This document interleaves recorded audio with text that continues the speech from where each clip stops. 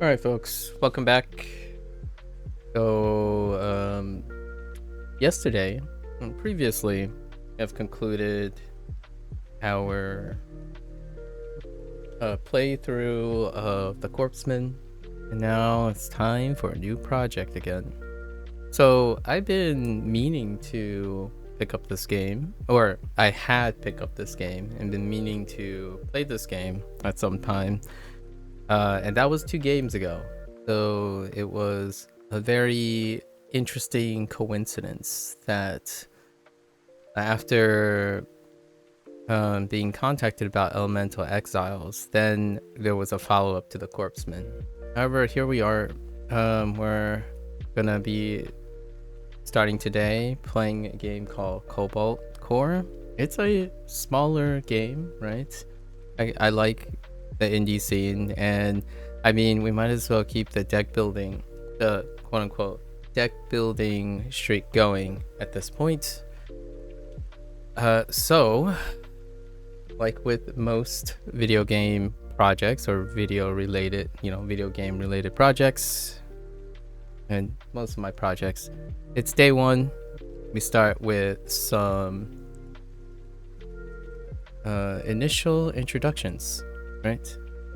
Or what did I even call these? Yeah, let's stick with that. So initial introductions, right? Oh, initial introductions. I think I went with opening opinions, right? Opening opinions. So what are these segments? I'll go through my spiel. What are these segments? Well, this is basically a impression, right? An initial impression. I guess initial impressions might actually work too. Initial impressions. So usually that involves looking at the store page. Looking at store page. Perusing the depending on the game's like age and whatnot, whether the dev's presence, right? Dev's presence, perhaps some social media presence. If the game has already existed for a while, like the established community,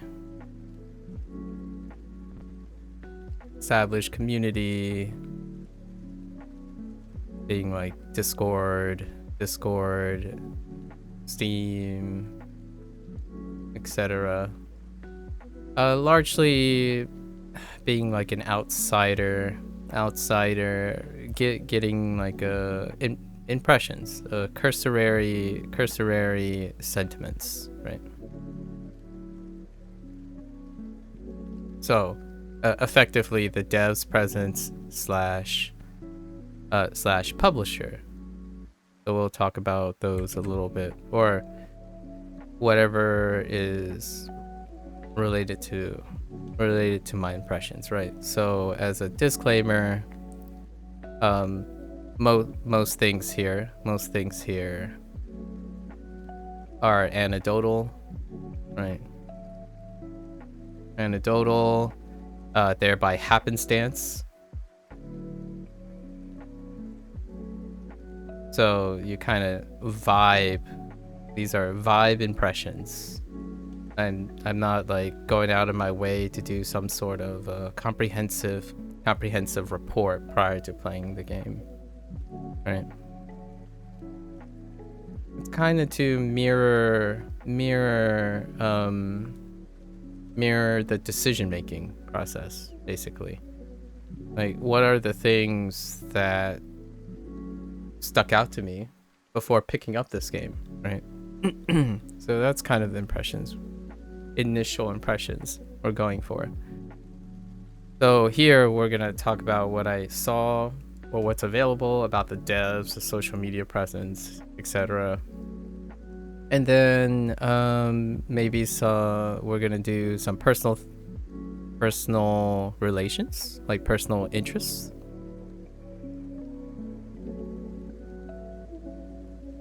Right. So things, my background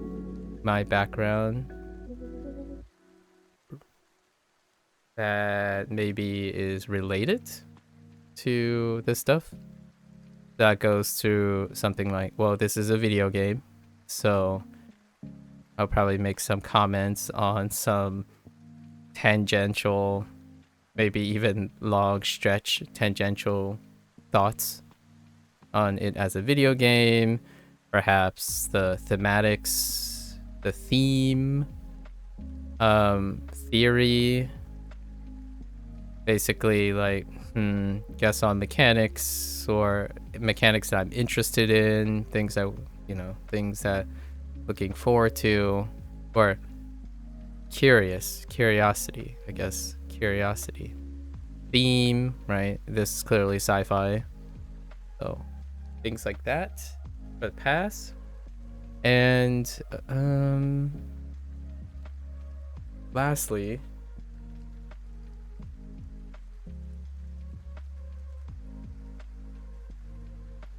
I don't know. I think that's pretty good. Those are some pretty.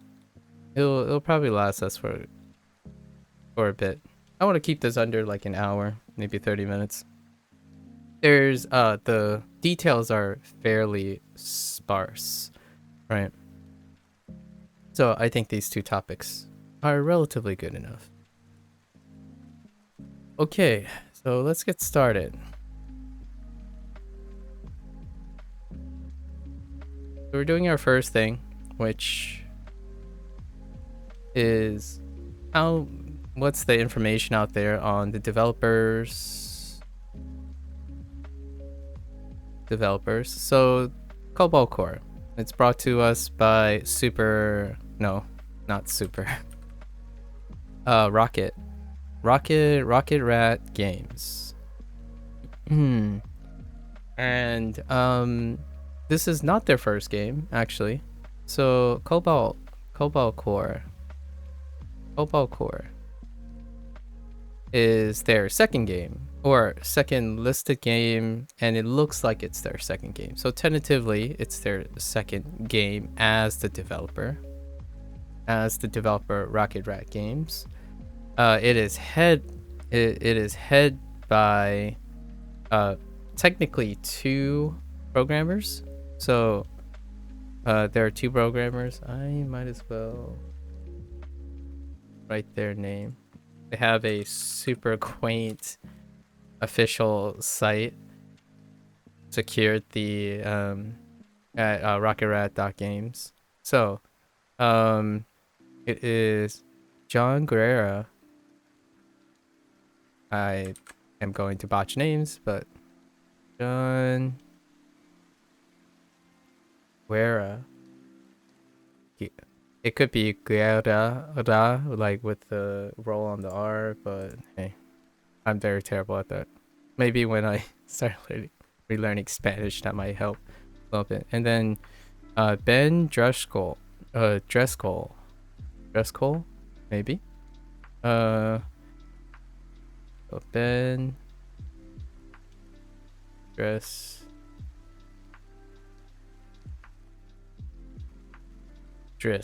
Driscoll, not Driscoll.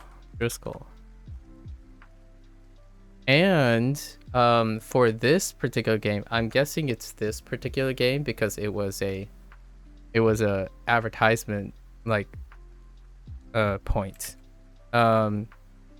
Aaron, they had Aaron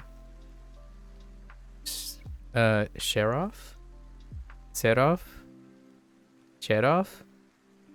Aaron, and this guy did the music. And this guy's music, the one that's notable is this guy was involved in Minecraft's music. So I'm curious what the relationship is there, but presumably it's this guy had relations to composing the music for Minecraft. I can see that. I can really see that. So Minecraft, at least way back, I was like closed beta or like buy-in days, right? The buy-in days for Minecraft. Um, Minecraft had a very synthy like eerie, like a euphoric kind of like surrealism type of um background music, like relaxing, kind of cozy, with the exception of like certain areas. And oftentimes I'm interested in that genre. I like that type of background music in order to vibe and study and do things. And oftentimes that goes hand in hand with things like synthwave, right? Synthwave, like deep deep sounds, like bassy rumbles and eeriness, and that actually leans really well to sci-fi. So I expect, for example, another subgenre is I'll I guess I'll talk about it later in my personal predictions and feelings, but as a teaser for a thought, synthwave goes with aquatic composition and cozy backgrounds for fantasy. So those three tend to be, if you have a composer that is very effective at that type of element, that type of theme, you kind of get that. And I'm expecting, Cobalt Core to have something like that. More on that a little bit. I mean, I pretty much said all I really wanted. So these two are the leads. They are the program. They are programming between the two of them. They effectively, in my opinion, I'm assuming. So both of them work on story. Both of them work on programming, and one does design and one does art. So Ben is pulling up the art. So basically everything is between the two of them.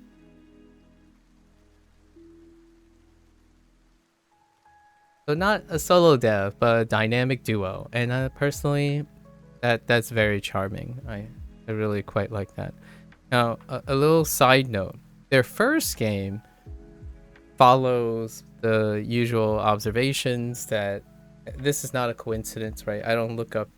I mean, this is a coincidence per se, but I don't think necessarily is a coincidence because of selective behavior and how game industry works. Like, select for, you want to select for something that may possibly sell, be successful, and etc.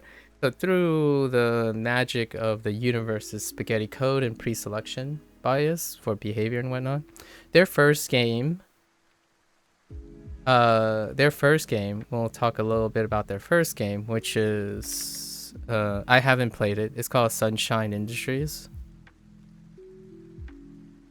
No, Sunshine Heavy Industries. So we'll talk about that first. Actually, let's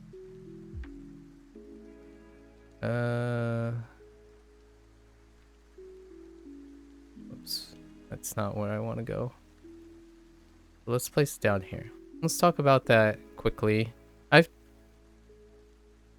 I've kind of like expounded upon this a little bit in previous indie games because I like going through their history, since I don't necessarily have time to play those games, and I'm entering requiring some sort of perspective. So their first game, right? Their first game was Sunshine. I like the name. It kind of gives away a bit of a type of mannerism and vibe that they want. Sunshine Heavy Industry, which I feel like their next title might, due to the success of like Coffee Stain Games is Satisfactory. I feel like they have a glowing resume with Cobalt Core and Sunshine Heavy Industries to combine it to make some sort of like factory sim plus with the adaptation of a different combat system. That'd be probably something that would marry the two games together. Well, anyways, what is Sunshine Heavy Industry? Well, looking at the aesthetics and the subject matter, this game appears also as sci-fi, and I think it's the same universe, or at least a brand, right? A brand, and that ticks off one of the boxes, right? When it comes to establishing an indie brand, as in a creative brand, not necessarily a branding as in their advertisement branding. Oftentimes when you debut and something takes hold, often exploring other types of game mechanics or other types of exploration while being consistent in terms of your like theme and let's say mythos and characters, right, is an excellent way to provide that consistency while not necessarily restricting the game aspect, the gameplay aspect. It allows people to form a bond, a somewhat sentimental attachment to a universe that's being made. I mean, I kind of, just by coincidence, right? I had a recent conversation with something like about Pathia's game, Pathia, the developer of My Time In series, right? Out through like a shout out to Thunderfold with their Steam World, right? With their Steam World. And it's to the point where when Thunderfold have solidified some of their earlier games, like 3 different series with 3 different mechanics. Recently, SteamWorld Heist, right? SteamWorld Heist came out. Heist 2 came out, right? And they already did Dig 2, SteamWorld Dig. And there's still, my personal, related to this in a way, Hand of Gilgamesh, right? Hand of Gilgamesh, which was their foray into deck building.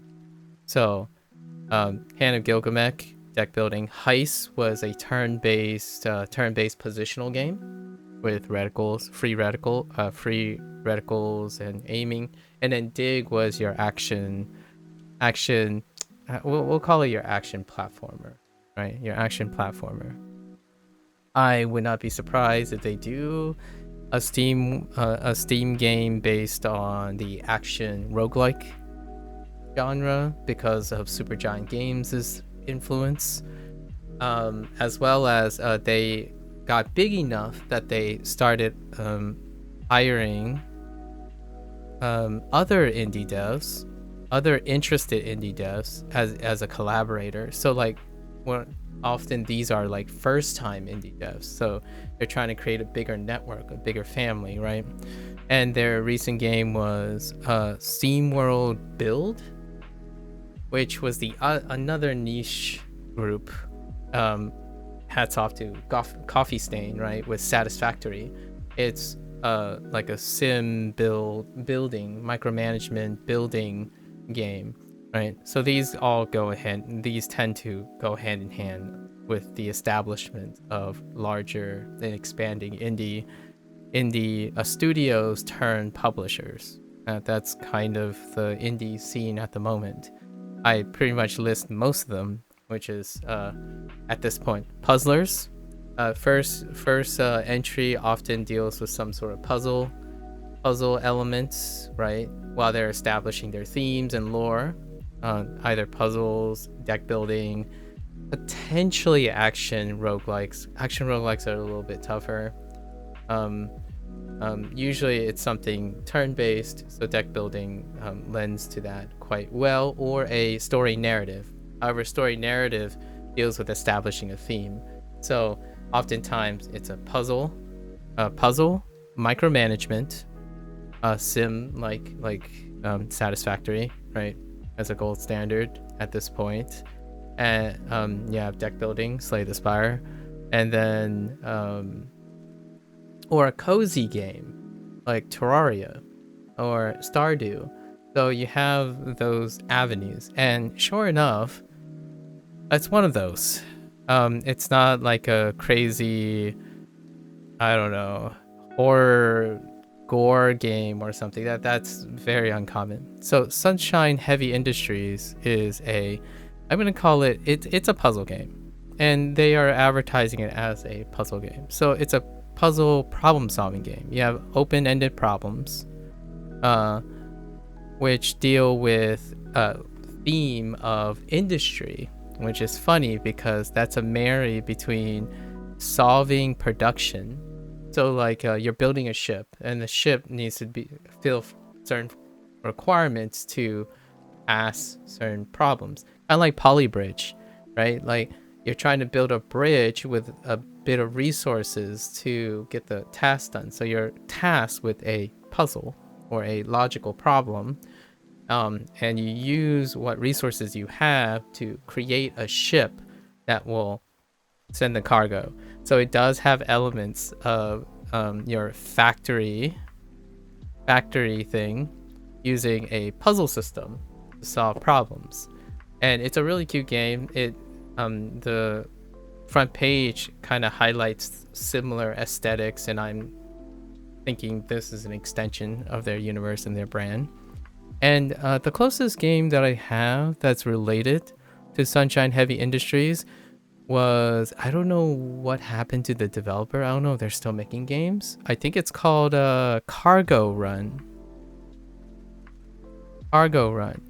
Now, this might have been their first game too. Let me look up the developer. It has been a long time since Cargo Run. And I'm kind of... Oh no, it's not Cargo Run. It's called something else. Space Run. Sorry, Space Run, not Cargo Run. It's by Pastech Games. Let's see if Pastech Games... Oh! Wait. Oh, they did make another game. They made Curse of the Dead Gods. Oh yeah, they went to the action roguelike. Yep. So, Space Run. It's called Space Run. Space Run by Pastech Games. And this one, instead of doing like a puzzle solver where it executes on objectives, Space Run had the same thing. You build your ship, and then you use it in combat. So it went... Space Run was the post Faster Than Light. Faster Than Light is going to come up again in a bit. The Faster Than Light with dang it, I'm getting terrible at remembering these developers' names. But Faster Than Light, right? FTL. It was the post FTL adjacent times by subset games, right? So it's kind of like a post subset games with FTL. So we have like space combat. So they decide to use... I'm pretty sure they decide to use it was a real-time single axis, or a 2D, right? 2D, technically not single axis, 2-axis. So it's 2D. It took the presence of a 2D shooter, and you created a ship, you deliver the cargo. In this case, it looks like the people at Rocket Rat took the puzzle approach. So more of a Polybridge thing. You build something, you execute on it, and see if it fulfills the requirements, right? So a little more restrictive, but planning, deliberate. So as a puzzle game, as opposed to an action game, right? And FTL was also an action game, but it was also called... both of these are shipbuilders. Is a like a subgenre.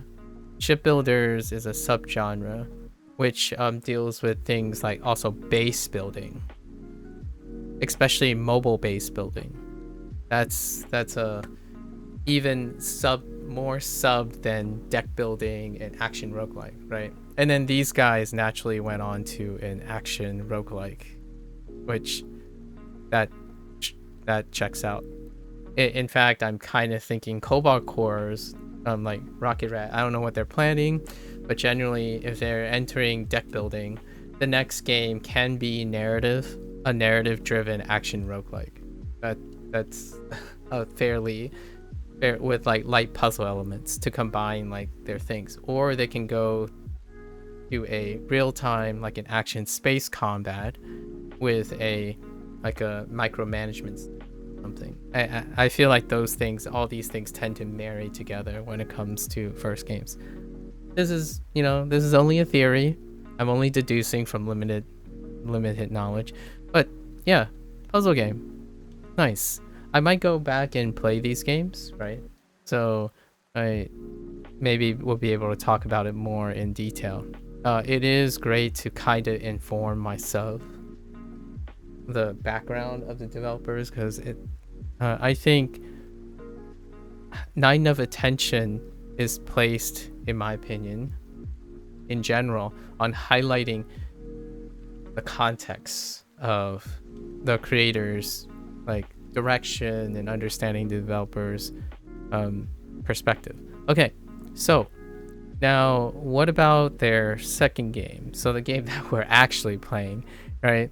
So it's kind of cool that they have somewhat of a, I guess, a celebrity for the music thing. I'm thinking this is a one-off. I didn't look at the credits for this because I haven't played the game. Maybe Aaron is just, yo, let's chill, we're friends. I don't know. And there's not, on their site, their official site, which is on the link below, the description below, their official site has nothing. I kind of like it. It's elegant. It's one flat color and it has the two games listed and this like the Steam link and their names, right? And then their email addresses. So it is very difficult. I didn't do a background or like a deep dive or background to see if their name came up elsewhere. I'm pretty terrible with names because of how many I have to remember. So I don't know if these two have been working in previous studios, maybe something that I'm familiar with, right? As far as I know, these two guys are the everything. Ben does the art, specifically noted that does the art, and then John was the designer, right? Outside of them sharing the role of programmer and story writing. Now let's go talk about what we do have, information that we do have from like the store page and whatnot. So things that pique my interest is obviously their advertisement of a one axis combat system, which is intriguing, largely due to the nature that it's what piques me about is oftentimes people when they think about positional strategy games, it's isometric, so it's often in two axes, right? It's a two axes combat system. So I think that's kind of clever, in my opinion. The reason why it's interesting is I'm curious how they implement it. Because obviously now you're thinking more of a like a space invader, which is kind of what their format is, a space invader without the y axis, right? And then they convert it into a turn-based, it looks like a turn-based system in order to accommodate deck building and deck decisions. Doesn't necessarily have to be true. You can have action deck builders. Action deck builders are a subgenre that does exist, and there are successful ones. There are even character-driven fixed camera action deck builders. There are platformer deck builders. Hats off to like Neon, right? Neon White, right? Neon White, where you select cards. There's elements of card. You can have card elements represented in a non-turn-based manner. However, in this case, it's single axis, so you move left, you move right, as opposed to up, down, left, right kind of like FTL and whatnot, where the combat is taking place in a 2D environment. So it's a 1D environment. It's neat because it adds an element that is captured in other games, but it's an extra, I call them degree of freedom, where when you have deck building, any increase of a degree of freedom multiplies its dynamics. So if they added an element of time, the pause, play time thing, or input mechanic like hitting an X when an attack happens, that's an increased degree of freedom because you have to juggle another aspect, right? The one access combat system, I like it. It's not like too heavy, but at the same time, let's see how they implement it with the foundations of card mechanics. Obviously, the foundations of card mechanics I'll talk about later, but that's one of the things that they advertise. And of course, the thing that piques my interest all the time is they allude to vignetting. Not they, the store page doesn't actually use this phrase, but I call it vignetting. Basically, they're either character banter or characterization, and little like episodic episodes, or I can't spell episodes. Episodes between the characters. So I think when it comes to deck building, even more so like sci-fi tropes, the episodic like vignette like approach is fantastic because you have ensembles, right? Ensembles of cast members. And that is both creatively liberating while at the same time functional. And how would I think about the functional aspect is what they wrote on their webpage. Each character is probably an archetype or like a style, right? A stylization. And then when you have an ensemble of casts, you can produce many combinations. So like crew members, right? FTL took more of a race approach, or a species approach, where you had different species interacting and have different bonuses. But these characters look like they have names and personalities. So much like Elemental Exiles, they try to paint a larger mythos, a world through the vignetting of their characters, right? So, and I imagine possibly that some of these characters are recurring characters from their Sunshine Heavy Industries, like more fleshed out or something like that. Like the precursors, maybe whatever was established in Sunshine Heavy Industries. So that's cool. I think those are the two highlight things.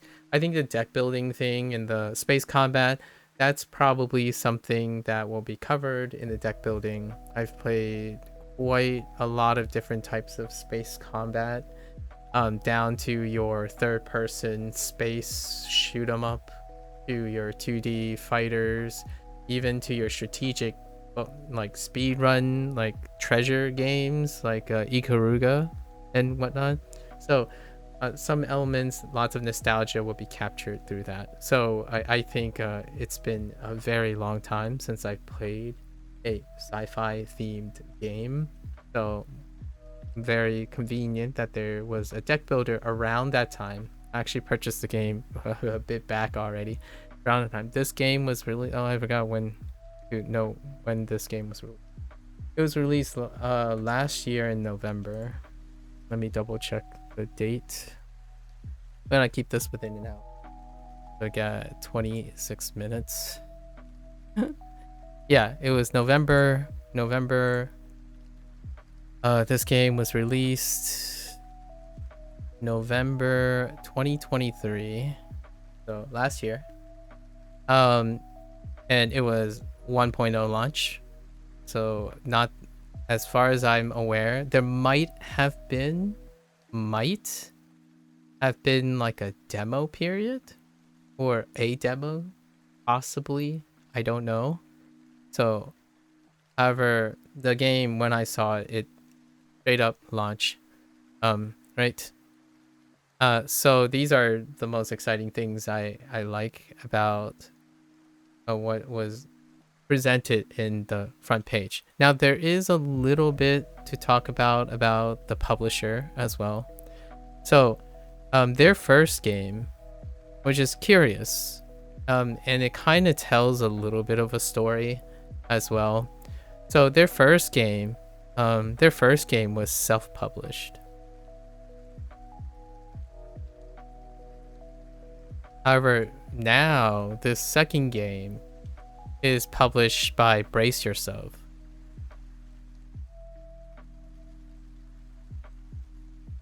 Brace Yourself Games? I think it's games. Brace Yourself Games. Now, I don't have a first-hand experience with Brace Yourself, but I sure as heck, being an indie enthusiast ever since like over a decade now in the indie scene, it's difficult not to encounter one of Brace Yourself's games, because their first game, I'm gonna call it their first game. I didn't do a look into their background because I haven't played the game. However, it is very difficult not to know about the game, seen the game, and heard about the game. They're the ones behind Necrodancer, Crypt of the Necrodancer. And ever since that, I think this is over 10 years ago. Let's make sure of dates, man. Dates. Necrodancer. When did Necrodancer come out? Oh, it's close to 10. I was close, but no cigar. It's approximately. It's actually, it was released in 2015. So 9 years ago. It was close to 9 years ago. And Necrodancer took off, so that's fantastic.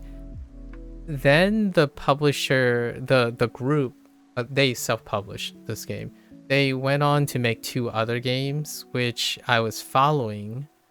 Actually, it might have been 3 other games. I'm gonna say roughly the 2 games that I can think of, 2 other games. One did not do so hot. It was a building sim. It was a building sim game, naturally, right? A building sim. Actually, Necrodancer was a rare one, so it caught a lot of attention because it's not something you would debut with oftentimes. It kind of reminded me of like Dungeon of Draenor and whatnot, where you do the tile-based 2 axes control with a rhythm component, right? So it was kind of refreshing. So that's how I came across Necrodancer. And then they naturally went into a building sim game. It has Titan in it, something Titan, and it did not go so hot. So actually, since then, it hasn't gone so hot with Industries of Titan. Yeah, Industries of Titan. That one did not work out, and I think support immediately stopped for that. There was a next game. The next game was a sci-fi themed game that I remember, and it had Brigade in it. I only remember like one of the words. Oh, Phantom Brigade, which was a arc to kind of a mech warrior meets like mech warrior and the I'm gonna go back to the FTL guy. Oh,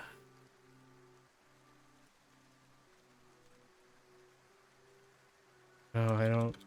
Oh, Into the Breach, right? Into the Breach. I feel like oftentimes when you have these, you can think of many other trending games and stuff. I actually don't know if Phantom Brigade came before Into the Breach or vice versa, but you have their foray into a sci-fi game. They made another. I don't know if it's a different studio, but right now they're acting as publishers. So Brace Yourself is kind of expanding, maybe due to the success of Necrodancer. They published a game from this group and another group, which did an unrelated thing, but you kind of get the same idea where, the roots of Thunderfold and even like Annapurna, for example, the big guys where they're starting to like develop their brand of relatively related type of game mechanics and themes. Now, I don't know. These two, it didn't strike me as very successful. This one was abandoned, I think, for the most part. Unfortunately, this one was even more recent, and it was like, I'm gonna say, average reception. Now, the big thing that's coming up is perhaps they expanded and created different groups, because their next game that they recently announced was the sequel to Necrodancer, and they're going to embrace we're gonna say the step mania approach, right? And I'm no stranger to rhythm games, and especially input based rhythm games, right? Cue things. I will make an attempt to make a shout out to the people who did Metronomicon,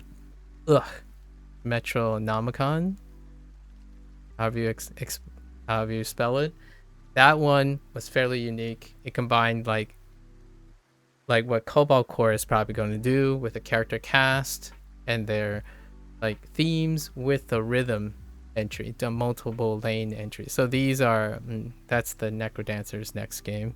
Anyways, I just thought I'd highlight that Cobalt Core is also being published by Brace Yourself Games, right? That kind of, it may affect some of the things in the future as they're moving forward. Oh, and they mentioned one last thing, which, since this is a roguelike deck builder, I forgot to mention that this is a roguelike deck builder. Something that they already implemented, which I feel will be a thing that the Corpsman may implement in the future, and that's the idea of daily challenges, right? And leaderboards. Oftentimes when you have a solid modular like system, daily challenges are what keeps the game going for an extended time until their next project rolls up. Right. So that was another highlight point. So this game has already reached that stage. I consider whenever implementing something like this, it's kind of a extended life approach. Perhaps there might be a DLC. I don't usually, when you reach the daily challenge phase, to me it kind of sort of strongly indicates that they're extending the life of the game until the next project, as opposed to oh, we're gonna release new content or expand the content, right? Rarely that's the case when you start entering like extended life things, daily challenges, or like modded things. So modded supports, perhaps that's extended life as well. So I would not be surprised, which I think I've read somewhere, where people request things like, when does workshop support happen, right? When you have a game like this. And usually I would say that a developer in this position who have done more than one type of mechanical game surrounding a brand and like the theme and stuff that they have, their next game, in my opinion, due to the early nature of creative freedom and stuff, would often less likely be the same type of gameplay. So having a workshop implementation would be the next natural thing to preserve this game's mechanics, because indie, in my opinion, even looking around, I think a Cobalt Core has a very wonderful and incredibly favorable community. However, it even made it on Metacritic, actually. So there were, what I mean is, Metacritic is not the most reliable in terms of score, but in terms of exposure, I did see it made it on Metacritic with like 6 journalists, gaming journalists' opinions on this game. So that's pretty big. However, I don't think that's big enough. And generally speaking, indie developers, shout outs to like Supergiant, while they tend to stay kind of like iterate on some ideas that they have, they usually try to take a departure until something that might be gold, and that may encourage the developer to extend right beyond that. I don't think Cobalt Core is at that point right now, so I imagine their next game, if I had to guess, is any one of 3, which is some sort of a combination of their building sim and a different core mechanic to the building sim, or I'm looking forward to the vignette. If the vignettes are really great, a story like a 2D pixel story game, hats off to the launch. Again, I'm shouting out lots of games because indie is such a thriving thing. Freebird Games, right? They could branch into a Freebird Games approach. They have the pixel, the aesthetics, the writing intact, so you could make like a episodic space drama with your characters, like a smaller production game that deals with interactive storytelling, right? Freebird Games, in my opinion, is one of the gold standards when it comes to this retro look in terms of story writing. Those are possibilities. Hats off to like the people who did What Remains of Edith Finch, right? Giant Sparrow. Their game following their original puzzle games was a kind of connected to their original, and then they made a walking sim, that kind of thing. So that's what I kind of gathered from the game. Other than that, I didn't want to focus on like deck building and roguelike. I'm sure there's blocking, there's maneuverability along one axis, some stacking, like stacking priority, attack variances, that type of thing, mechanical wise. Yeah, well, we'll see the foundations. We go. And let's see, that leaves me with 22 minutes.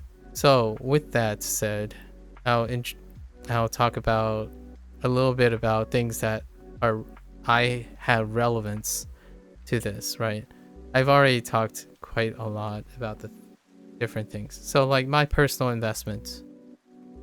So personal related things that strikes out at me why I chose this game, and things that are, personal related events.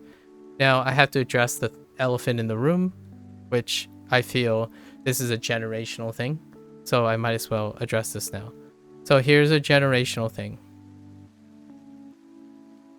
I saw a bit of divisiveness or defensiveness in this, and that's the idea that they do not use human characters, right? Do not use human characters. Now, this is the elephant in the middle of the room, right? So the proverbial elephant. That's a pun. Elephant, right? So my thoughts are, this is a generational thing. I'm a millennial, a United States millennial. So we're talking about the 90s here. And I like sci-fi. Again, with the idea of 90s. So we have to keep in mind that while this may be an element of furry culture, I know it. I would be very, very misleading or be very uncultured to not be aware of this association. However, I want to give a little context on my personal relations with events. I'm indifferent. So the bearings on these character designs have very little to do with the furry culture. In fact, it has to do with millennials 90s and sci-fi. What is that? Well, millennials 90, we're talking about TMNT, Teenage Mutant Ninja Turtles, right? We're talking about Looney Tunes, right? And then I'm a sci-fi buff. Now we're talking about gene splicing, Star Trek. You can kind of put in wars, but it's more like Star Trek. And usually when I think about science fiction,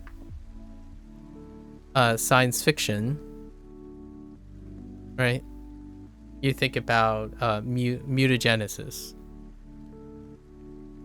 So this might not be what Cobalt Core was intended and all that. It might actually be the two developers might be interested in targeting this type of sector or flowing along with the idea of other trendy like backdrops for like eye-catching designs and whatnot.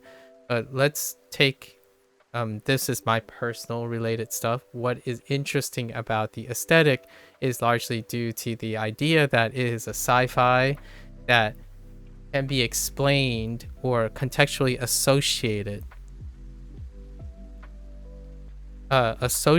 thematically with modified organisms. So it is not, in my opinion, necessarily largely due to this. Oftentimes, there are things that are very coincidental. The aesthetics of having different species, which I had mentioned earlier quite a lot, different species, is an actual sci-fi trope. So, and you might be thinking, well, MAKU, you didn't name any video games. Well, technically, Teenage Mutant Ninja Turtles qualifies. Star Fox. I haven't ever owned a Nintendo console. I haven't ever played Star Fox, but I know Star Fox. Okay. Well, actually, you can probably queue tons of Nintendo games because Nintendo 90s, or actually, it's even earlier. It's late 80s to 90s, right? And then you're wondering, okay, well, I bet you can't name another game. I started with Sonic the Hedgehog.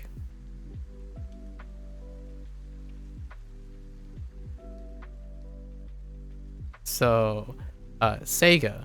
Thank you, Sega. I still love Sega today. Actually, I have since Sega has entered a renaissance of things, I have rekindled my like nostalgia plus a long-staying newfound enthusiasm for Sega, right? As a game developer versus, or as a game publisher and developer, right? As opposed to a hardware manufacturer, which, yeah, I was part of the Sega Genesis, Sega CDX, Sega Saturn generation. So Sonic the Hedgehog. So just to address this thing, because it's going to come up several times. I feel like it's a very superficial generalization that has already happened a bunch of times, and I say this stuff many times over. Whenever I like draw things and it happens to involve like animals and possibly humanoid animals, or playing a game that involves uh, anthropomorphic,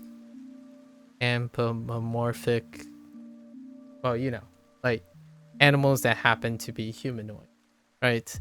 um I'm very indifferent to whatever the stigma, divisiveness, etc.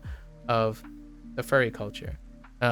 This is most indefinitely a video game and a 4 kids thing in my life before whatever's going on. I'm an outsider to most of these things, so I'm no longer a kid. However, I still have a soft spot for Sonic the Hedgehog, right? And anything related to Star Trek, which has done many topics regarding genetically modified organisms, especially genetically modified humans, right? And I still continue to watch a lot of sci-fi, which involves the whole idea of genetic modification. And just as a throw-in, maybe a weird flex, I happen to have a PhD related to genetics. So I know that I take genetics seriously, but at the same time, because of that seriousness, it's kind of fun and entertaining to watch how the entertainment industry, especially the video game industry, treats genetics, or the tangential representation of genetics, whether the developers or the people intended it by self-selection or not. So that's a fun little digression there. And in the terms of this type of representation and a deck builder, like the closest thing that I have in recency was Ratropolis. Ratropolis was the most recent game. And funny enough, Ratropolis is actually a one-axis game as well. Now, it is a one-axis game, and you do, in fact, manipulate the one-axis by its position. So, however, instead of turn-based, they went with kind of a pause play a wave game, right? So Ratropolis had done that, and all the characters in Ratropolis are rats. They are rats proper with a humanoid property.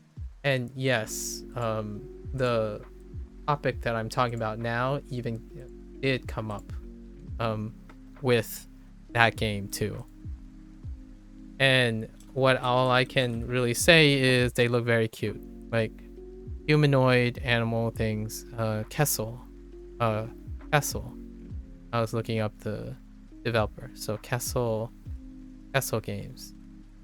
Interesting enough, their follow-up game is, I think, a building sim, which is Ratropolis, the actual Ratropolis. Actually, is this called Ratropolis, or did I mess up the name? Hold up. No, this is called Ratropolis. Their follow-up game is a building. I'm pretty sure it was a building game. I can't make this stuff up. It's not a coincidence. Oh, Ratopia. Yeah, Ratopia. It's a colony sim, right? It's a base building game, which the future might be a base building game for Cobalt Core. Who knows? I think it's very likely it would be a nice marry of their Sunshine Industries, Heavy Industries, and Cobalt Core. You introduce the core mechanics or a development of the mechanics, and then work to build your mythos, right? What would that kind of involved, like for example, Clay Entertainment likes that type of thing, right? Clay Entertainment, Don't Starve, Into Oxygen Not Included, right? So there are quite a lot of them. It keeps going. I really like following the indie scene quite a lot. So, with all that said, we addressed that. That's gonna come up. Outside of that, I basically already listed a bunch of things that are relevant to this. What do I think about now? I think about Don't Starve stuff, right? How Don't Starve goes. When it comes to puzzle games, I already mentioned Cargo, or not Cargo, Space Run. Space Run. When it comes to deck building, right? We talked long about deck building. However, when it comes to one access game, again, Ratropolis. However, this is timed and wave format. In terms of sci-fi, that's often indie game, not necessarily deck builder, but FTL, space combat with the roguelike genre with space combat. I don't think has ever largely been the same since FTL, right? With a subset. And I guess we're have to mention Megacrit, right? Megacrit with their I'm gonna say their classic energy, the foundations. So energy, block,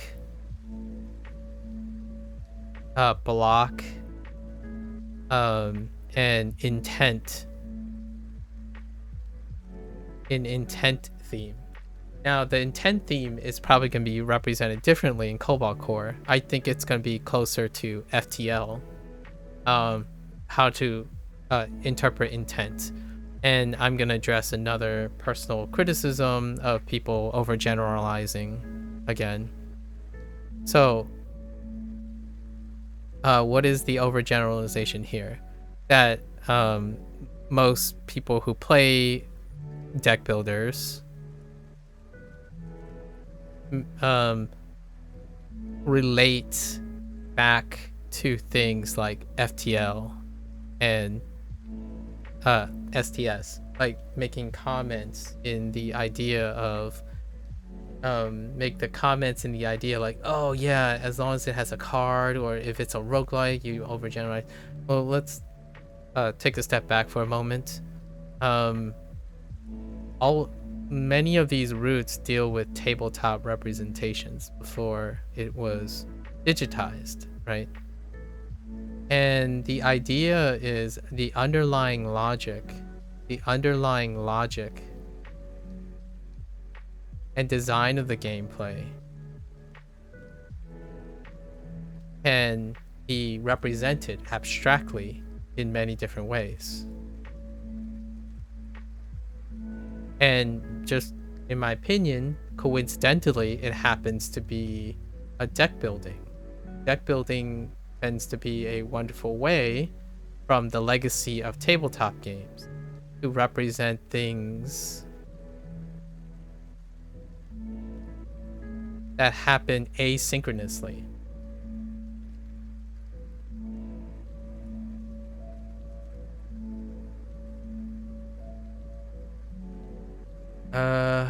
Can you not use multiple accounts with the same avatar to give it away that you're spamming? Anyways. Yeah, that's spamming. Okay, thanks. Let's see. So, with this said, all right, you wanna spam?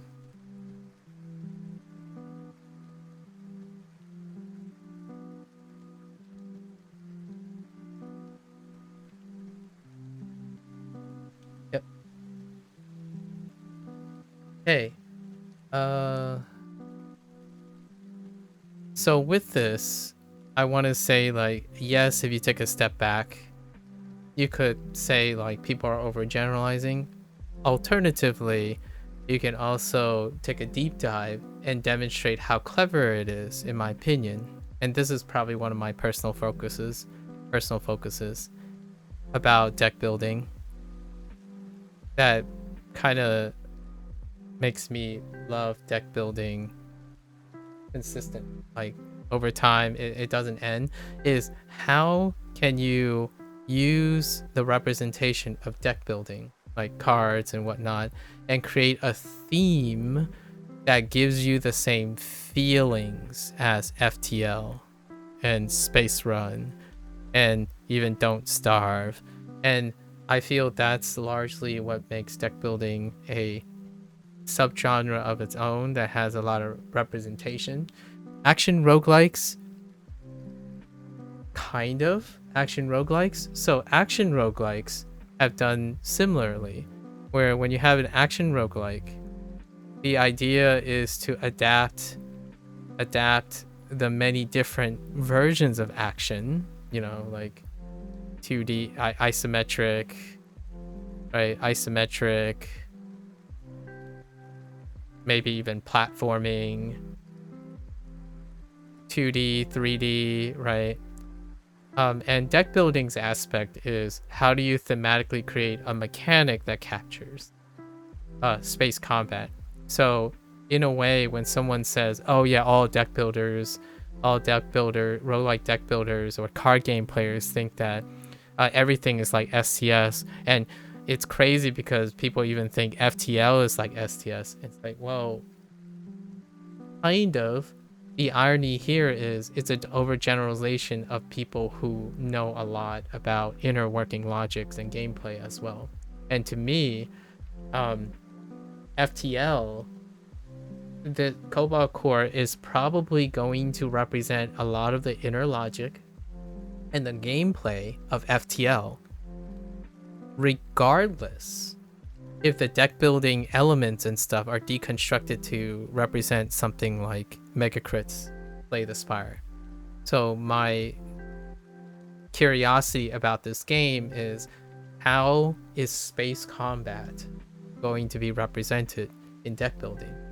And with all that said, if you go into your hobby shop and look at a tabletop game, the pre-digitization age has a representation of their counterparts that are digitized.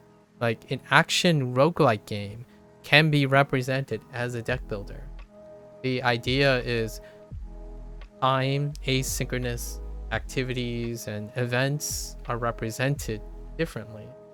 And that's kind of what the other thing I would have to address, and my personal take on things. I'm sure most people won't ever even get to this point in this conversation.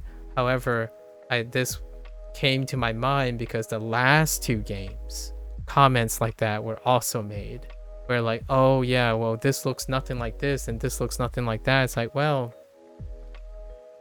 there are going to be things that look like other things, and then there are going to be things that are different.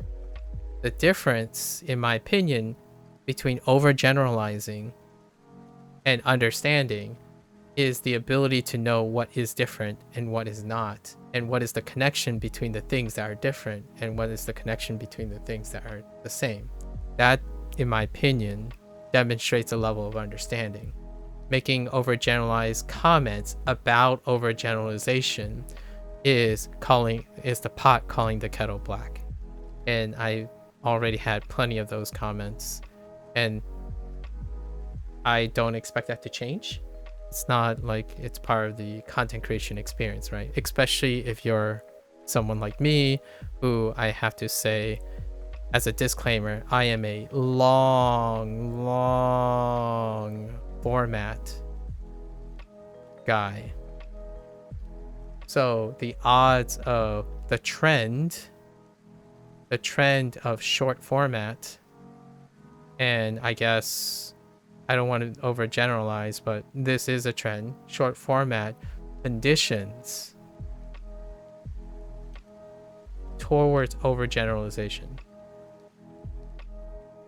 For better or for worse, it gets things done, and I don't cater to short format people. So people who like feel like engagement is the same as spamming trendy comments or spamming whatever is topical at the moment. That's fair enough. You can join the millions of people who are very used to topical format commentary. I personally love the opportunity to have deeper discussions and relations with the people who are part of the creators, right? And that includes developers who can be publishers. I think dialogue between the developers, publishers are great, as well as dialogue between the community, right? However, with the current trend of individuals who are, I'm going to say, even conditioned to have a complete lack of interpersonal skills on the internet, this is kind of these are the things that I think about when I'm playing video games. Is that appropriate or not? I don't know. These are my thoughts. I'm wanting to give an idea of why I pick these games, why I play these games. So on top of, the mechanics, right? We talked about these. These are very interesting points. I look forward to it. These are the meta points, personal related meta points and whatnot. I must address. I'm probably going to say some of these again in the future because I don't expect people to watch these things. Anyways, let's get into the game. I went 12 minutes over. Not too bad. Not too bad. Not too bad. I'm looking forward to this game. I wanted to mention, I have to mention one last thing, and that is also a personal thing. It's under personal. I play games. I'll go and say this now. I play games as an observer with a new lens. What does that mean? I try my best not to rely on legacy bias.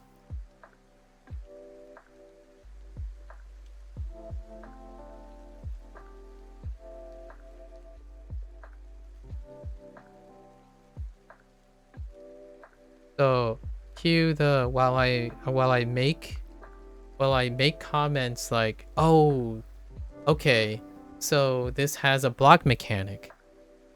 And some people would immediately go and say, okay, if this is a block mechanic, then Slay the Spire kind of values block mechanics. So maybe I should go and think that this is the center pin. Like, that's not how I'm going to go about it most of the time. And I've talked about this multiple times, and people do not have this enthusiasm anymore. Like, when you play a FromSoft game and you play the next FromSoft game, the first thing that comes out of your mouth is, oh, this is so FromSoft. Let's go and assume this thing, right? As opposed to saying, oh, it could be this. It could be that. I wonder where they're going to go with this and that. That's me. That's how I play games. So I play a game with as new of a lens as possible. It keeps my enthusiasm up. It allows me to stay open to any like different mechanics or different takes, as opposed to constantly saying things like, oh yeah, this isn't as good as Slay the Spire, or this isn't as good as FTL, or that type of thing. Remove that. Since I started doing this kind of thing, I'm trying to dispel this idea, because the last time I played something, someone said like, oh, this guy didn't know how to read text, and they thought that it's not like other games and it looks like this game. I'm like, yes, I can see that it looks like other game, and I can see that I misread something. The idea is to be involved in the game. right? Also things like, that's not the best way to play this game. Like, well, yes, from a lens that if you have already played this game, you probably think of your own biased way of playing the game. Doesn't matter to me, right? Like the Corpseman, for example, our last game. It's like, whoa, someone came in and was like, well, I think the best way to beat this game is X, Y, and Z. It's like, yeah, okay, I see that. But that's not how the game works. The game has a lot of mechanics. You play with all the mechanics. And you know what? To highlight that, Subset Games, FTL devs, when they made Into the Breach,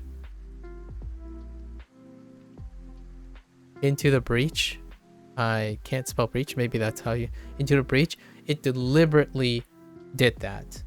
And I expect, honestly, as a deduction, Cobalt Core is going to do that. They're going to incentivize you to play the game differently. How do I know? The nail in the coffin is daily challenges. If there's a developer in the indie scene that decides to do daily challenges, they're expecting you to play differently over and over again. Not some bread and butter, I beat this game once and I'm done with the game. Is you beat the game in multiple ways. It's one of the gold standards of deck building, in my opinion.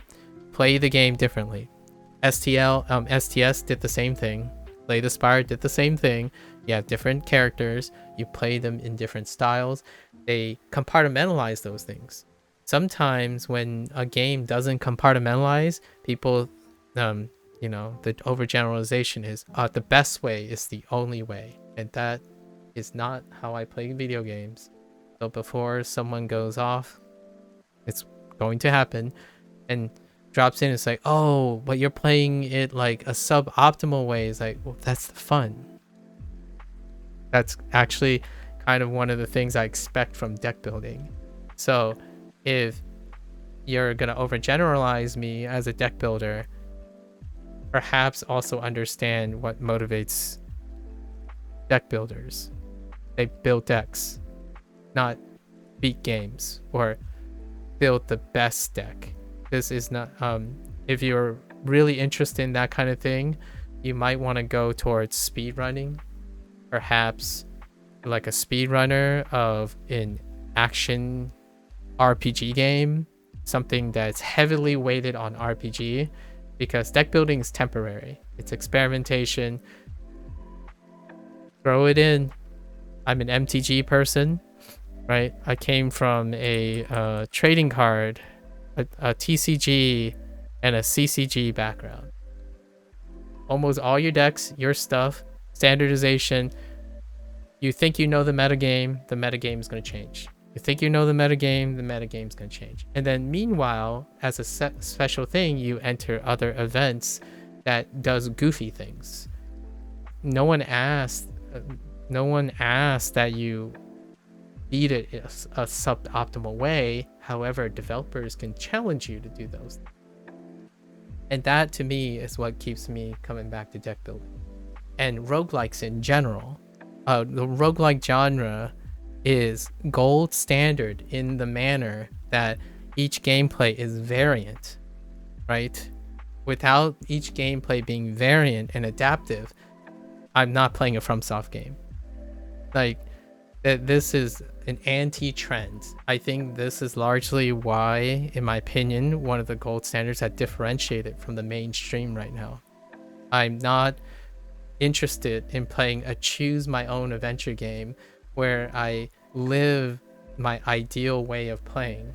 I want to be challenged and restricted, and being able to constantly play a game as an observer, right? You're observing what the game can do, and you're engaged in experimenting from your observations. Not, oh, wait. Okay, so this is the best way. I gotta keep leaning in on this best way. No, not really. All right, now I'm done. And let's get into the game. So you're gonna hear me say, oh, and this, I'm kind of curious, oh, and this. That's largely where my enthusiasm comes from. Not someone who comes in and backseats and say, oh, this game, you want to know the bet, a game to surefire win, beat this game. It's like, no, I don't. I'm not interested. I mean, you can tell me your experience and why you think it's the best, but telling me what to do as playing a game by restricting me to whatever it is that you think best is probably acknowledging that I should give up on Duolingo and learn language the way you think is best. Not me, right? Not me. I appreciate that you can share your experience and express to me how it makes you feel, and with enough expression and enthusiasm, I might entertain that. Like, oh yeah, you express that you really love this. It makes me want to do it. Not you telling me what to do. That's a different story, right? Anyways, let's get into the game. Thank you again. I want to thank Advance, the developer of Cobalt Core, right? Rocket Rat Games, to allow me to use their game as a backdrop for these digressions.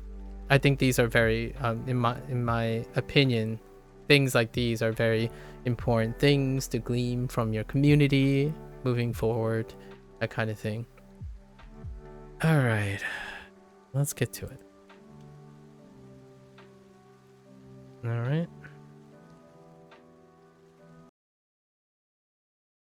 Okay. Hopefully this window stays the same size.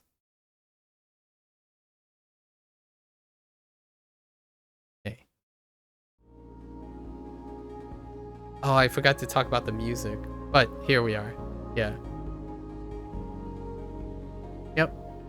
I am a very particular fan of synthwave, like space synthwave like things. I talked about this when I was playing Dave the Diver. The title screen, this like Dave the Diver from Mint Rocket. This is like the title screen of Dave the Diver. Space is like an ocean, right? And I talked about it too in Dave the Diver, where it feels like a space theme as well as underwater, right? The abyss of underwater and the ocean that is the vacuum of space. So that type of thing, and it has the like kind of airy surrealness. And then you have like Minecraft, right? It's big sandbox, it's surreal and very serene and whatnot. So very loop 1, jump 0. Oh, I guess this is where you start your location and whatnot. There are 3 slots. I just picked a slot. I needed to adjust the audio beforehand. Well, let's get into this. Okay. No daily. There's supposed to be daily challenges, but I guess you have to beat the game first. I don't know. Let's find out. Or unlock it. Okay.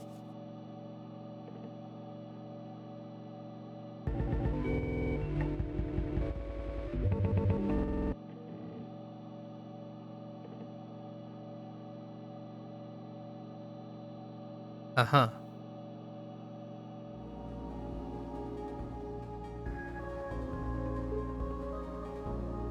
Okay, hello?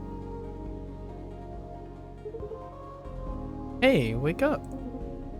Ugh, my head. Oh, Perry, huh? A cat.exe. Okay, good. Your vitals seem stable. Ugh, what's happening? I had to wake you all up from cryo sleep early, okay. It wasn't enough time to fully restore your memories. My memories? I needed those. Oh, I already like rigs. I assume... sorry, I had no choice. The command terminal will only respond to meat-based life forms. Okay. And there's a ship off the bow powering up their weapons. How do you remember? Okay, everyone to the bridge now. All right. Okay. Tutorial. Okay. Ooh, I really like the music. Play cards to outwit your opponent. You draw 5 cards each turn. Fair enough. 5. What happened to 7? It seems like 5 is the new fad. Oh damn, this music is good. I like it. Okay, each card costs energy. All right, we have your energy. Hey, cards, and it's on the bottom left, which is not visible. So, it's usually placed on the bottom left, and the number of cards in my deck is on the bottom left. Each card costs energy. A card's energy cost is shown to the top left. Okay. And then it's on the bottom left. You get 3 energy each turn. Use it or lose it. Okay. Tutorials are kind of an important thing in terms of game design because you're also considering casual, right? You're considering casual and legacy players at the same time. Energy doesn't last between turns. It's a good clarification because that's not true for all deck builders. Attack your enemy with attack cards. Okay. Sure.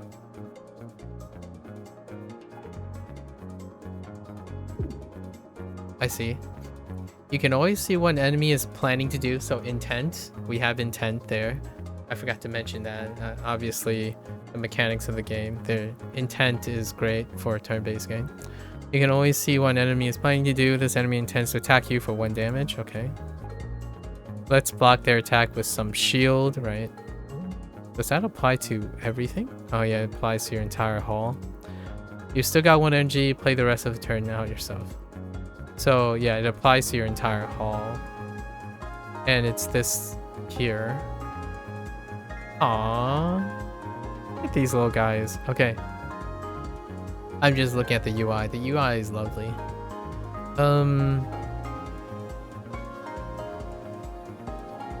So it's always coming from your cannon position. I see. What is this? Cockpit? Missile bay. Okay, wings. Alright. Block up to 1 incoming damage, capped by max shield, right? Temp shield, block up to 1 incoming damage, goes away at the start of turn. Oh, okay.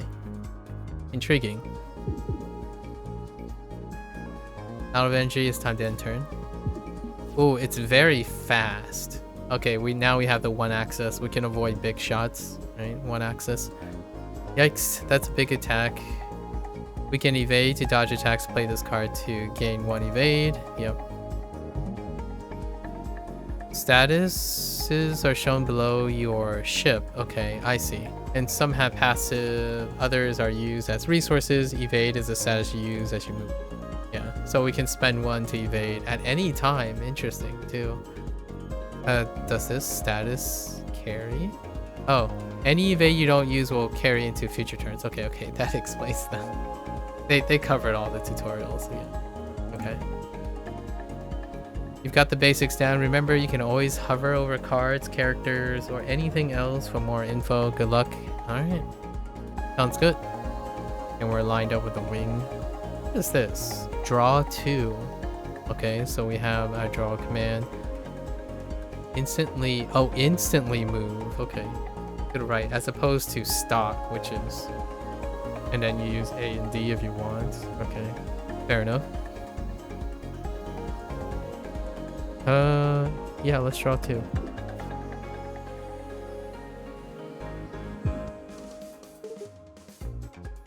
No. Oh. Wait. Dizzy, your science officer. His cards are mostly shielding and shield manipulation. Oh. That explains the colors. Okay. So card pools are to your crew members. Fair enough. So their archetypes are based on the crew members in the card. I'm curious if you can customize the crew in other ways. We'll see. Your pilot, her cards are mostly flexible movement and card draw. I see. Your weapons officer, her cards are mostly attack and instant movement. Okay, intriguing.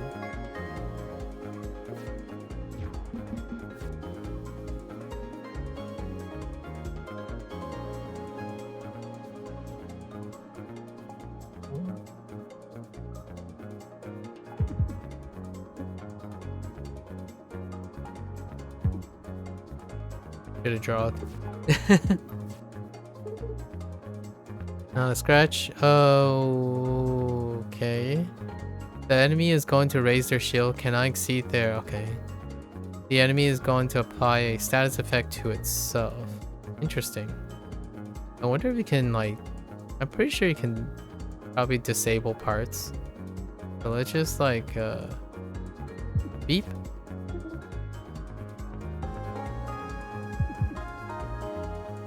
Oh, no, you're just... Oh, that explosion is so satisfying. It's like, it has a fast initiate and then kind of like a pause for effect. Kind of like that. Warp prep. Pick an artifact. Okay, so artifacts. So we have some persistent effects, probably. Artifacts are held by the ship's crew and changes the rules of combat. You can have multiple on each crew member. How many, though? Warp prep. Gain 1 shield and 1 evade on the first turn. Okay. Shield block up to... Yeah, and evade. Okay. On the first turn. However, evade carries over. So... Oh, and shield carries over. I'm just kidding. Everything. Oh, it goes up here. Okay. And then pick a card. Right click to preview its upgrades. Okay, so we have an upgrade system, which... 2 upgrades. Makes sense. We're very used to this. Wait. Discard. Okay. Discard all cards. So discard hand. Got it. And then draw 7. So you draw 7 regardless. It costs 0. Nice. However, it exhausts. So playing will remove this for the rest of combat. Oh, you can remove it though. Discard all and draw 3. You can remove exhaust. That's kind of neat. Add a wave beam to your hand. Cost 2. Piercing attack ignores all shield and armor. Temporary. This card will be removed at the end of combat. Not the round, but at the end of combat. And yeah. What is that little ghost? Oh, temporary. Yeah. So it's like you don't get it permanently, right? Interesting. Wave charge. And they mark rarity, so there's a tiered pool system, and I'm taking this for sure because that upgrade path is amazing if we can upgrade it. Okay, I'm starting to remember. Right, the Cobalt, the hyperdrive. Yeah, you blew it up. Maybe. I vaguely remember pushing a button. Then the white light? Yeah, you blew... No, it's like, yeah, you blew it up. Guys, shut up! Yeah. You have this argument every loop. Oh, I've heard it 517 times now. Okay. Okay, so we have a thematic reason for looping through roguelike. Appropriate. Sci-fi trope. Loop. Time distortion. Fine. Alright, we've got the coordinates of the Cobalt programmed in. Let's get there and stop the time loop. See, Riggs, remember? Usually she's the last one. Oh, I'm improving! Aw, I like Riggs. Okay, so I'm guessing this is encounter a repair node. Also offer cards and removal. Okay.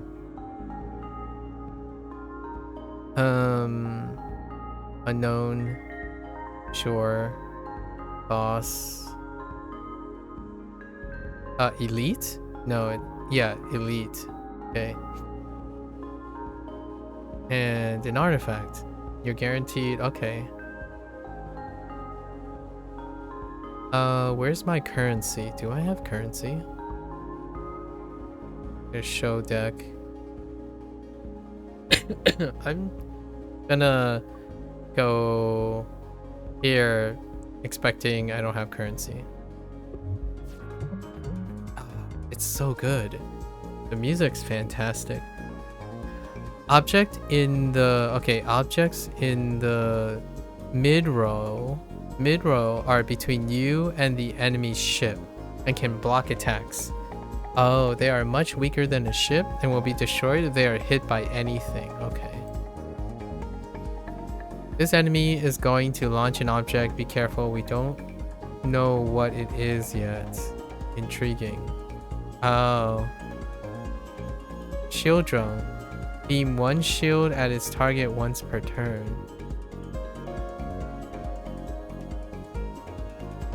Is it pointing at this guy? I think so. Wow, that's a lot of shield. Yeah, so we want to take it out, I suppose.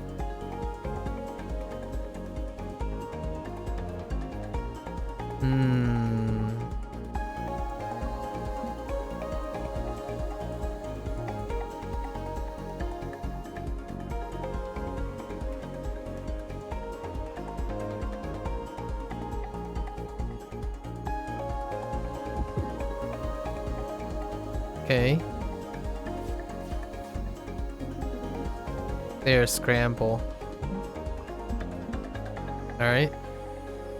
Ah, this is great. Oh, this guy's pretty cute too. I wonder what X times 06. Oh. An attack drone. I see.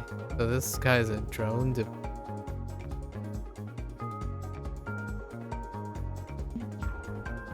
Oh, it attacks after its movement. Yeah, it's top to bottom. Okay. I thought it might happen simultaneously. Dang it. I was really hoping to move over there. Oh, that's awkward. Can I draw into something? Okay. That's awkward. It shoots at 2 damage once per turn. Yikes. Alright. Ow.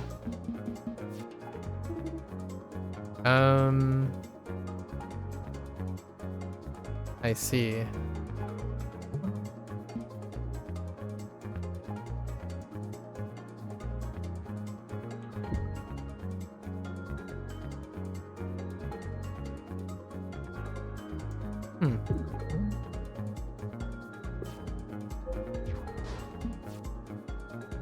Uh-huh.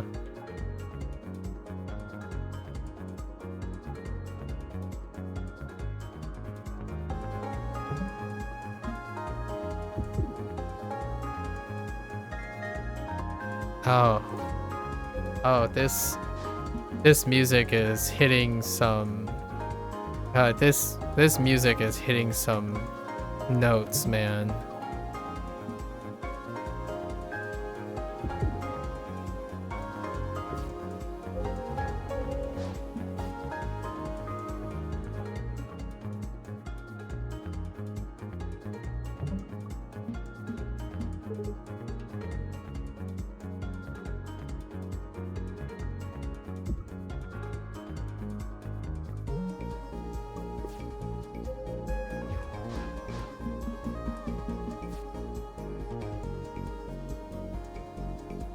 Dang it. Is this 2 or 1? Okay, it's 1.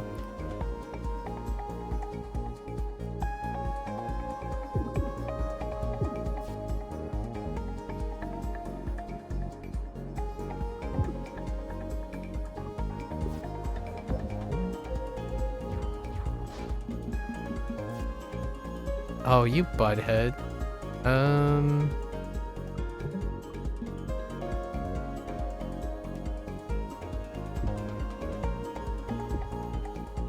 Okay. Oh, it can launch its drones into an existing position and take out its own. Okay.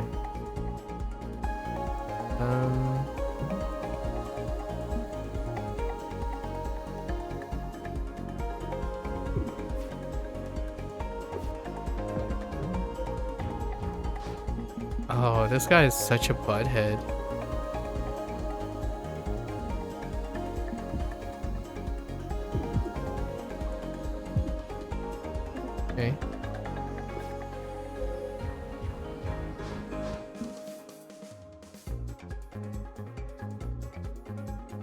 Oh, give me hold.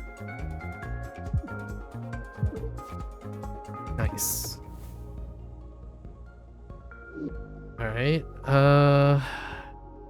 Common. Whiplash. It moves to fires and move right. Oh, I love this. It has like combo movement. What is this? Add 1 damage to all attack, decrease by 1 at end of turn. So I see. So it adds the 1 damage and then it takes it away at the end of turn.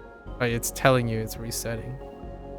Common, scoot, instantly move to the right. Increase 1 damage. So I do have a multiplier. I do have a card that does multi-shot. My guess is...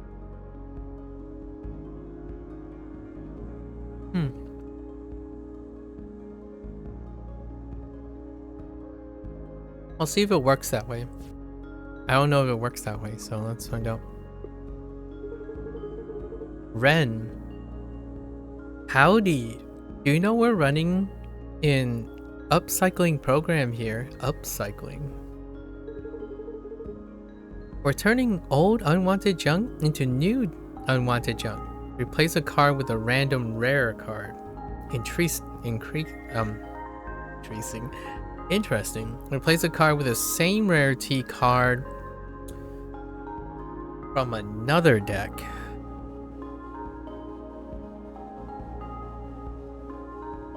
Oh. So, okay, I see. So you can, okay. Yeah, let's replace one.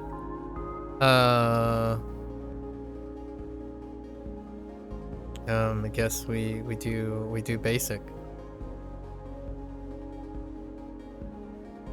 I kind of want to be a little bit attack focused. Because we have shield search, so let's do this. Okay, attack for 0. Oh, and it's up rarity, so I could pick an uncommon and hit for rare. Attack for 0. Each time this card is drawn, this fight, add 2. Interesting, in exhaust. Okay, a charge beam. Oh, that's cute. The longer you charge it, the more damage. Oh, that's really cute. Nice. Good luck out there. Alright, alright.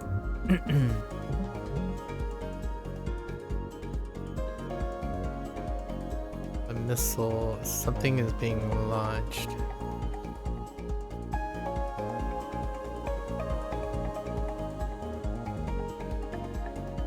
What is this? Oh, what the cockpit looks like. I do have a shield already, but I don't know what that missile is.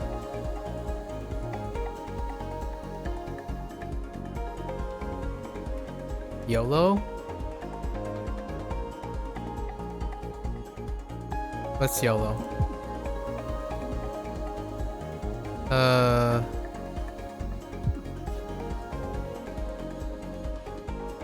Charge beam for 2.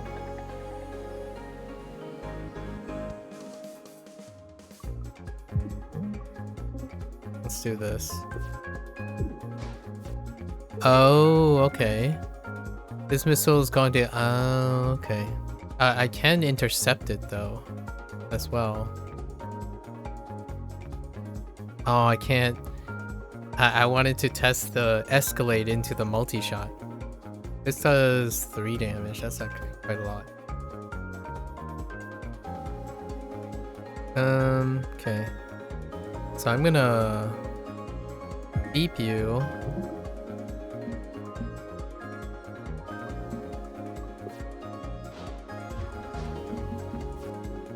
Times 2. Oh, give me that. Okay.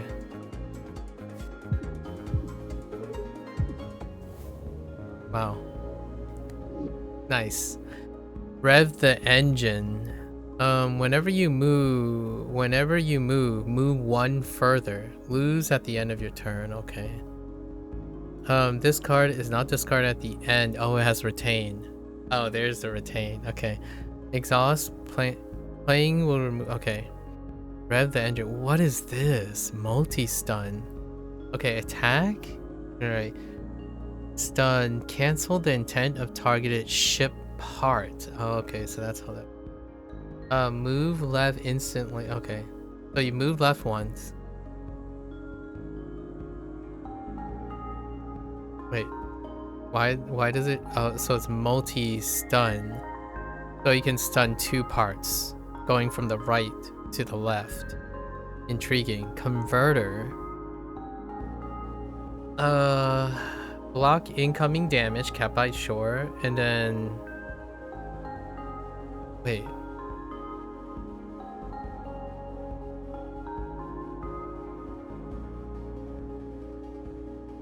Access my shield, right? Oh, it converts shield into movement, and then shield gets set to 0. Okay. Interesting. Interesting. Oh man. This says it does 0, but I imagine you can.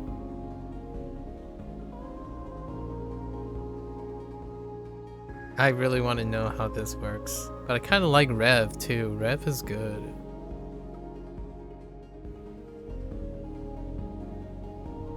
Yeah. Okay, let's do this. I'm curious.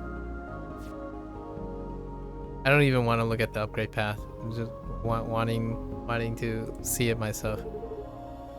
Okay, there's a pirate hailing us. How can you tell there's a pirate? They have a big skull painted on their hull. Classic. Ah. Surrender and drop your shields, or I'll drop them for you. Drake. Interesting. I wonder if you can get Drake as a... No. Have it your way. Intriguing. Watch out. If this attack hits you, it'll also give you a status effect. Okay. However, does this absorb all of the... We'll block 1 attack. Okay. Intriguing.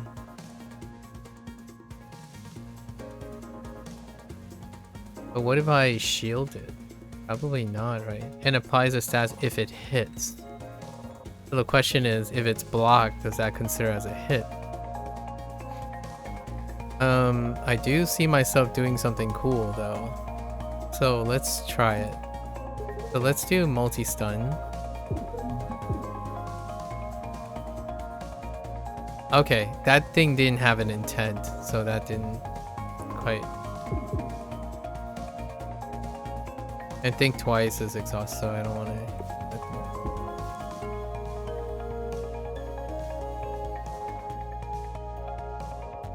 Okay, they're shielding.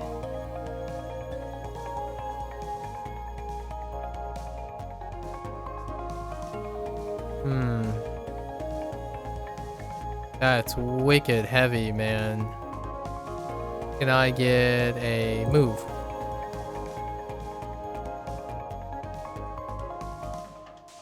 That sucks.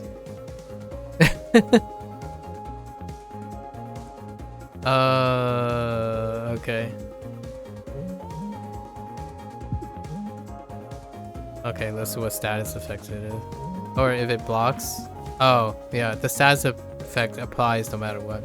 Excess heat. If heat is 3 or more at the end of turn, overheat, take 1 hull damage or reset them. Okay, so it's stacking.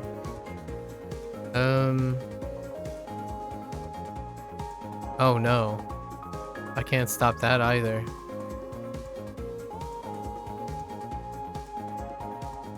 Man, no movement cards.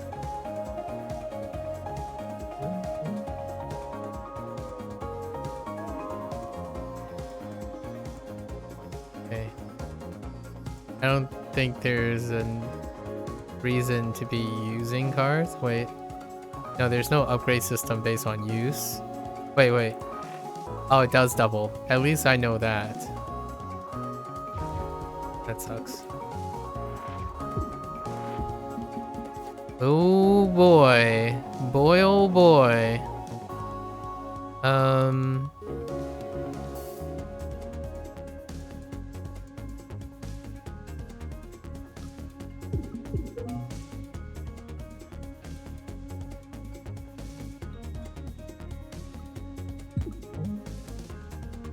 This guy's a butthead.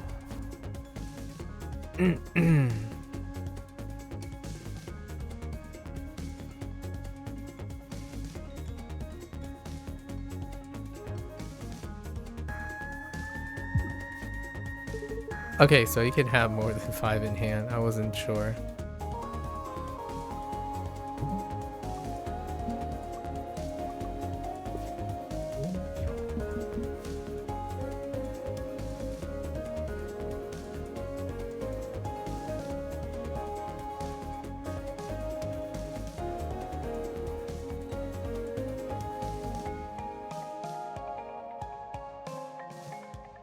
I can move.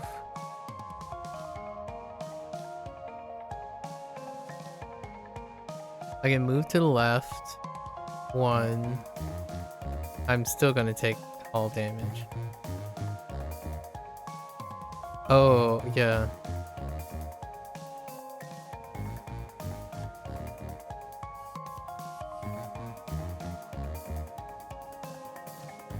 If I move to the right, I'll still take the wing damage.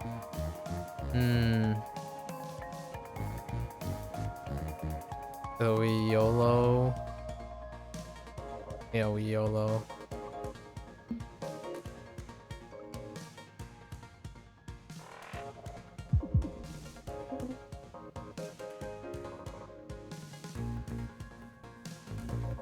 Oh, okay. It does elevate that too. Yep. Can't do anything about it. Hull damage. Ow. Wait, I thought this resets. Take 1 hull damage and reset heat to 0. Oh, it's on top of... Oh, I took the damage. Oh, it's on the next turn. I see.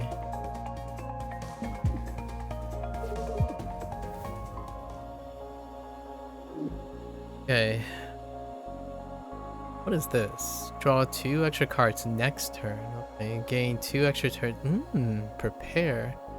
Battle repair. I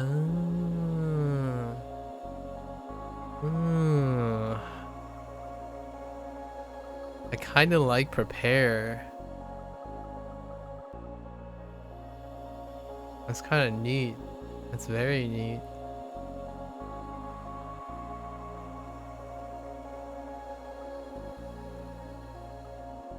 We'll do this. It's a little bit lamer, but you know, pick an artifact. Artifacts can be held. Yeah, right. Shield memory. Your shield lasts between combats. Wait. As in, like, even temp shield? A dizzy artifact. Every 3 dizzy card played. Gain 1 shield. Shield block. Oh, okay. Cockpit lock on. All enemy cockpits start with weak. Oh, interesting.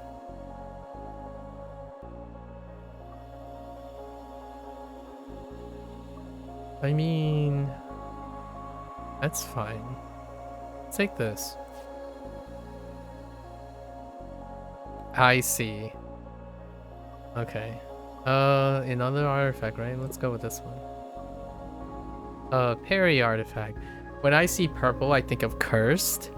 And I'm like, oh no, is this a bad thing? It's not. It's Parry's color, purple. Every 5 parry cards played, gain a chip shot. Okay, interesting. So gain of action.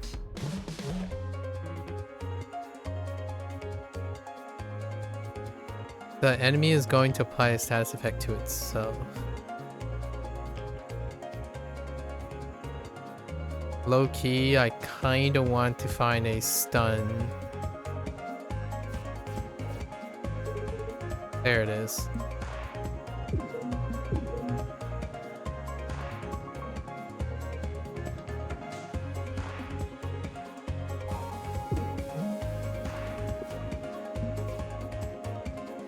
Yeah, heckin' mate. Oh.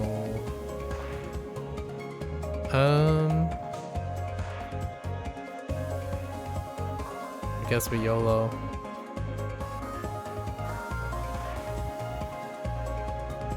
Or not YOLO.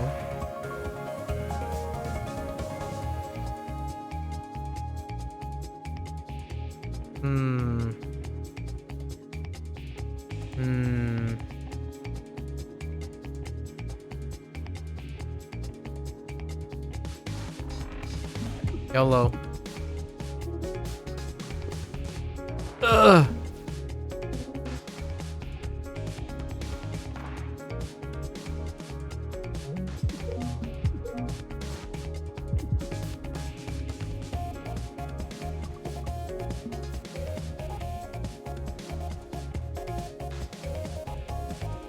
I kind of want to draw the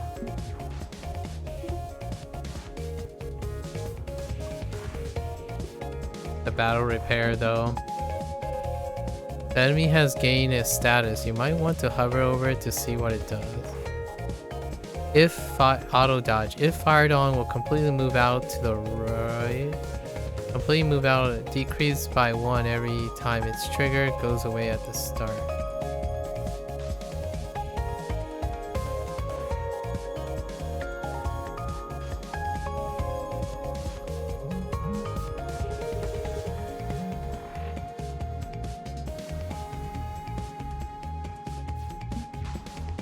I see.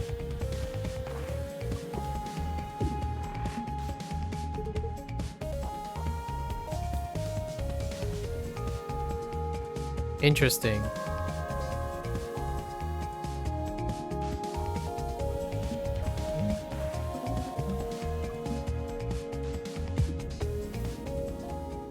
Okay. All right. Fair enough.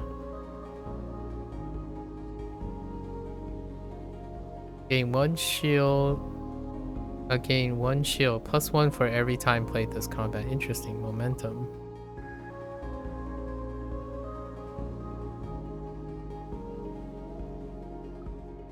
We'll take momentum. Sure. Oh! What on earth is that ship? It has so many guns. It certainly does. Jumbo. Hey. Did you guys know there's a big bounty out for a ship with your registration number? We did not. Thanks for letting us know. No sweat. Well, we better get on our way. No. Oh. Oh gosh. Okay, this part is brittle. Oh, it takes double damage from attacks. Okay. Well, that's awkward.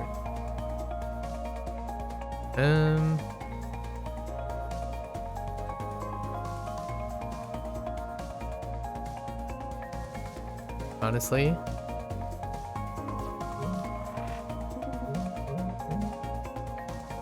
Okay.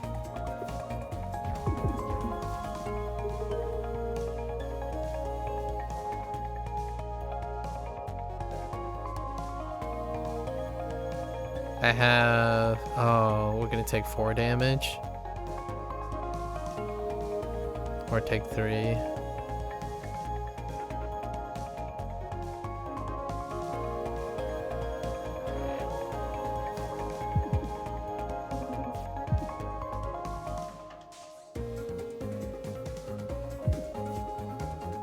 I think that was worth. Times 3. That's fine.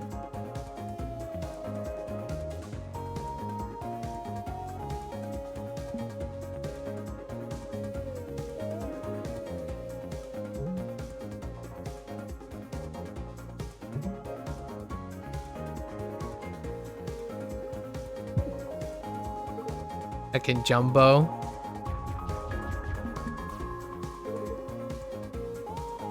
Alright, lunge 2. Or I could do a stun. Oh, that's good actually. Double damage. Goodbye.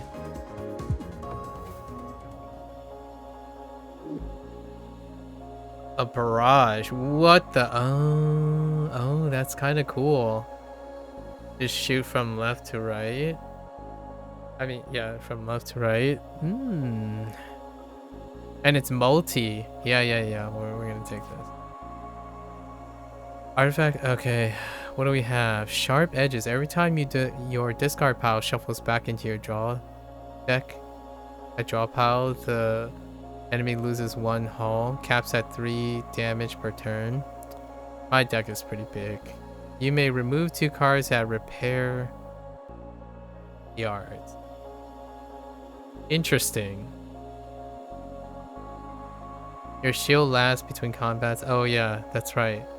I'm guessing that means memory too. Like temporary, so temporary. I don't know, Justin Hatch is kinda nice. Oh, okay. I see. And then we have a shipyard. Cleo. Howdy, how's it going? Oh, you know, same old. What's this? Loot 400 or something? 517. I wonder if there's a joke behind that. 517. Well, or like a reference. Well, let's get you on your way. Can I get you anything? Well, we can remove 2 cards. That's probably what I'm gonna do.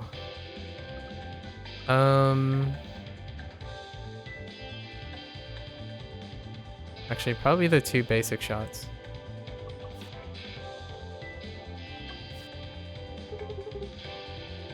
Hope you didn't need those. No, I don't.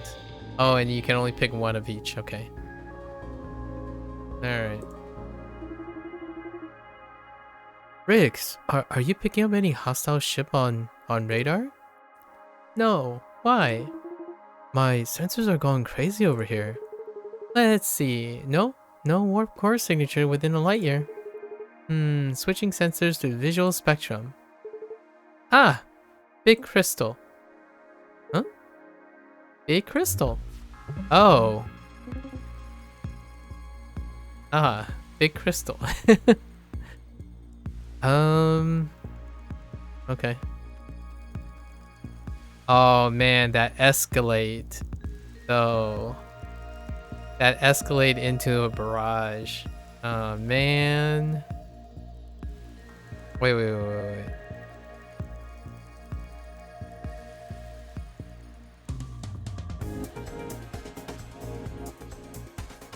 Nah, that's too greedy. For 2, no.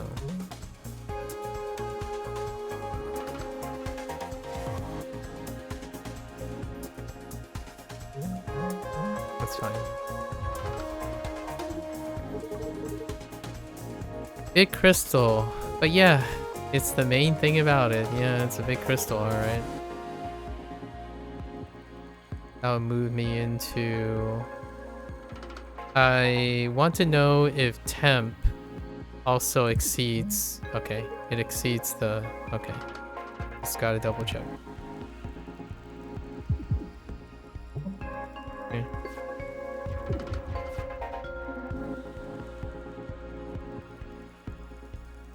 And this is capped, so we can't. That's also capped.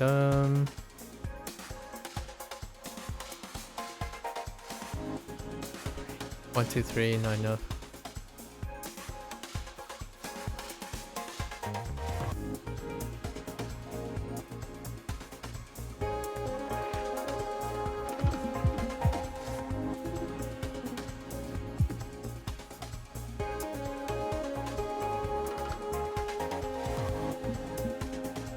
What is this?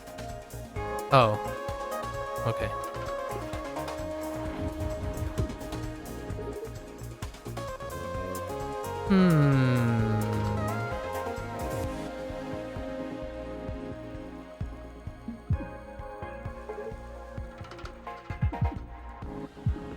Okay.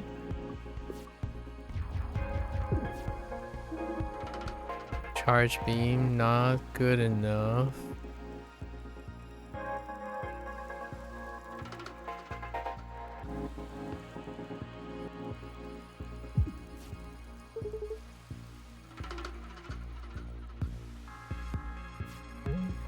I'll take it.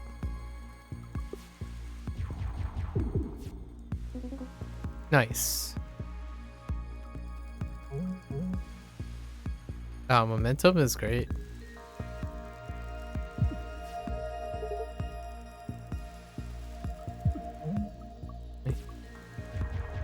Giant crystal, huh?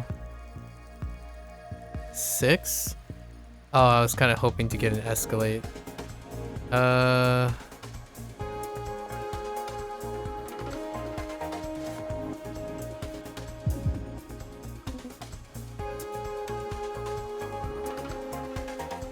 Yeah, let's cash out.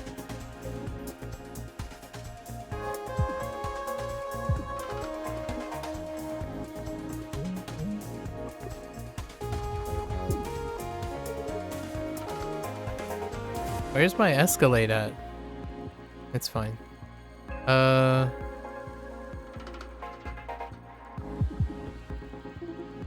This is good enough.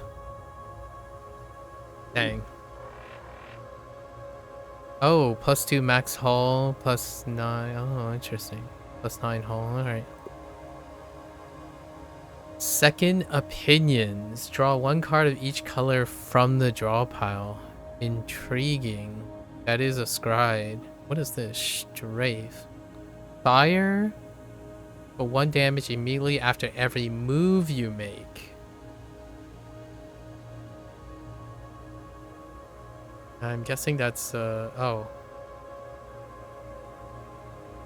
that kind of looks like it's permanent for the end of until the rest. So you move around, a move around build, huh?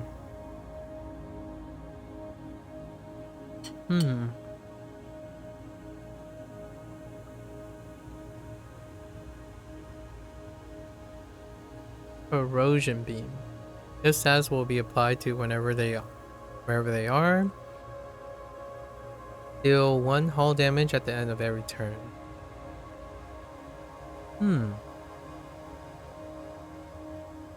Yeah, new game.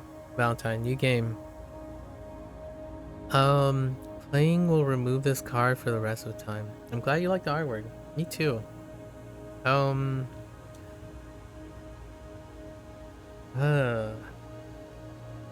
The music's fantastic. Synthwave OP. Playing will remove this card. So poison, I kind of like it. Oh, these are good. Second opinions though. I don't have enough for a good second opinion. I don't know how you get 4 cost. Or like, I don't have any way to energy. So let's take the corrosion beam for now. Oh, I'm guessing this is a rare artifact. Oh, no, it's not. It's rigs. It's color thing. Oh, and we can... Oh, maybe they can only carry... No, they can carry 2. Yeah, I see the 2 slots. A boss artifact. Oh, these are all boss. Gain 1 evade every turn. You can no longer have more than 3 evade at a time. Yeah. Oh. Interesting. At the start of combat, gain 1 power drive. On the second turn of combat, your enemy also gains 1 power drive. Power drive is added extra damage to all attacks. Oh, that's kind of okay actually for what I have, but I don't know about that. On pickup, remove 3 cards. No. We already got something. It's fine. Sure. Let's put that on. Nice. That's the first time you guys managed to beat that thing. Neat. Wait, really? How many times have we tried? You don't want to know. What even was it? If these readings are correct, I think it's some kind of time crystal. I've seen microscopic ones in the lab and in the Cobalt's particle accelerator, but never so large. Did the microscopic ones try to kill you? Not in the way that I was able to perceive, no. Let's keep moving. Alright, next zone. Okay. Entering new zone, Sapphire Cluster. Huh. The nav system is taking us through this lawless sector. This zone is full of pirates, thieves, and smugglers. Like the last one wasn't? Everyone should have their sidearms on them at all times in case we get boarded. Oh, heck yeah! Do I get a gun? Everyone but you. Aw. Aw. This ship was definitely just made for these engines. What do you got here? Okay, so they have power drive. Okay. Ah, the music. Oh, they swapped up the music too. Nice.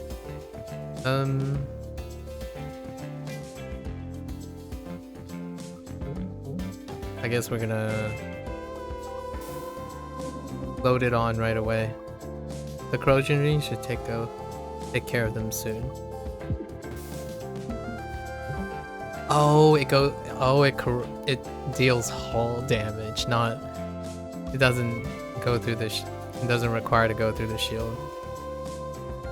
So does that mean I just evade and call it a day? Or I can stun and prevent them from... Oh, I kind of like this. Okay, what is this? The status effect on themselves. I don't mind the shield.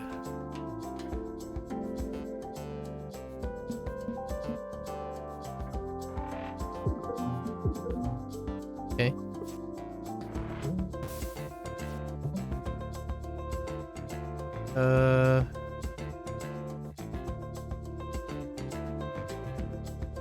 Can I move out of the way while barraging? I can. Or... yeah. Wait. I mean, I don't really need to barrage.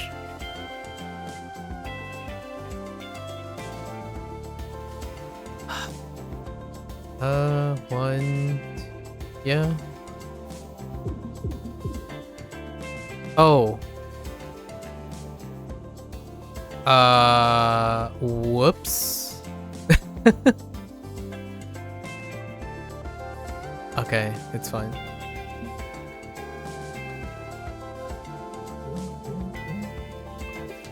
I wonder if the chip shot stays.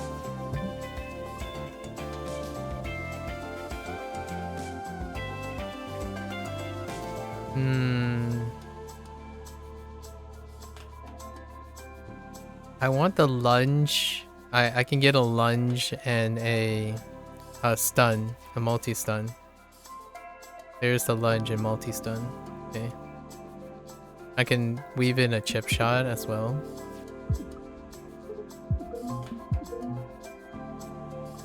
What is the status effect here, Harry? Oh, power drive. Okay.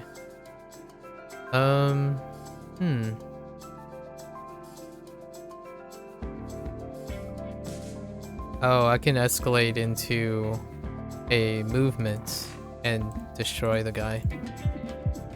Yeah. Okay. Vamos. Okay, vamos. Quick thinking. Just draw 3. Lunge. What is this? Move randomly. Instantly move 3 spaces in a random direction. Oh, it can... oh, that can combo with that artifact I skipped. I think we're gonna skip the reward on this. I don't think I need any of it. Oh, what do you get if you skip? Nothing? Okay.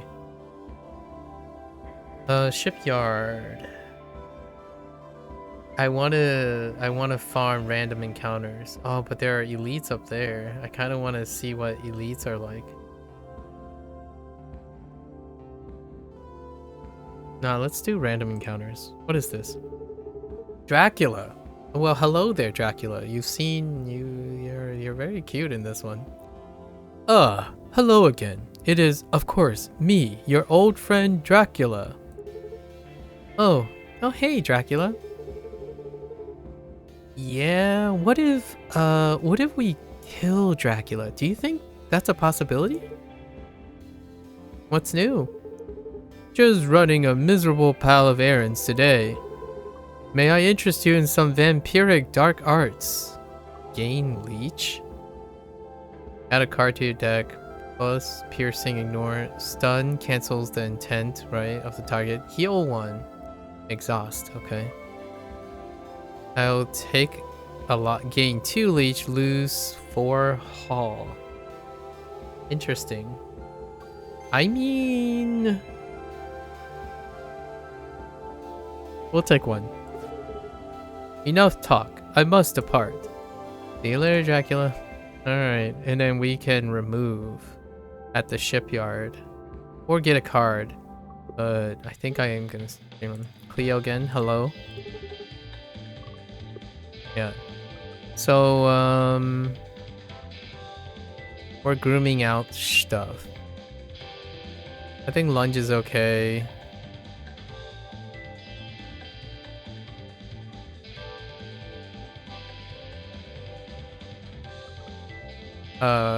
We're gonna say block shot and basic dodge.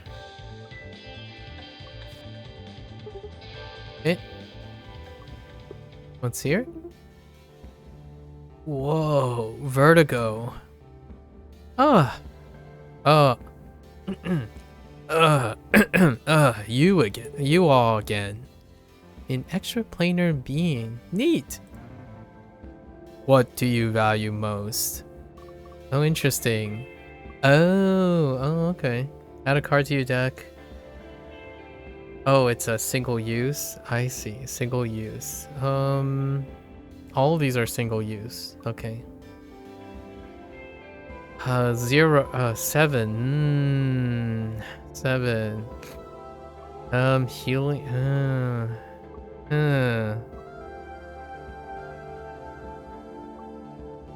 Healing. No. We'll take the blast. That it is yours. Thanks. Oh. Ephemeral beings. Who would have thought? This part has armor. It takes less damage. Okay. Okay. I see the minus icon. Alright. So. And missile. Something's being launched. Okay.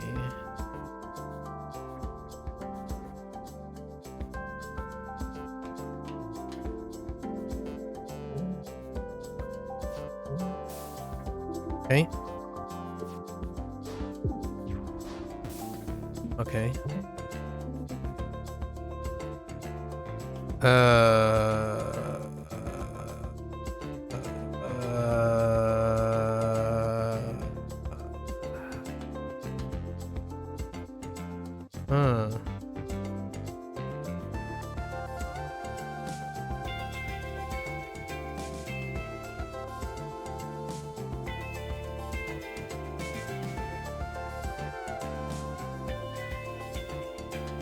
So this is gonna block the thing, right?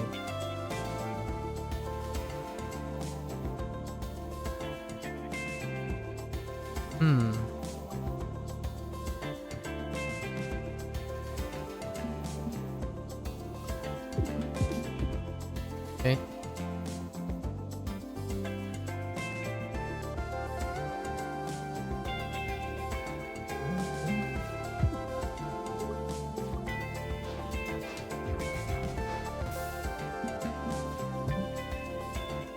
Interesting.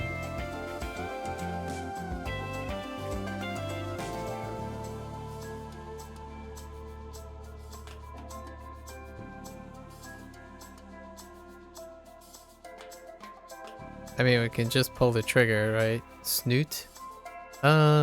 He's a regular, so... Yeah... Regular...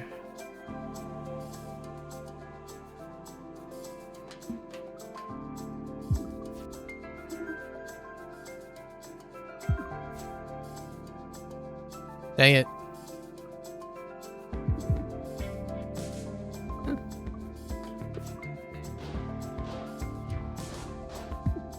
Ooh, those are big boys.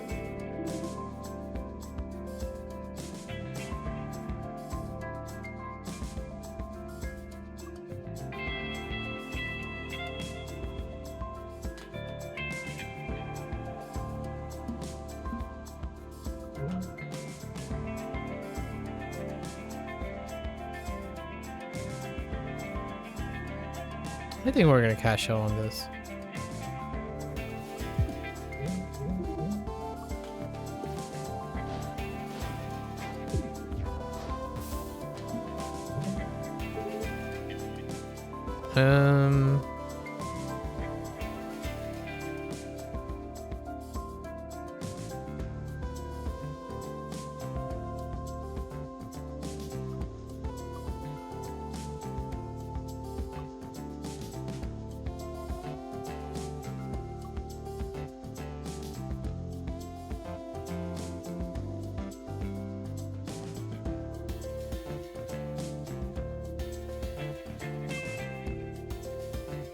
Oh, right, that's a stun.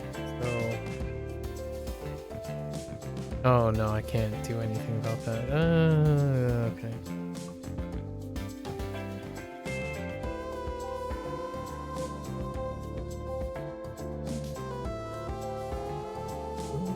It's irrelevant if... We'll stack.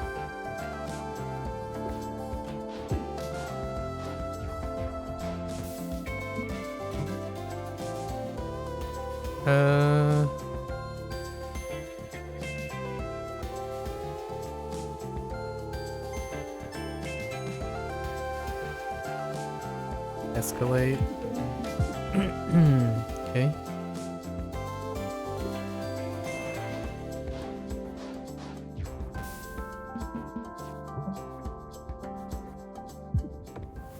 Okay. Alright. Nah, I think one momentum is good enough. Deflection. Nah. Scramble A. Alright. We're skipping on this.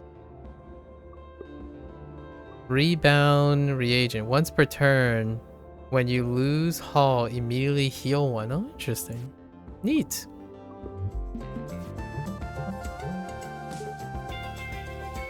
Status effect, right.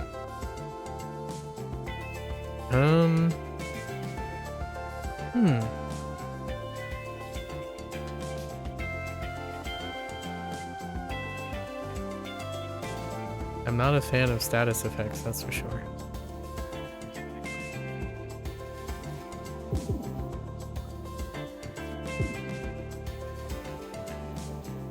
That's a lot of shield, what the heck?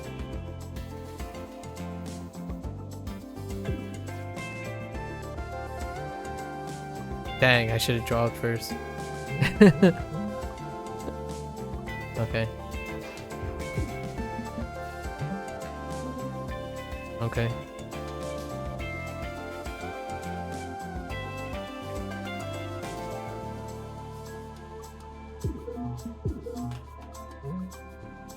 Okay.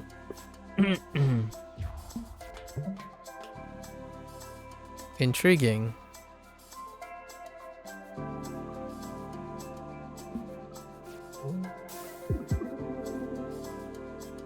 Now we wait for that. What is this? This missile is going to... It cannot miss. Okay. I got you. I got you.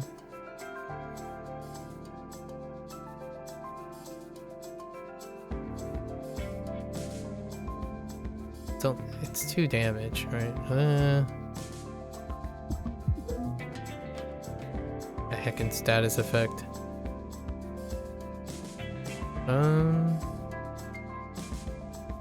I think I'm gonna take this. Okay.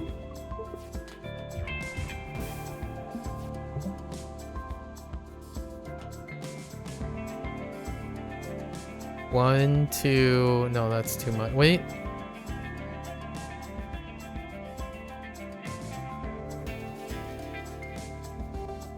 Nine of damage. That's 6. 9 of damage.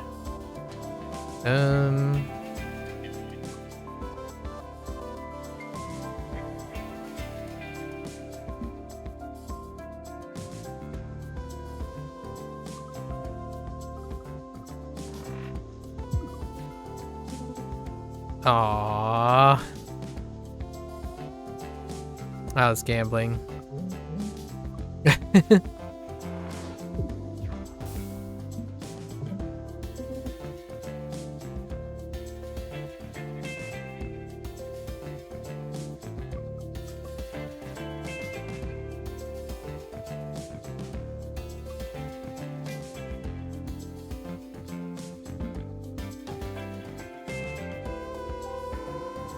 What is this? 3? That's fine. Oh, I got the chip, right? From Harry. Search discard, move a card to the top. I don't think I need Echo. Right. Oh, but Echo becomes 0. What is this? Gain 2 energy. What the? That's a common? Huh.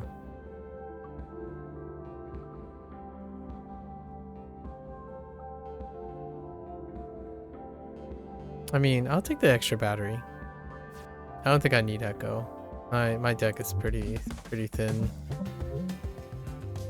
Watch out, if this attacks you, it also gives you a card. Ooh, a detrimental. There's no ship park here. It's empty. Shots fired, this will miss. Oh, interesting. Intriguing. Okay. Oh, give me a card. I don't like that.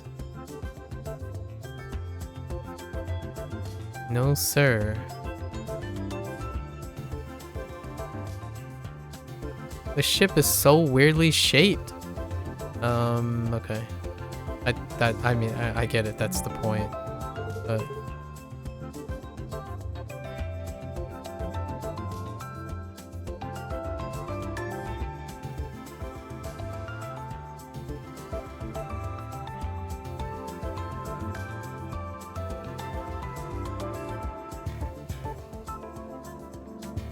it's not weak to anything.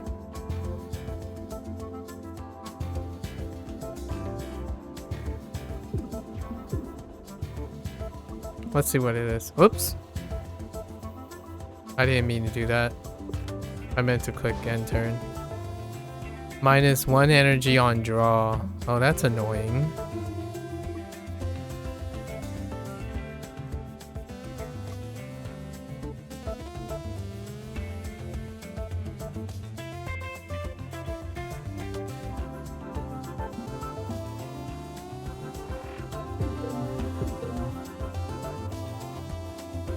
I might as well use this to draw it up. Oh, no. Oh, wait. But I can. Okay. I was trying to draw it up so that it gets exhausted or something. Yeah, so I can exhaust it. No luck on that front.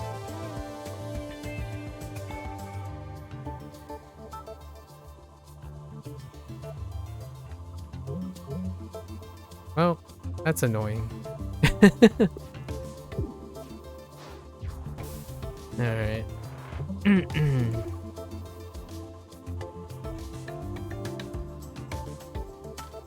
Ya heck.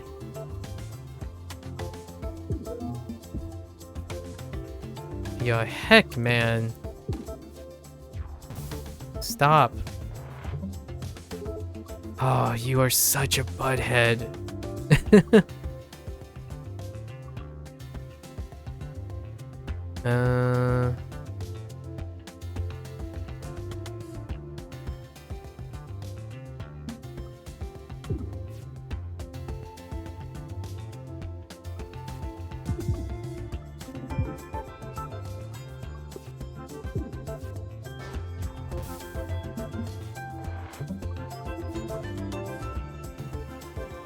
It's so devastating to me because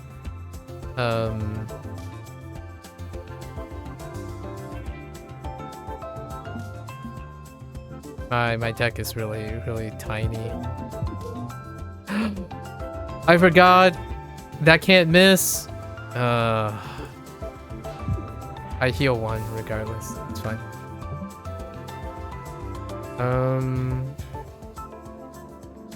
Right.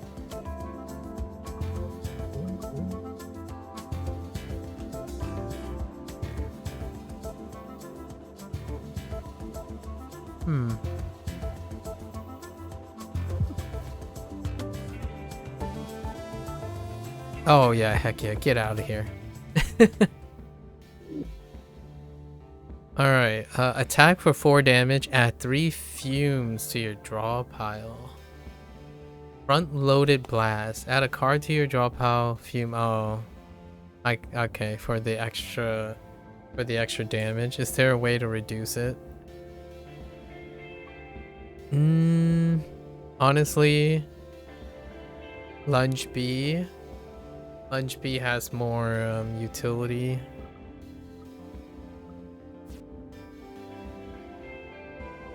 What is this? Flippable. In combat, right click or control click this to flip the direction of its. Oh, intriguing. Yeah, I'm kind of on a multi-hit kind of kick at the moment. Until otherwise. Do I need this though? Yeah, let's take it. Salutations. Hello, Cleo, again. What are salutations? Okay, so let's think about upgrading a card. Let's look at our deck.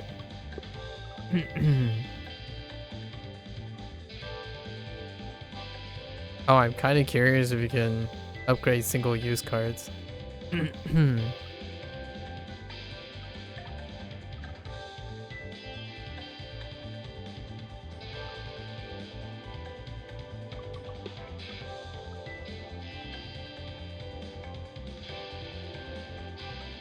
Almost think twice. That's right. I don't know. Think twice is pretty good. Oh, 1 cost. No, you can't upgrade. Okay, that's fine.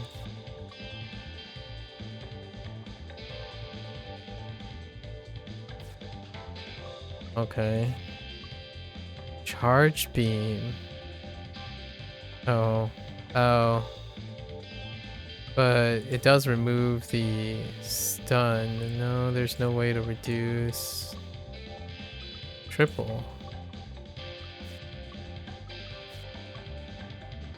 Oh, that's right. Oh, wait. Wait, what is this?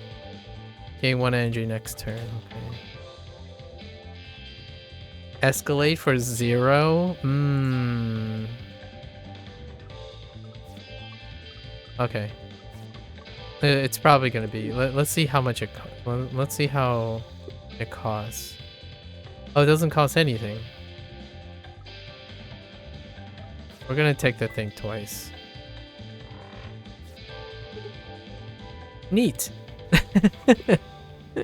Neat. I'm being held by a pirate in a cruiser class warship? Hey, hi, hello. Oh boy. What is it? Put it on screen so we can all see. Sure, Oh, different timeline. Rigs from a different timeline. Oh, hey, it's you. I used to be so soft. This should be easy. Oh, from the future possibly too. Either a different timeline or the future. Probably the future, because they're in a loop. What the heck? This part is weak. It takes... Okay. This part is concussable. Any shot that hits here will cancel their part's intent this turn. Interesting. Okay. And something is happening. Temporary shields from... Oh, that's a temp shield. I see.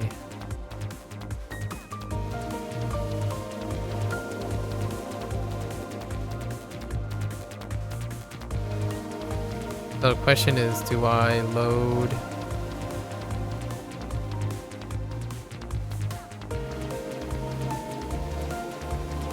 No, we're gonna lunge B.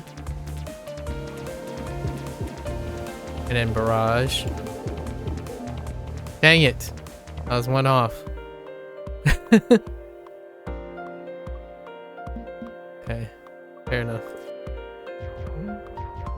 can temporary shields. Delay of game. So this side is concussable.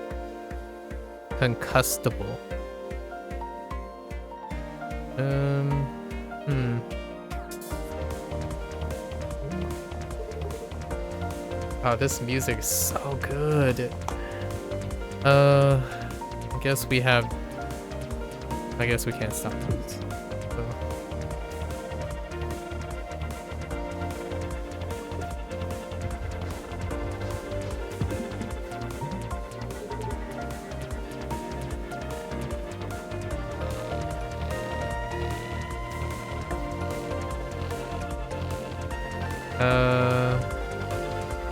We're gonna escalate right into a draw.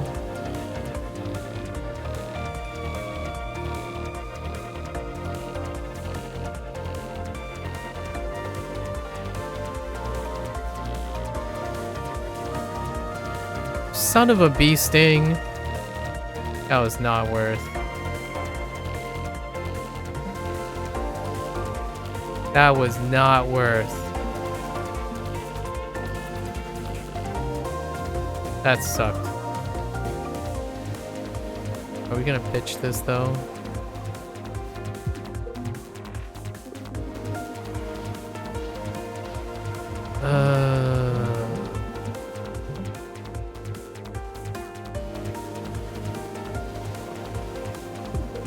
Oh.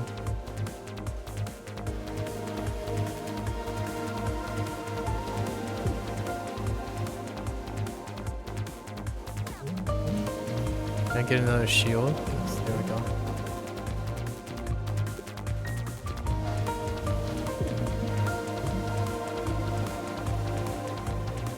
Yeah, barrage. No escalate. That's fine.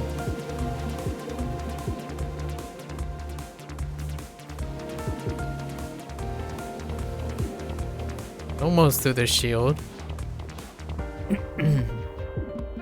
Dang, Riggs. Riggs from the future. Oh, yeah, I got you on lockdown, though.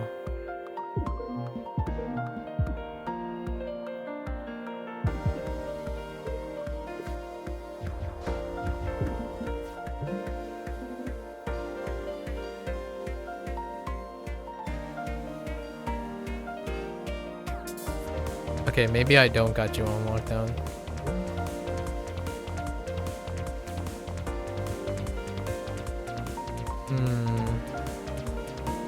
I'm cashing.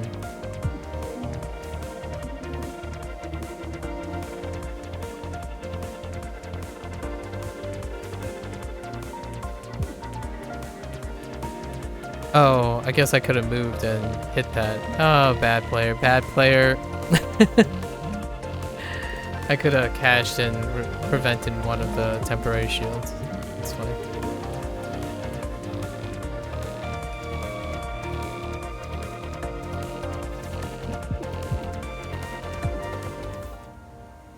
Okay.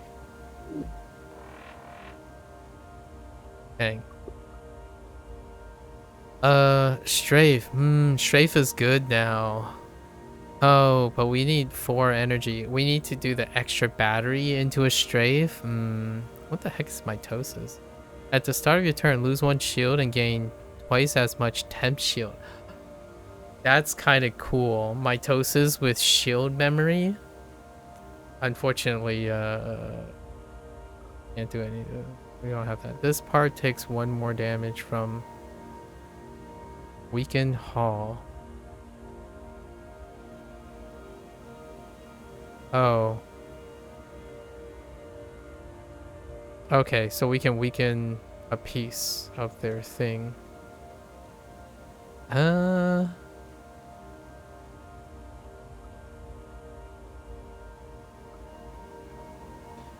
Foreseeably, we could extra battery, and then use our think twice to try to land on strafe. Ugh. Extra battery is exhaust, so it's kind of hard. I think we'll try this. Sure. What the heck is this? This takes double damage.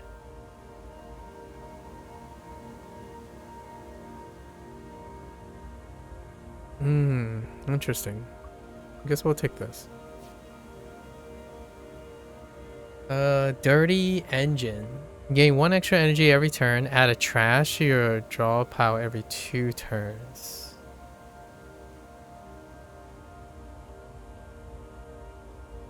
You have to think twice.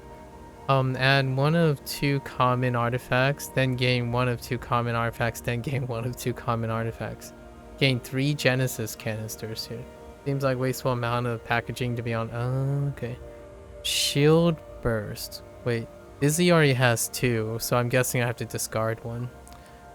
Every time you gain any shield, gain 1 temp shield. That's okay. Let's do this. I think dirty engine is fine. Oh no, you can gain more. Never mind. I thought there might be a limit in the double shielding. Like in the double. Interesting. Huh. That was interesting. Yeah.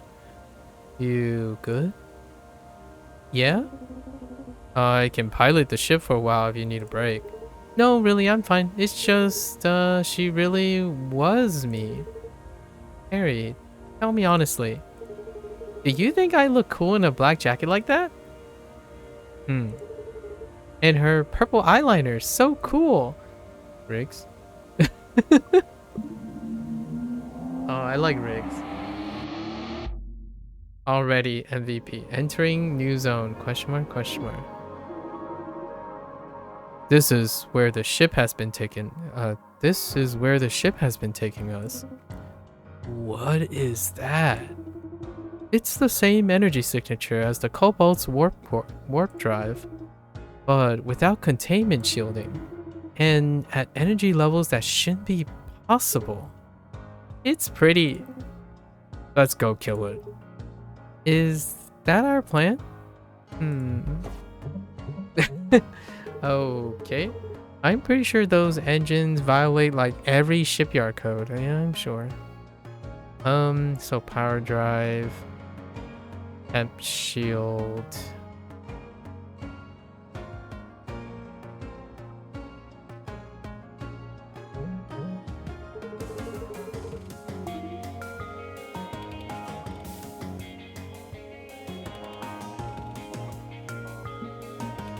Okay.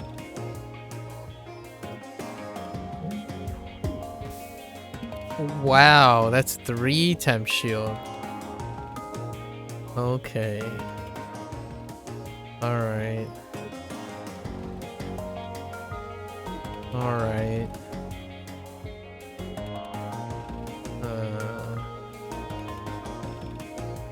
Okay.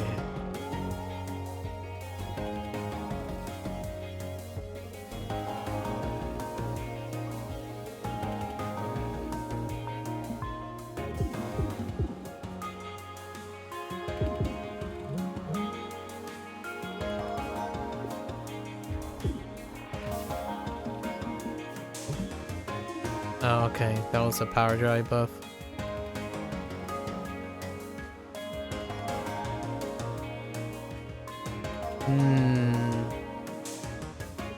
We escalate and see if we can find something. Dang you.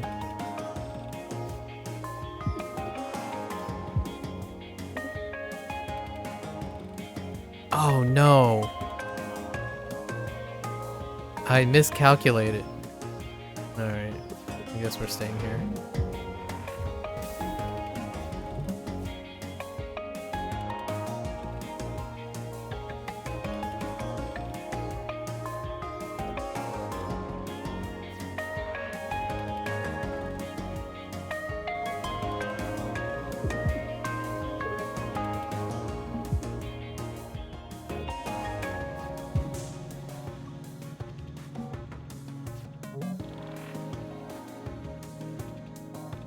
Son of a... Ugh.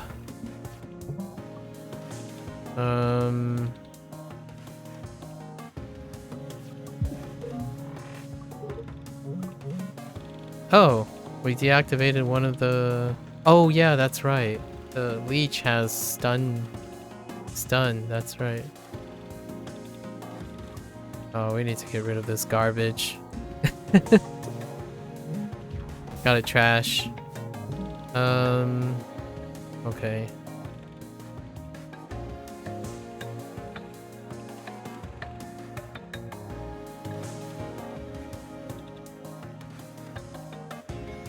Can I draw into... No.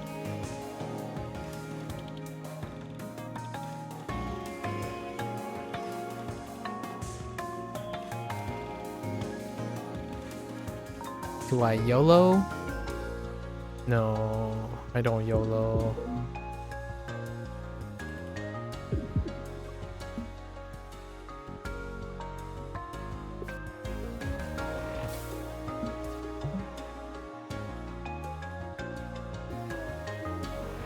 Goodbye.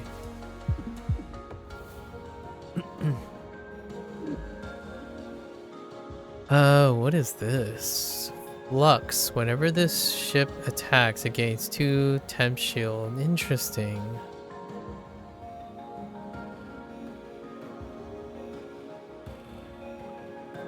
Huh. Huh. And it can be reduced. I like it. We'll take the flux. Okay.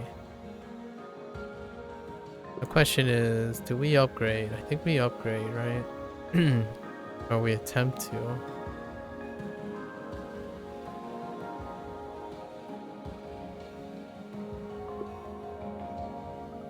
Can you upgrade again? No. You can't upgrade again. Oh, that's what the B is. Okay. Okay, so this is upgraded. I see.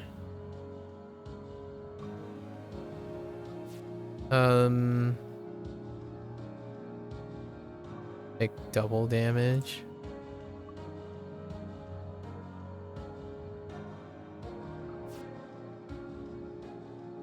No exhaust.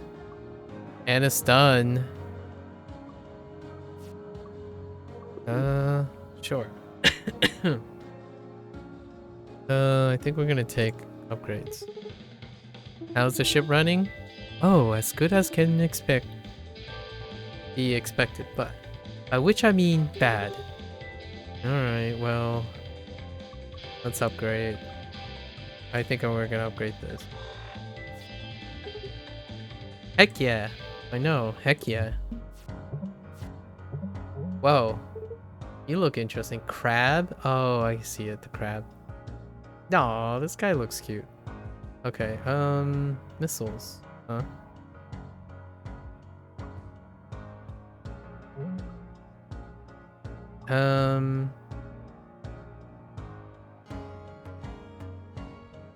I feel like going to the edge and weakening the edge is fine. Are you serious? Did you know oysters and snails are also known as lesser crabs? I'm learning.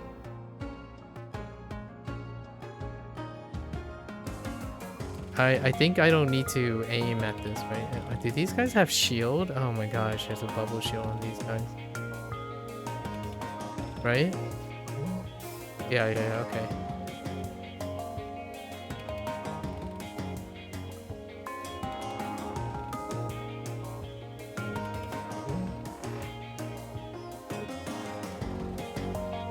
I want to get... Yeah, I want to get...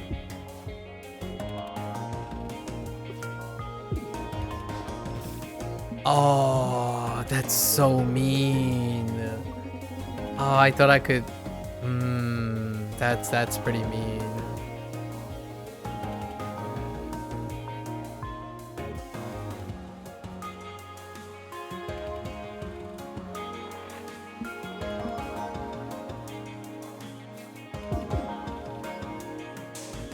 Wow, you have so many shields. Like, what the heck, dude?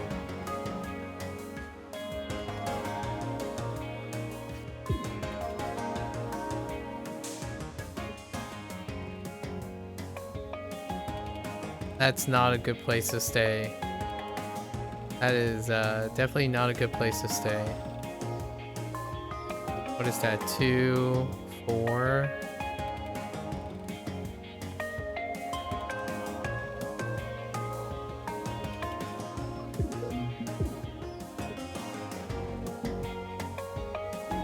That sucks. Ow! Okay. Did you know I'm out of crab facts? Did you know that's okay?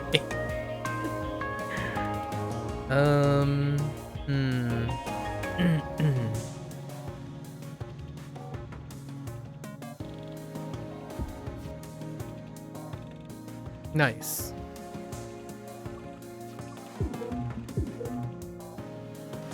Okay.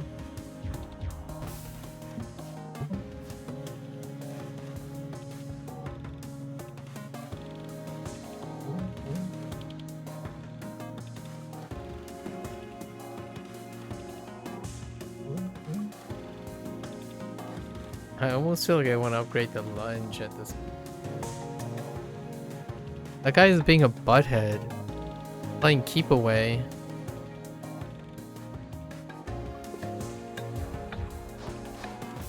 Oh, you little...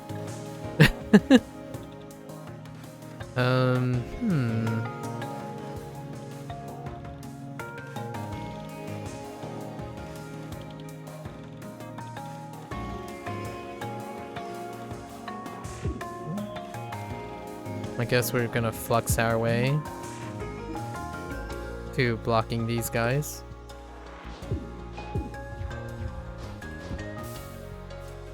Oh, and flux lasts. Okay, that's the number of flux. Oh, okay. Flux reduces by 1 as it's going, I see.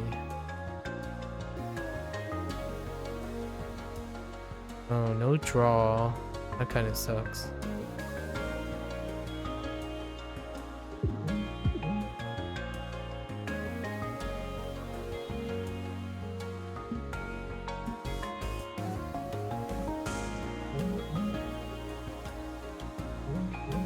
Okay. Come back here. Don't you run away, you little butthead. Okay.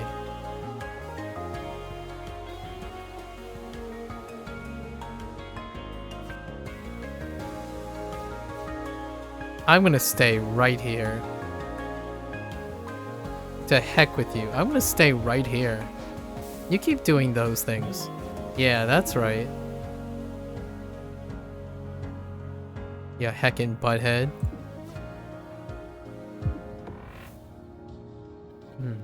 Okay. Boost capacitor A. Max shield is raised by 1 for the rest of combat. Interesting.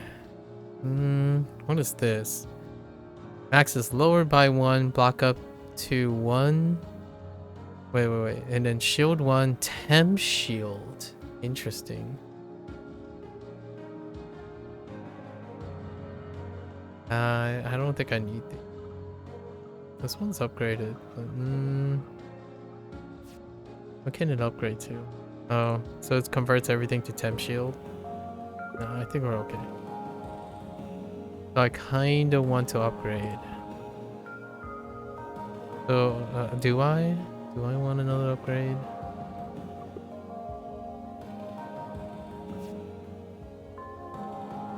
I mean... if they're playing keep away... Wow. That is something different right there. Wait. An escalate could cost 0?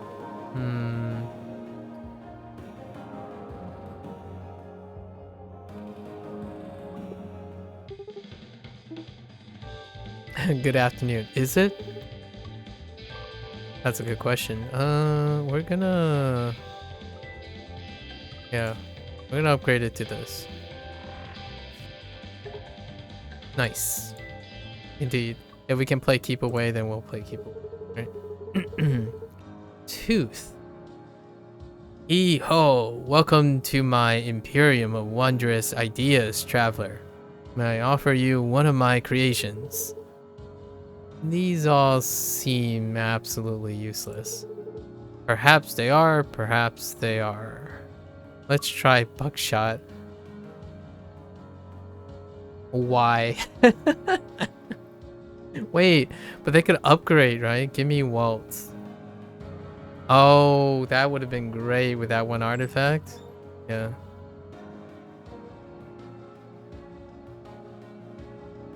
Lose one, heal one. Oh, that could trigger something too. Lightning in a bottle. Gain 3 energy. Oh, these are for procking. You can proc bonuses with your artifacts. I think a one costing triple buckshot. What is that though? If I escalate, that's 1 damage. But if I get power drive, that makes it useful. We don't have the movement thing. Gaining, no, we have nothing to gain extra energy. This can trigger an auto heal. Like this one. Rebound reagent. Yeah, let's take this. Let's try the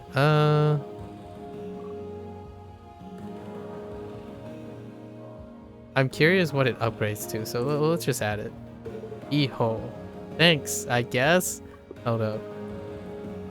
Where's that buckshot? Oh, there's also, you can upgrade it to piercing. Okay. Okay. I got you. I got you. Got you, boo. Stun caliber. After your first attack each turn, gain 1 stun. After your first attack each turn, gain 1 stun charge. Your next 1 attack will stun. Goes away at the start of next turn. Cancel. Multi-hitting. Intriguing. Oh. Finders keepers. Go find your own mine, Duncan. We're not interested. Okay, hold up. That means, oh, they can drill right through the asteroid field, huh?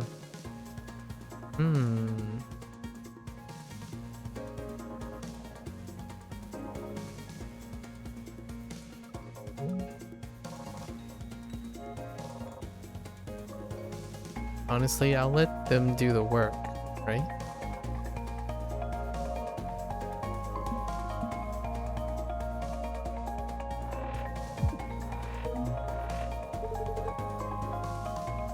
Shouts out to Dracula.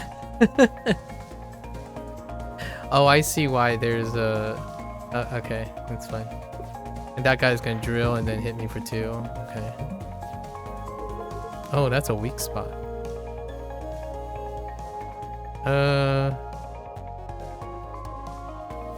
That's why we have that.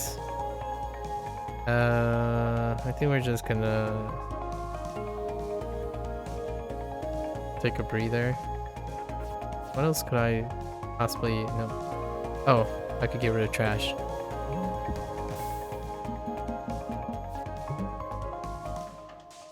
Okay.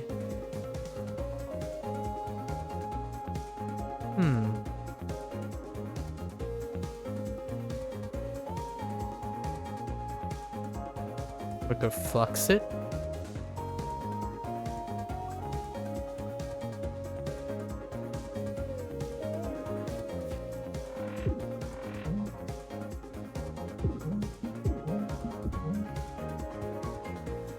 And then extra into stun.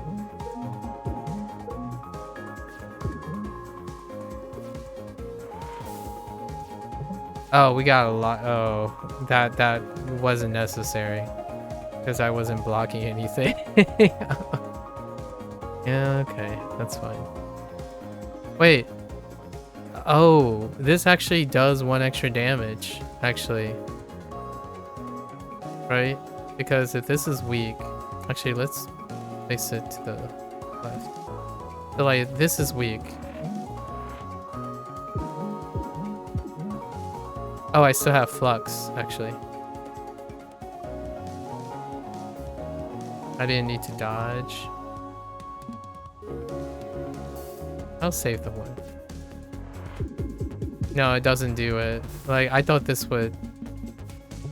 Oh, it might have. If it's weak, it says it takes 1 more damage from all attacks. So even a buckshot with 0 should do 1 damage. How I understood it, I suppose. Nice. Nope.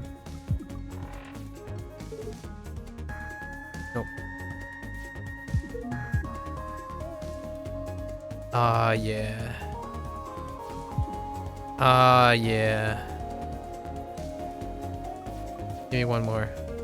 Dang it. Oh, the corrosive. That's right.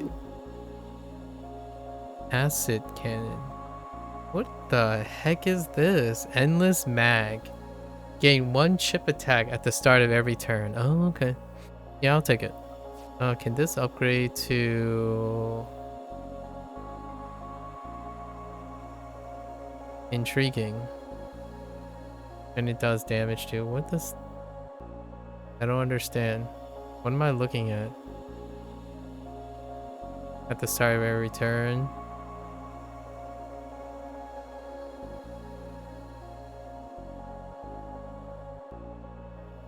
Wait. I don't understand. I don't understand what's different.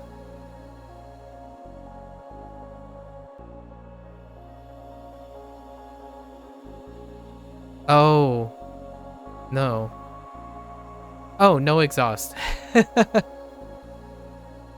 Okay. No exhaust, but... Okay, jumper cables. At the start, gain temp shield equal to your missing hull. Nah. Gain +1 and heal 1 every time you defeat a boss or elite. Intriguing. So we can boss farm. Your shields last between combats. Oh, that's what shield memory means. No, I misread it. It's between combats, so between ship combats. You know what? Yeah. Adaptive plating, let's go. Oh, that's a common enemy. Whoa. Aquatic life form without a portrait. Look at that. That's a cool looking chip. An angler, like a mixed angler fish. Yeah, let's see.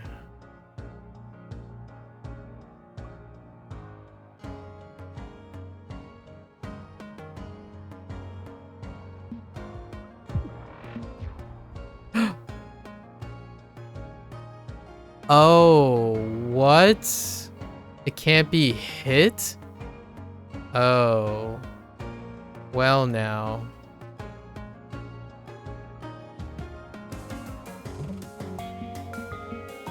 Interesting. So a thing that can fire something but not be hit. Neat. Oh, very neat. I guess I'm gonna YOLO this.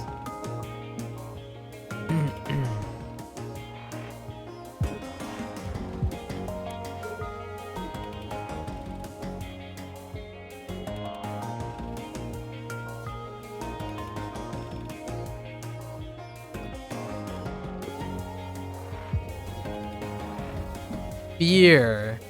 Oh, hey, that's kind of like an Eldritch thing. That's kind of like an Eldritch thing. I like it. Like the sea. Oh, it has retain too. Dude. Okay.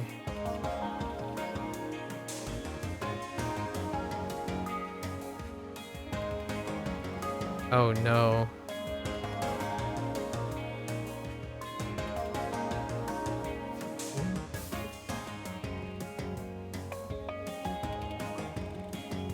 I feel like playing keep away at this point.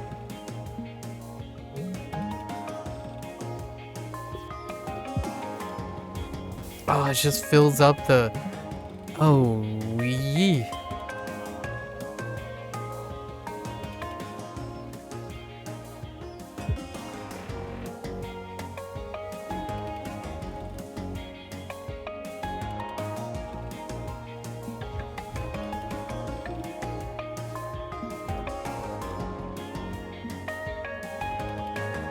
I don't like this.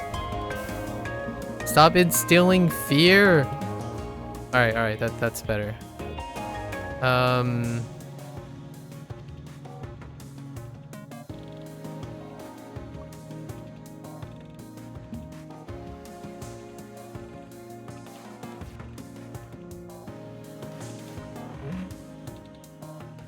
It's fine.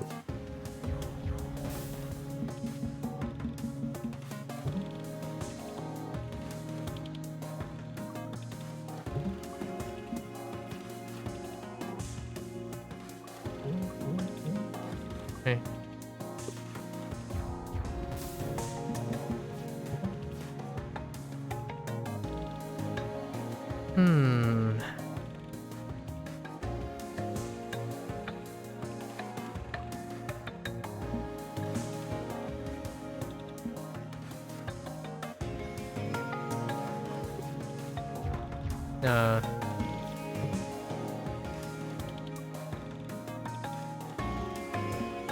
That's okay.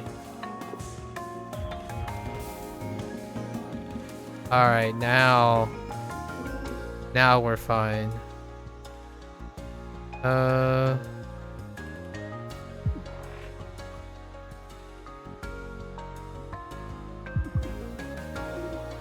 Give me something. Dang it. It could have been anything. Alright, that's fine. It's fear. It's all okay. Oh wait, corrosive. That's right. Charge beam. I do like charge beam based on what I have so far. Oh, and it costs 0. Oh, it's the free charge beam. Alright. Upgrade charge beam. Let's go. Alright, so... You know... No. What about battery? No. Dang it. We can upgrade our buckshot though.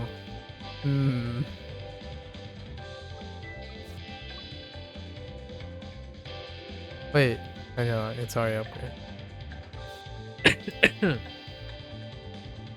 What was the other one? Flux?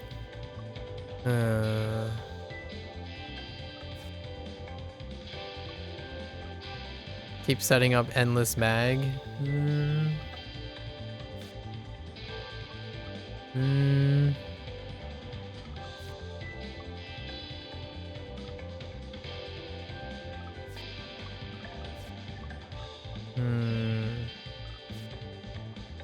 I could do a 0 escalade.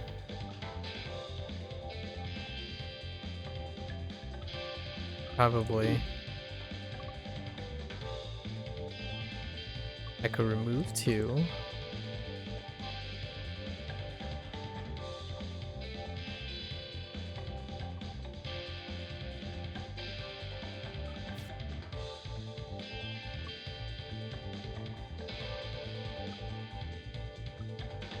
Weekend haul.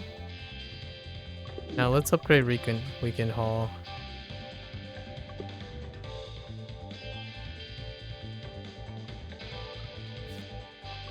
For double damage. Shiny, indeed.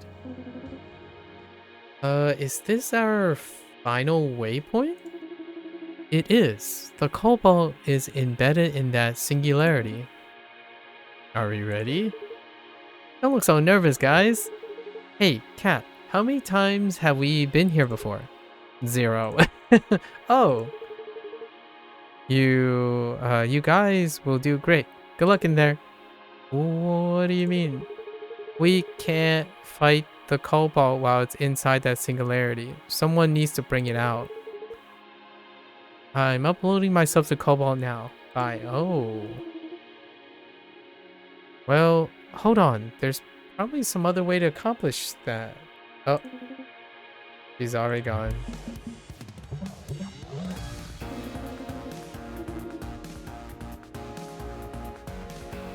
Okay.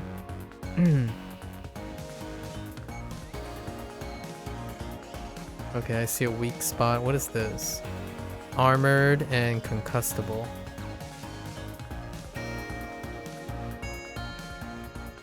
There's an empty here.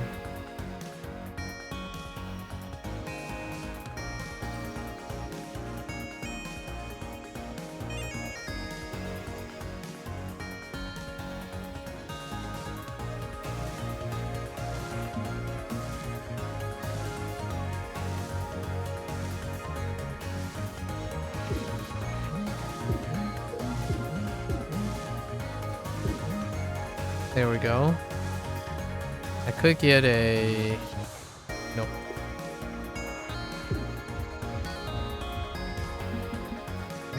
What the heck is this? The enemy is going to give you a card. This can't... Oh yeah, that's that. Wait. Oh, it's just straight up. Wait, does that mean it's in these two lanes? Okay.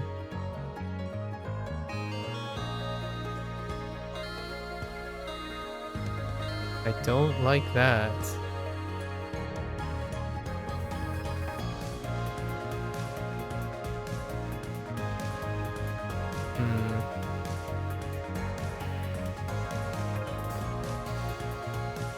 Oh, this builds regardless. And we get a free shot. So that sets up what?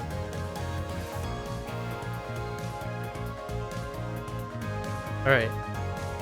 You can stop the middle thing, but do I want to stop the middle thing? No. I want to stop this thing though.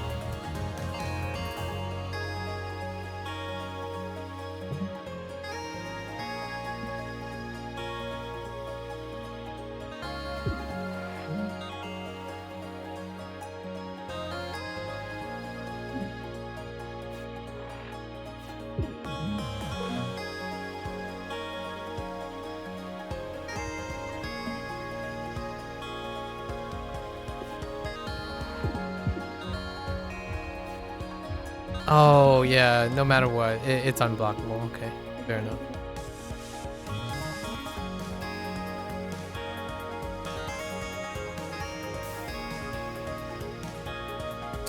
Well, that sucks.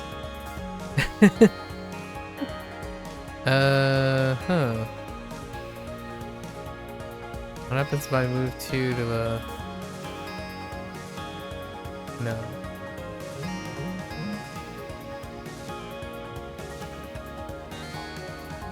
Oh. Ow! Okay.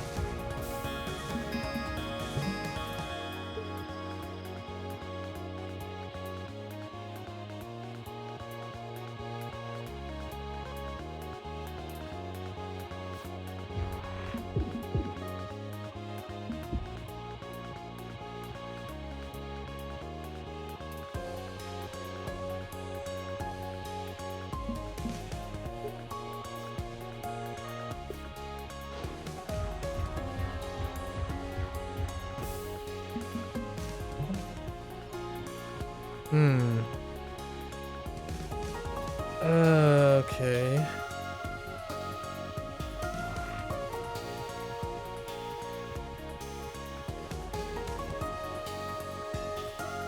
Wait, what was this again?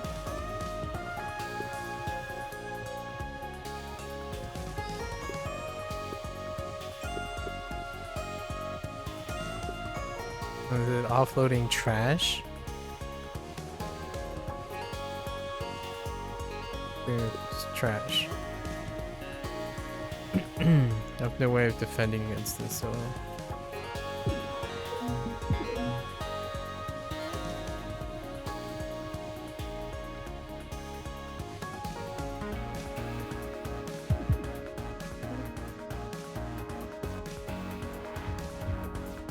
Yep.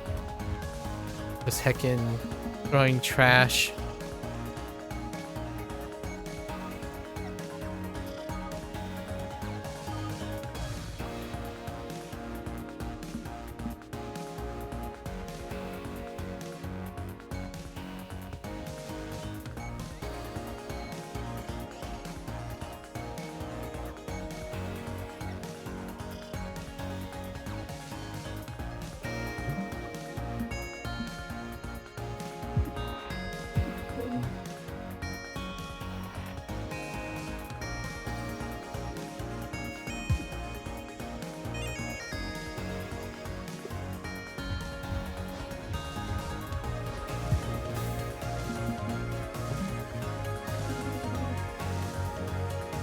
Is that the worst they've got?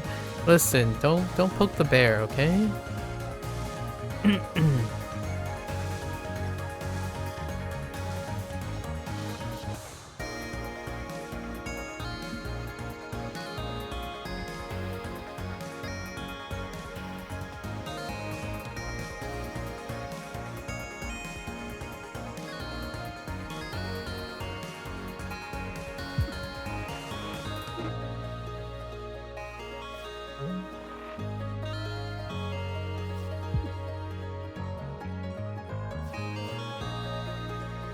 I guess I could have gotten momentum.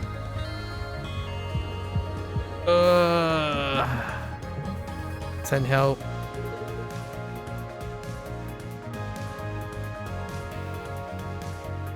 Wait. This is fine.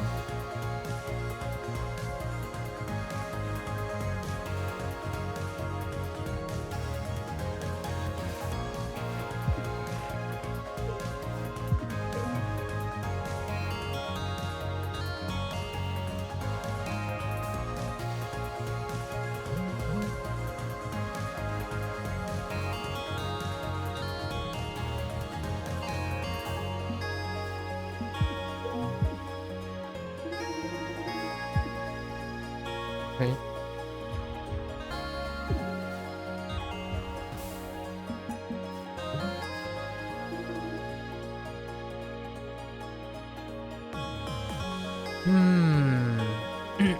No, I can't take it out. However, I can do double damage to you. Oh, yeah. Oh, yeah. Okay.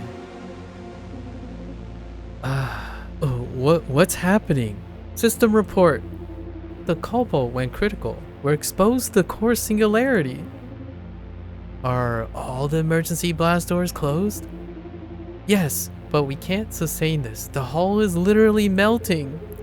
Come on, man. We beat the Cobalt. What else were we supposed to do?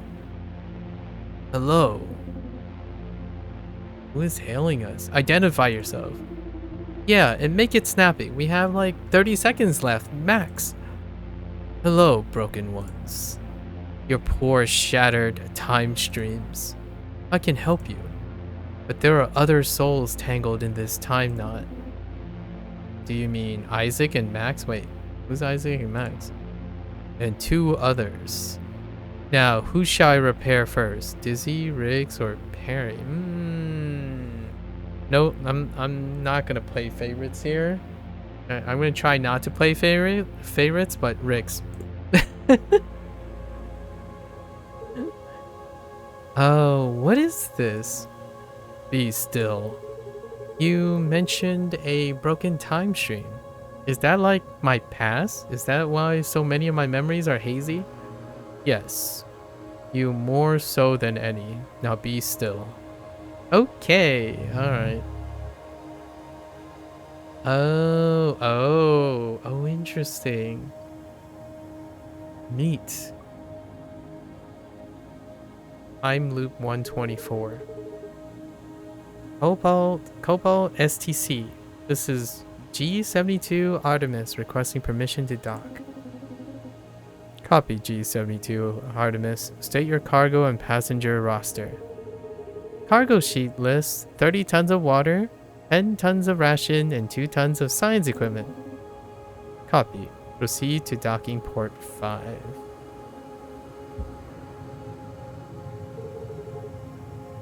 Please sign here, here, and here. Who are you? What happened to the last delivery pilot? I'm Riggs. I just started today. The last pilot got spooked by some pirates along the route, so he quit. So they installed a cannon on the Artemis and hired me. And you know how to handle yourself in combat? I do, yeah. Good. And you'll be the pilot for our regular deliveries from here on out. Unless I get blown up. Oh, okay. I see. So that's how they're gonna go about it. Oh, you're in. Okay, Isaac is a drone. Okay, drone and missiles. Alright. Wow, we spent 2 hours on that run? Jeez. That was a lot of fun.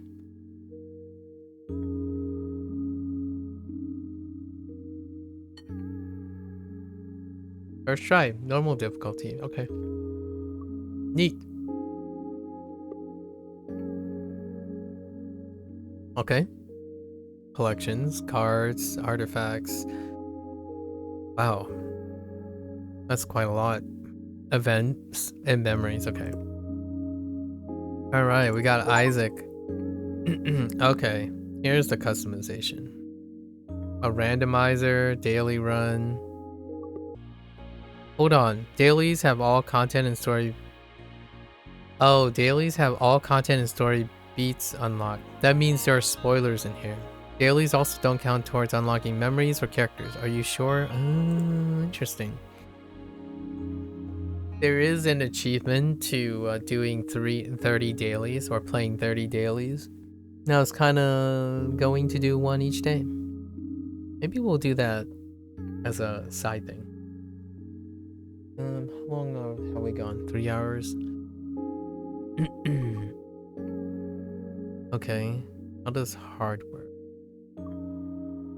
Events are harder. Start combat with a weak cockpit. +1 basic shot.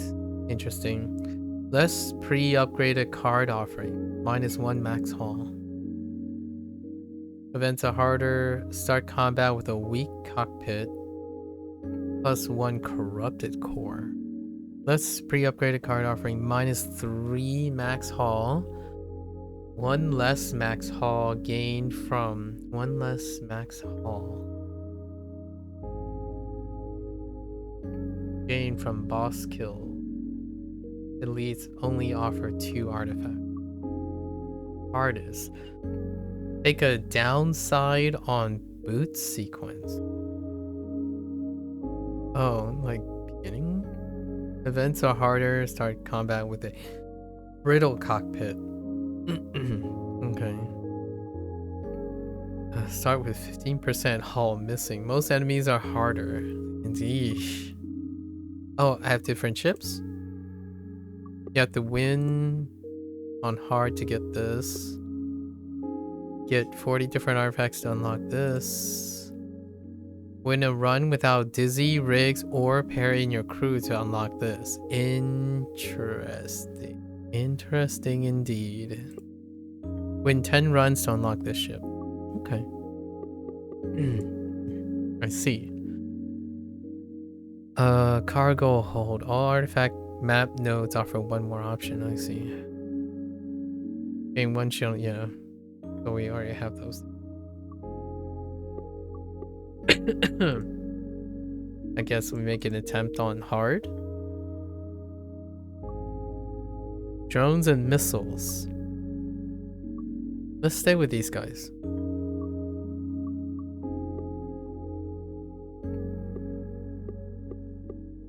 Yeah, let's try to unlock this.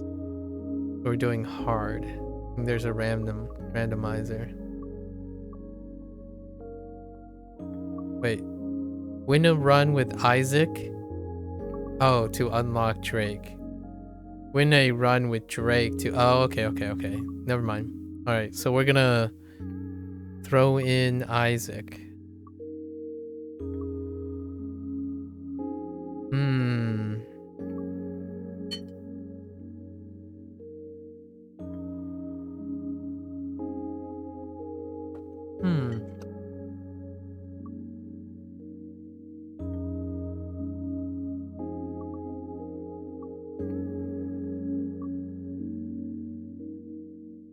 I think we can move. We can definitely remove flexible. We need shielding because I think drones and missiles were gonna be direct, right? Oh man, I want Riggs in the team.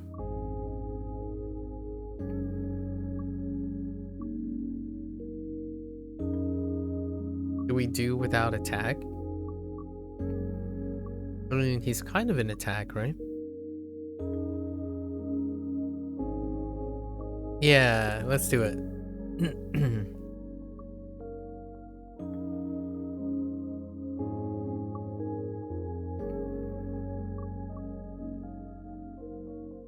Yeah, why not? Let's go. Let's go, Isaac. System time corruption. Please select boot option. Oh, okay.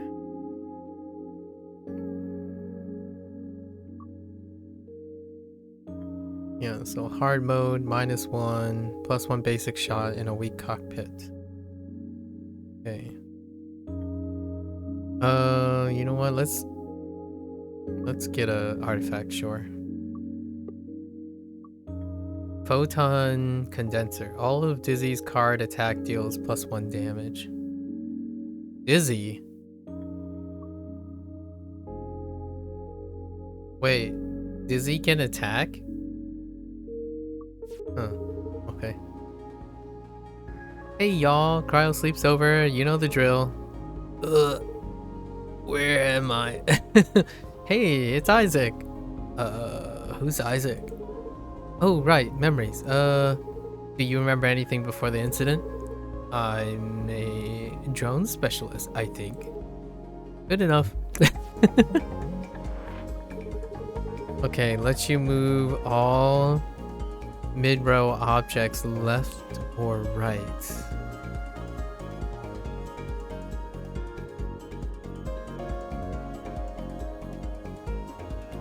We have drone movement.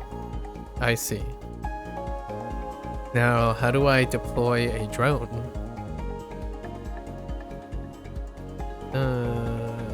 Okay. Oh, Dizzy does have... Oh, like block shots. I see.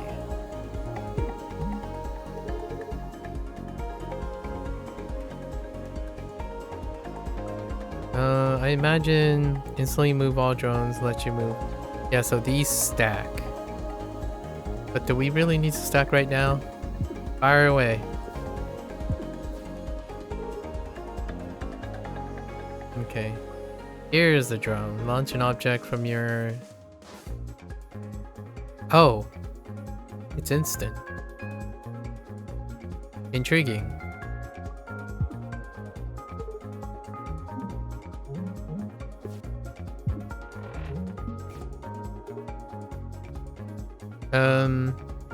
Okay. Nah, we're good.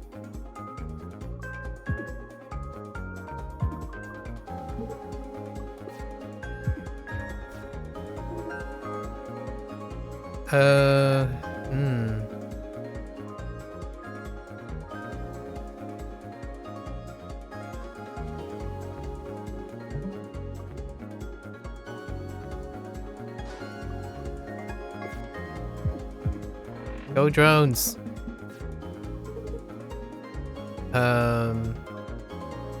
Four.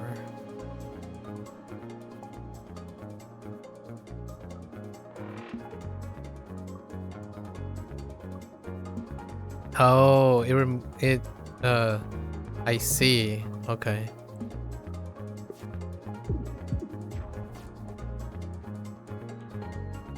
It shifts the entire stack. Neat. Very neat. Oh, that's awkward. Okay, they fire first. Scatter shot. This is Isaac. Move enemies right. Move enemies right. If this attack hits the enemy. Wait. If this attack hits the enemy, it will instantly move the enemy right to right. Oh, instantly move enemies.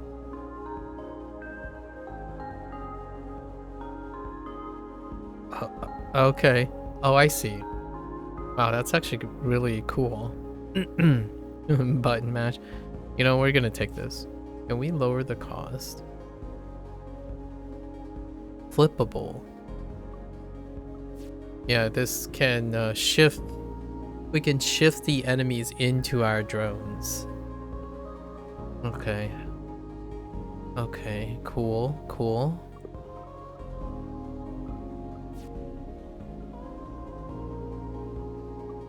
3 damage or flippable.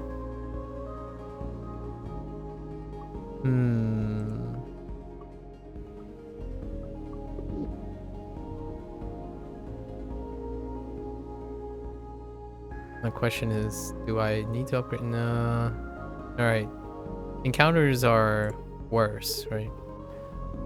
Ow! My brain! Ah, you all again. An extra planar being. Neat! Okay. I think we're gonna take the ephemeral blast again. Alright, same deal. Right, same deal. Let's go after the elite for an artifact. If I don't use up our evasion, I can use it later too. Oh, thank you, Riggs.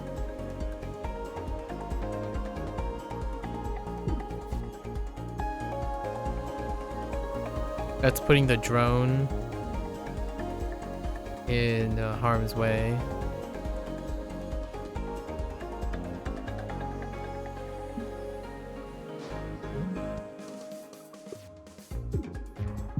Ow. Oh.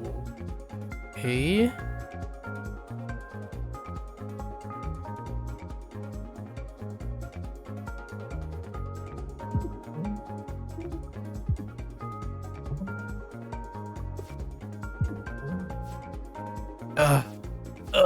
The garbage. So much trash.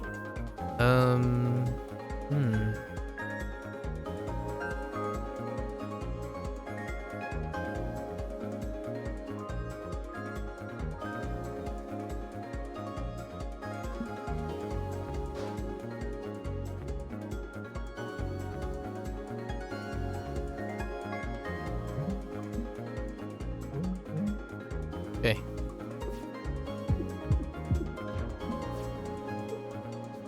Stop giving me your garbage, please.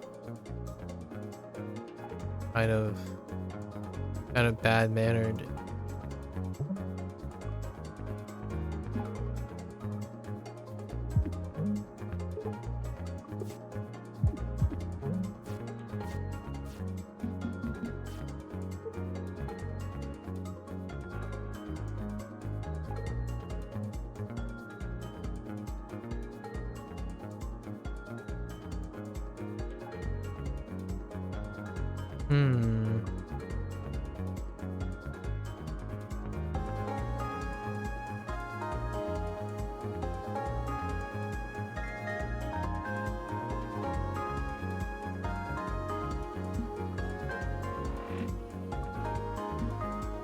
Oh, come on. That's not how I thought that worked.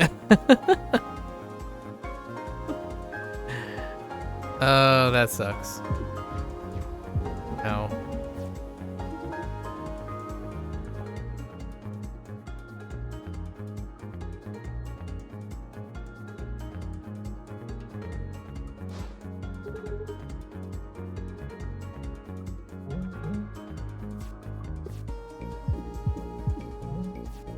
This is kind of tough, because you can't shoot through your drones.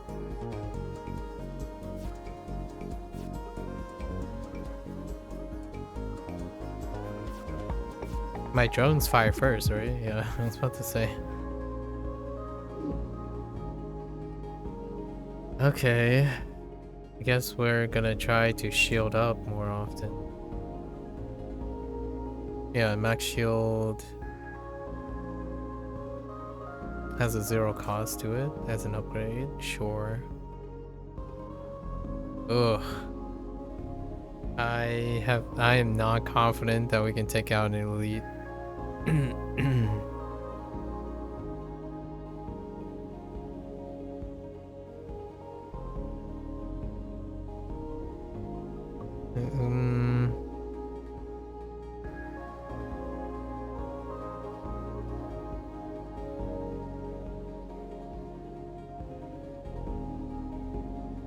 Yellow. What the heck, minefield? Destroying it will damage its destroyer for 2.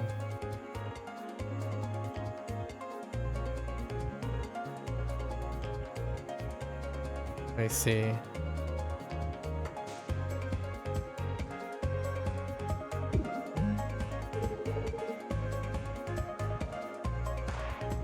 Is it though? Is it helping?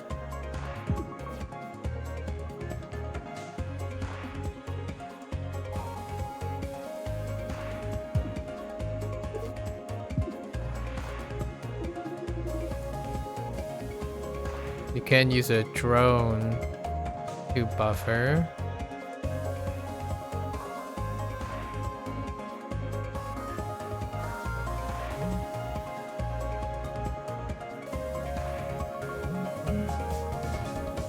Have the drone take... Does the drone fire first, though? Oh, you butthead! Wait.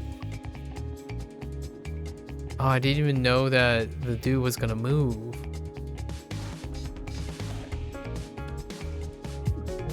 That was uncalled for.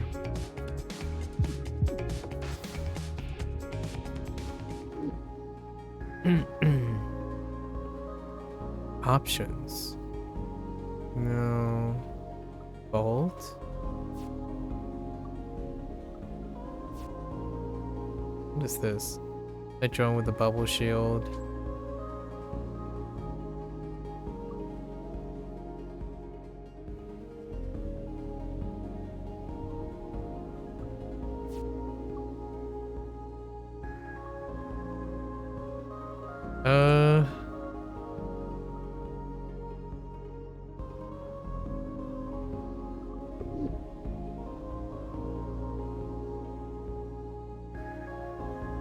Nah.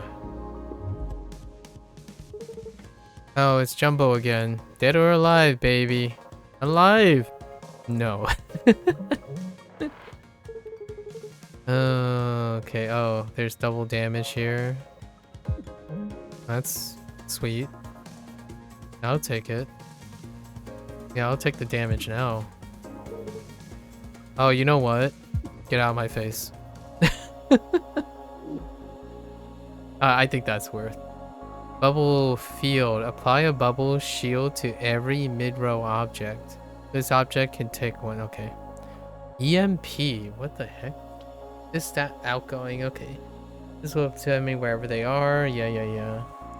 Total stun. Cancel every single intent on the enemy ship. Instantly ends your turn.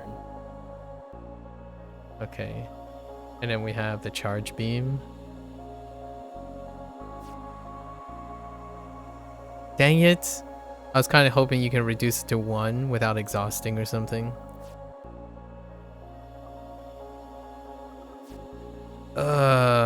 A charge beam is fine actually, because we're gonna delay the game, right? So I think we'll take the charge beam. This is pretty good though. And we're gonna go the drone route.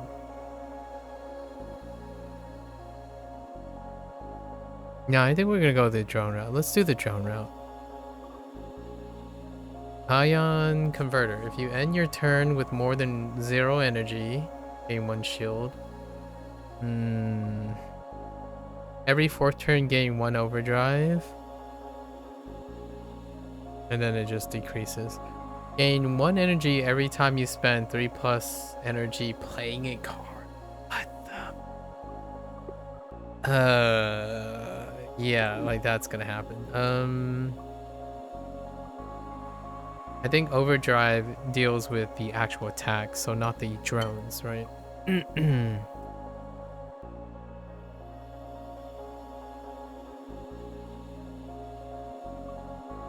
That's not worth, man. Oof, that was not worth. It says gain 1 energy every time you spend 3+ energy, right? So you know, we're gonna take a gamble, right? And hope for energy. Hope for like big cards. Actually,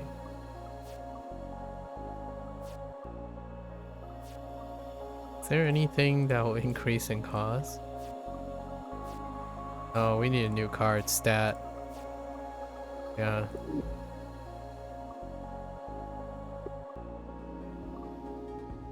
Every 4 Isaac cards played. Isaac, okay. Gain a bubble.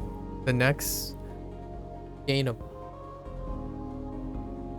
bubble on what?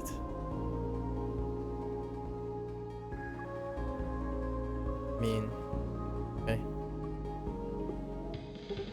Hello there, Cleo. In front of everyone. Oh. Oh! Oh! Wait. Are you saying... Interesting. Oh, we don't get a new card. Oh, okay. Not offered. Just kidding.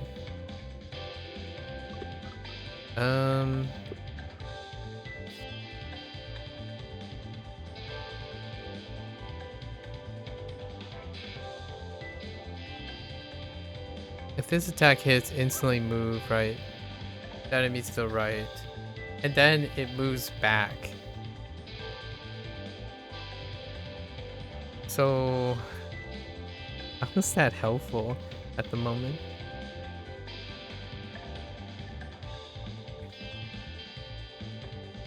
Oh!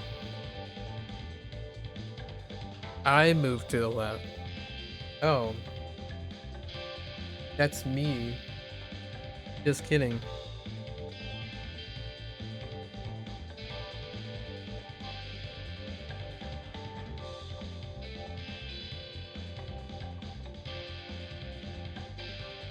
That's me moving. So we move in opposite directions. I see. Yeah. Does flipping help? It can kind of help.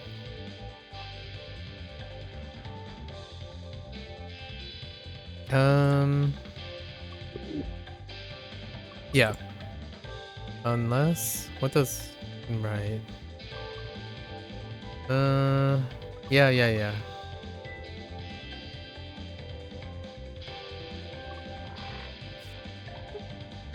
Rad. Neat. Let's take on another one. Drake, huh?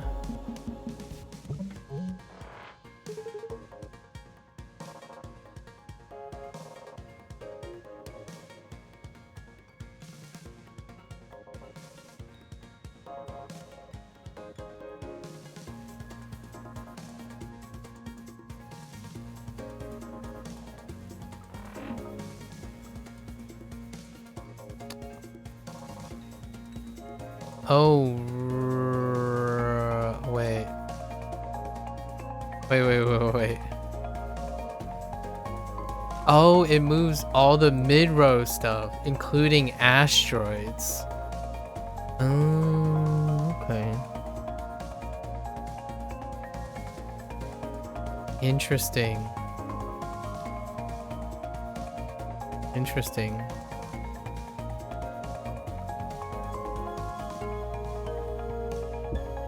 I'm gonna remove these asteroids so I can deploy in the future.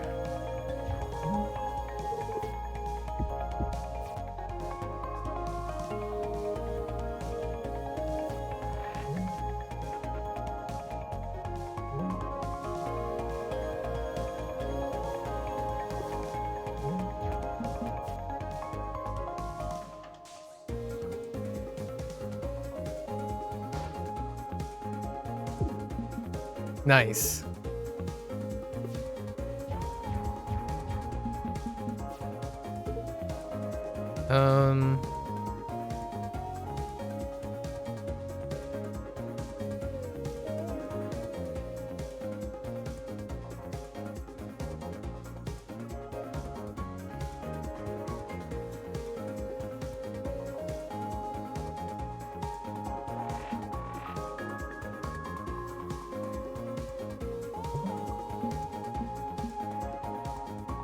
Okay. Oh, this is such a different feel, man.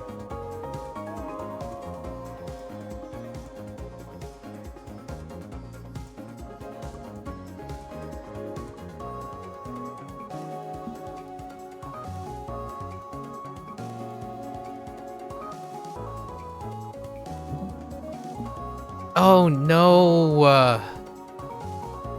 I meant to hit this arrow. Dang it. That's kind of annoying. I hit the wrong arrow.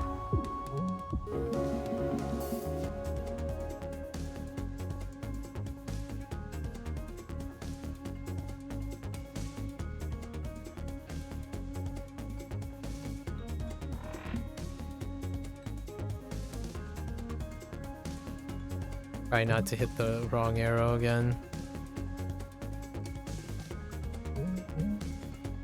Dang it. I was trying to avoid that.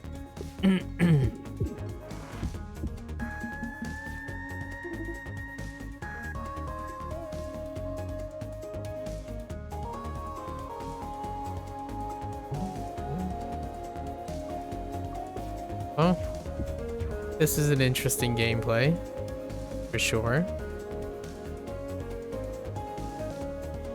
So I need more movement.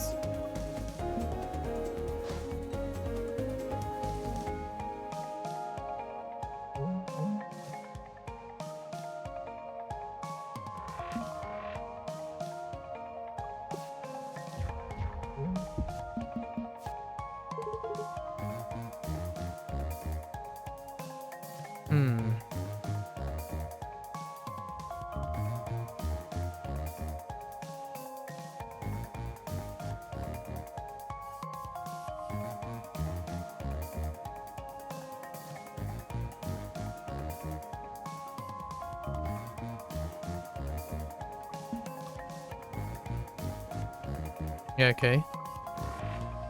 Oh. Oh.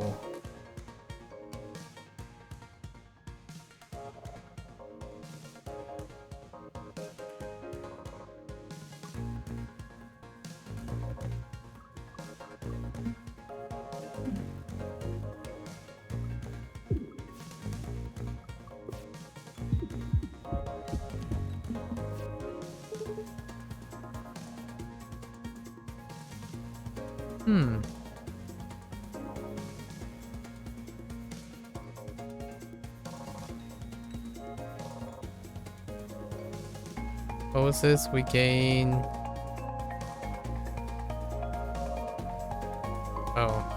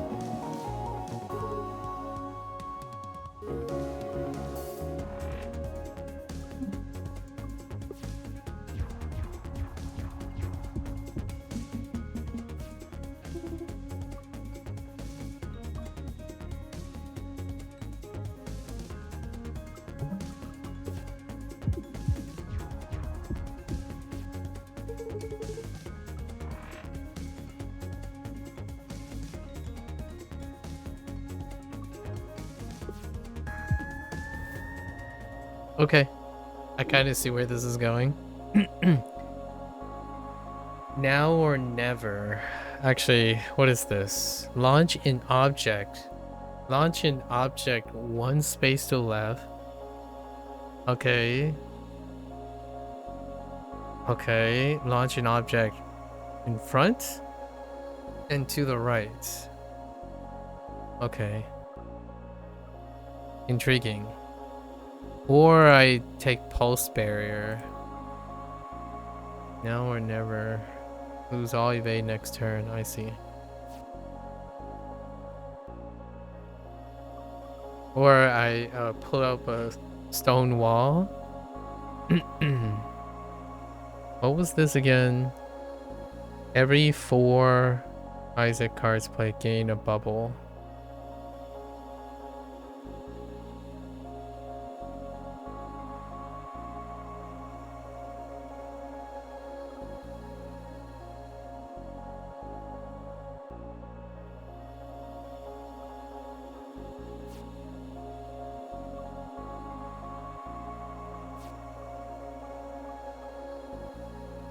I'm looking for either 3 cards. So we're gonna take the pulse bearer.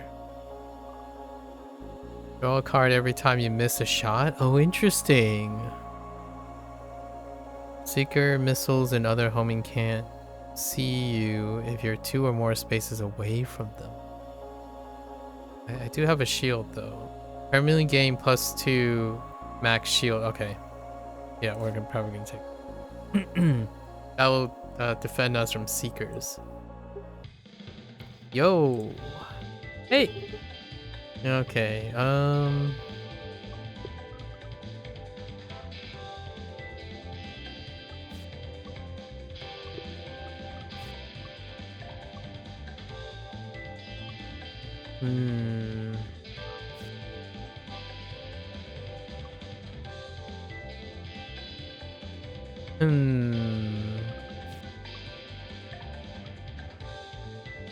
I only have one attack android.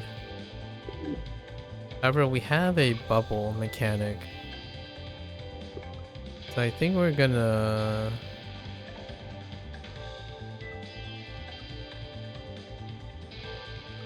get these off the ground.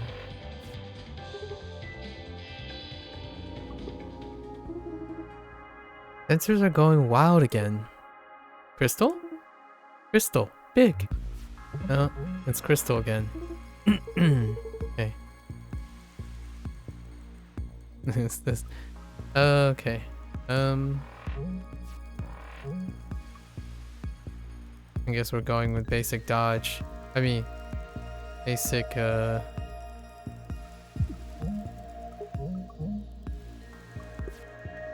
defense.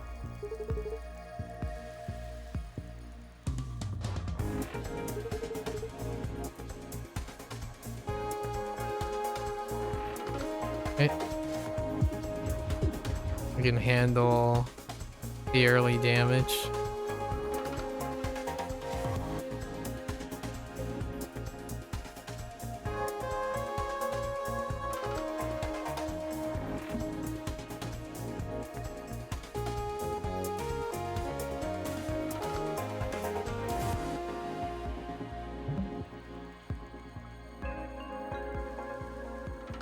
I'm a goofball. That's fine.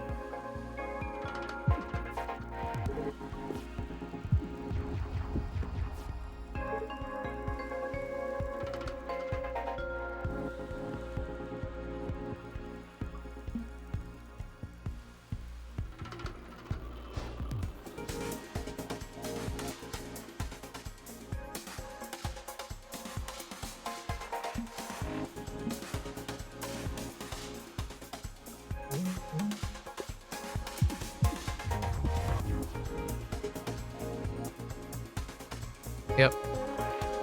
This is the way.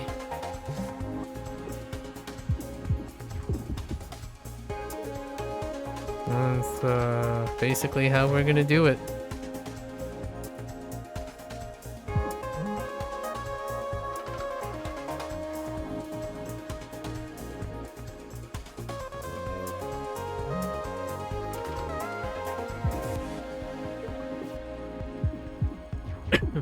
Hmm. Oh boy.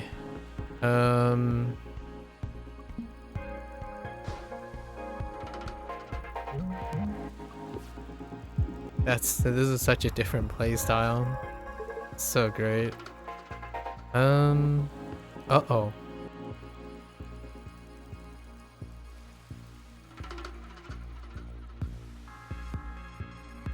Hmm.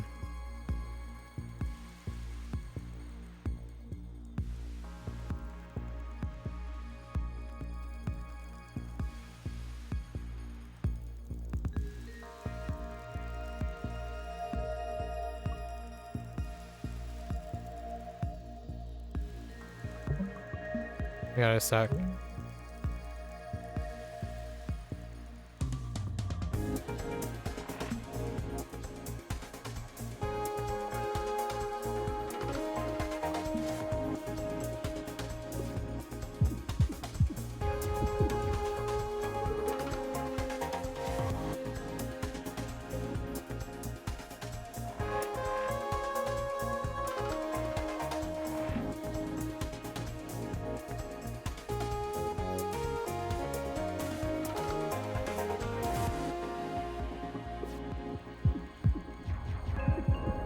Ugh. Send help. Oh no.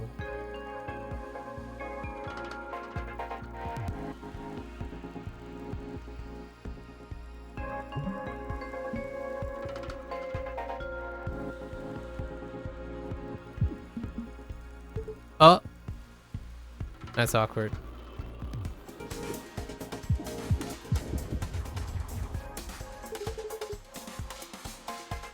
Oh boy.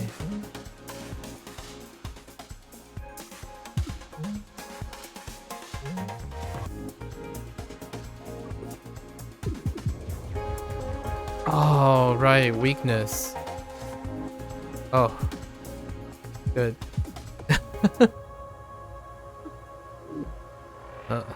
Alright. Well, we got most of our haul back. Second option's shield gun. Corrosion beam might actually do the trick here. Hmm.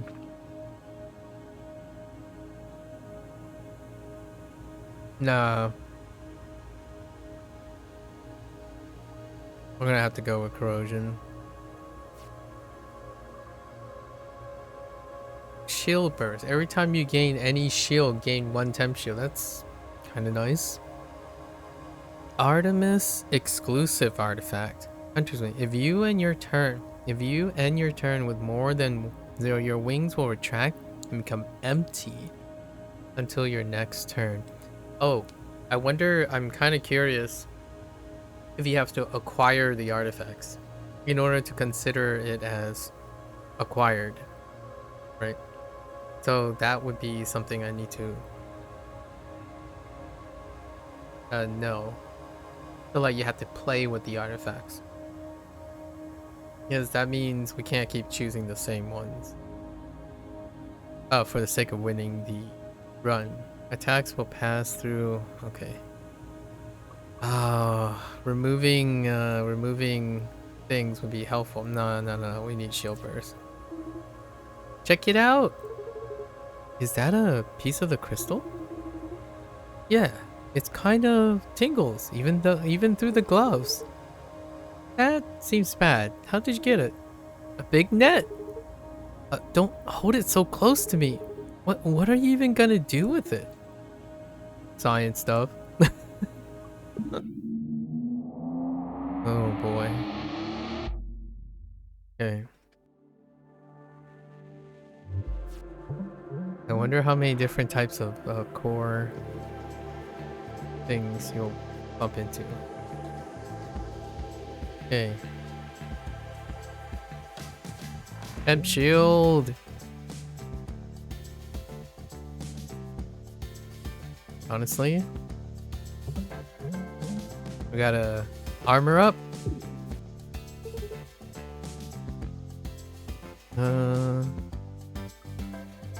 Corrosion. Temp shield. Oh, you could. Oh, your shield gun can use temp shield, right, to count as a damage thing. So that's fine too.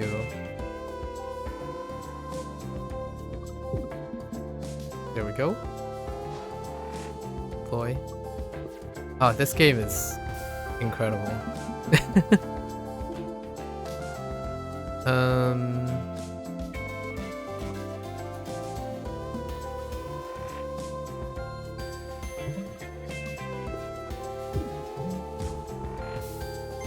I guess we're playing the corrosion and we're playing the corrosion and shielding with drones.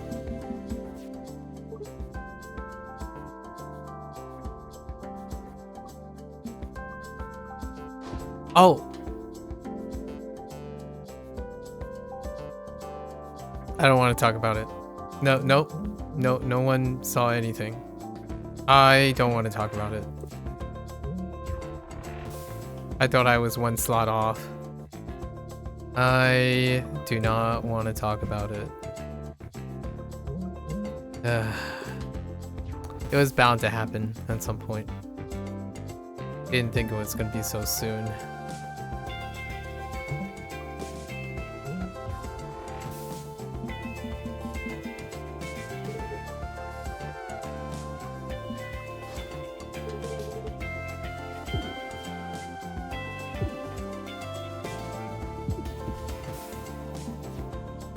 Bubble is strong. Bubble is very strong.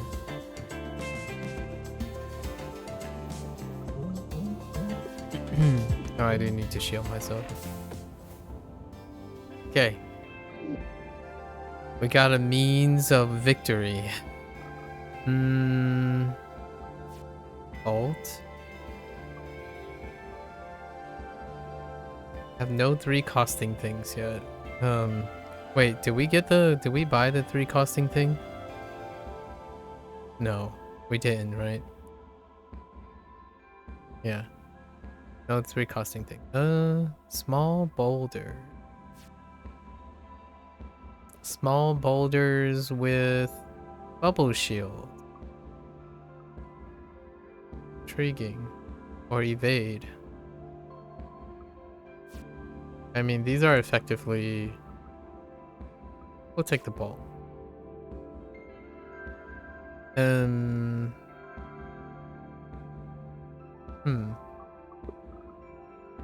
Upgrade-o. I don't think we have anything too big of an upgrade. Maybe like pulse barrier to set up faster. Or we go for an extra artifact. I feel like we can go for an extra artifact. I don't like these. They said...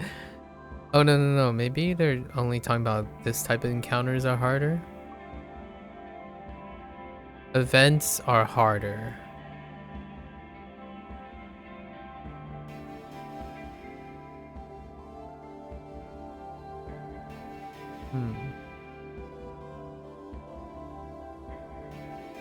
I kind of want another artifact though. Whoa, you look interesting.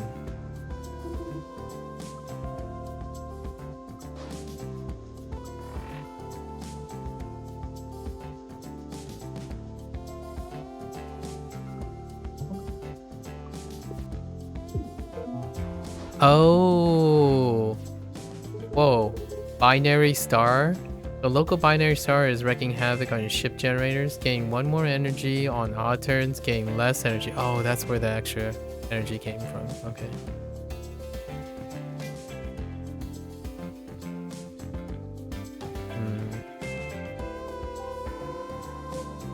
What are you? 3 damage? Does this shoot the own thing? I can't hit the dude.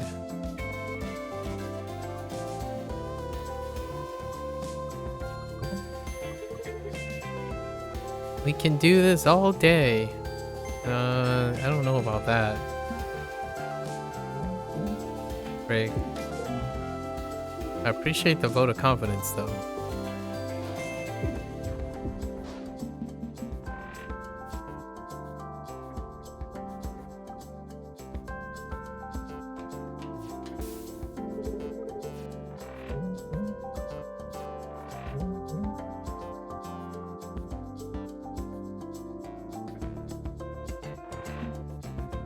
Oh, right. It shifts missiles, too. Okay.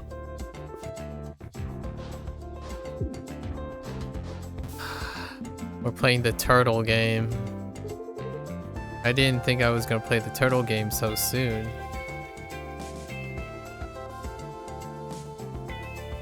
Oh, intriguing.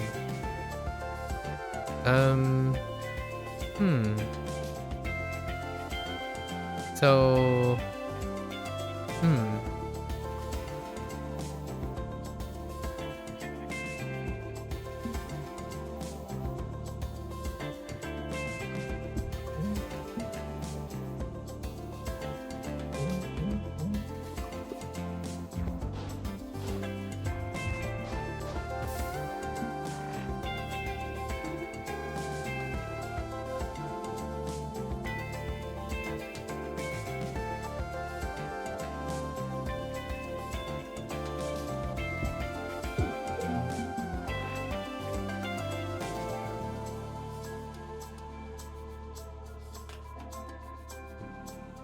oh, that's gonna hurt. Yeah, we can't deploy.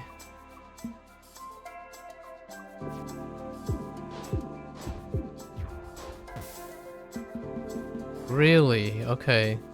So it doesn't fire... okay.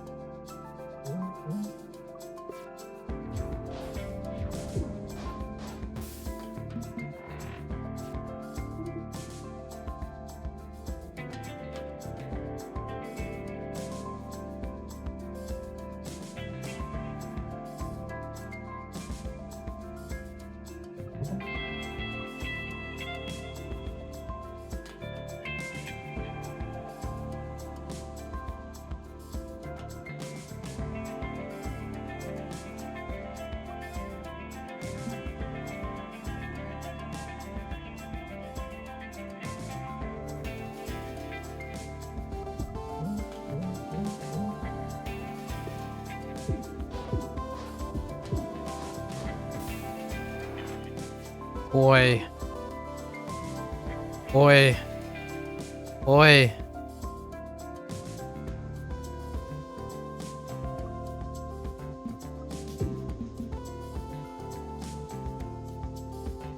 Three damage.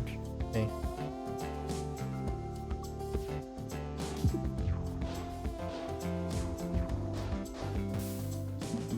Listen, can we talk about this? How come you get to move so well?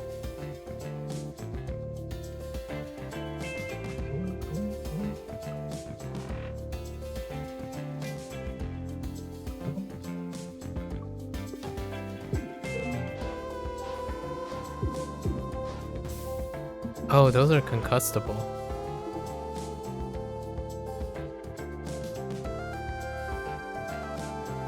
I still don't know what happens if you move. Oh no, it moves the entire row. Never mind, just kidding.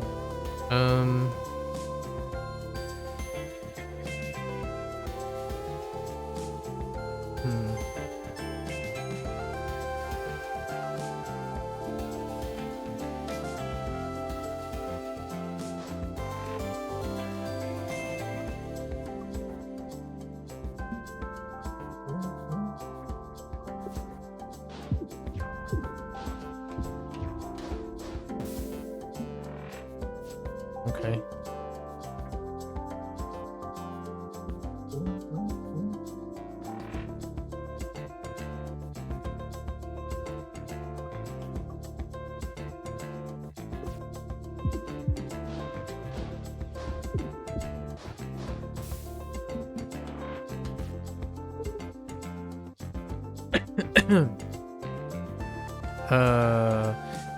Darn you.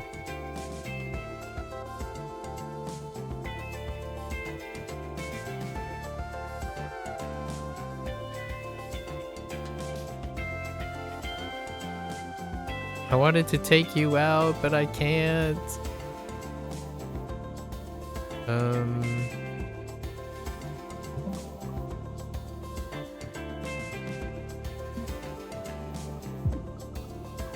Fire first, right? Wait. How did that not do any damage? The one drone attacked for 0. Quick thinking. Oh, that's a different thing. I was thinking of think twice. Stun shot.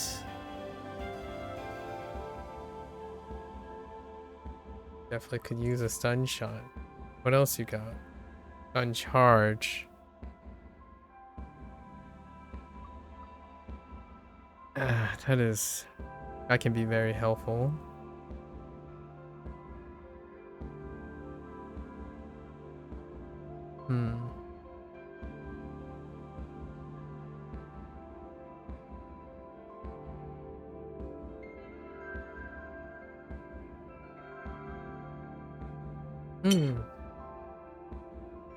Just kidding. The artifact's up here. The energy refund is up here. My bad.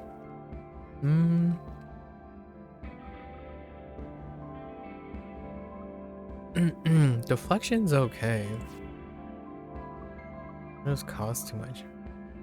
I would totally take an upgrade to a 3 cost at this point. I think Sunshot is probably something I have to take. I guess we're greeting. Is anyone else getting a really bad headache? No, it's from that high-pitched static. What is that? Oh. It's our friend again. Obtain 2 Dizzy cards, 2... I guess we're gonna YOLO 2 Isaac cards. Sure. Gain 1 drone shift. Gain 1 drone shift. You're currently preventing... Okay. And 2 pebbles. Okay. They can throw pebbles out. Sure. Launch an object from your... Okay. So we got missiles. Oh. We get to pick a card. What?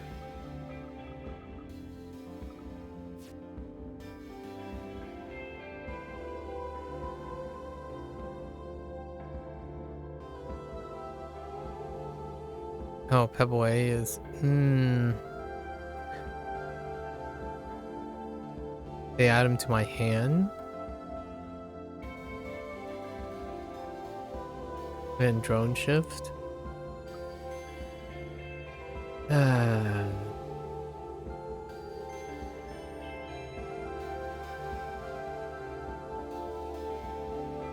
I'll take it. Huh, cool. Injury readings are back to normal. Oh, I was kind of lame. Kinda lame. Alright, we're going. Crystalline offshoot. Okay.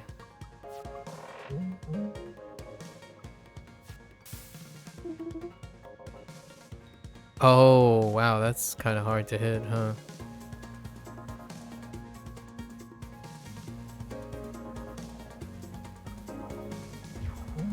It's fine.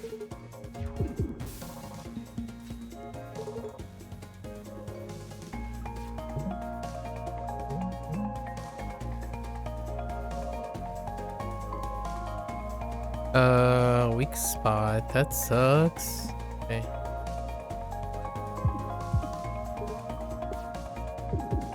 No.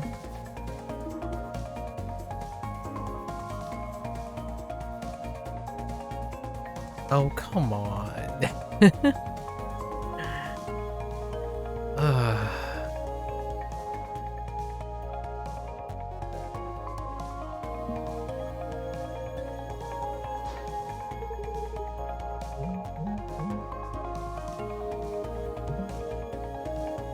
in order to keep the drone safe. Really?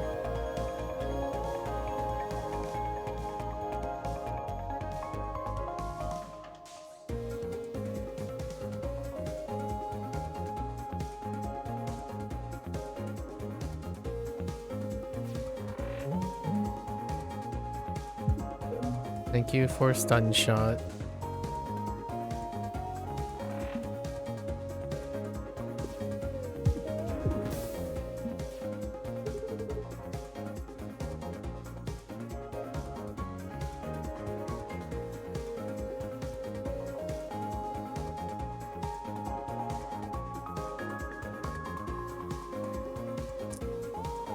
Ugh. Ugh. Okay.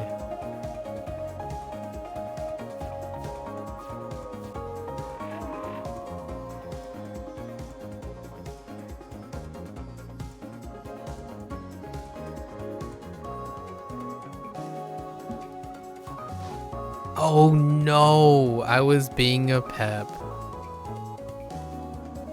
It's being launched out of the missile bay.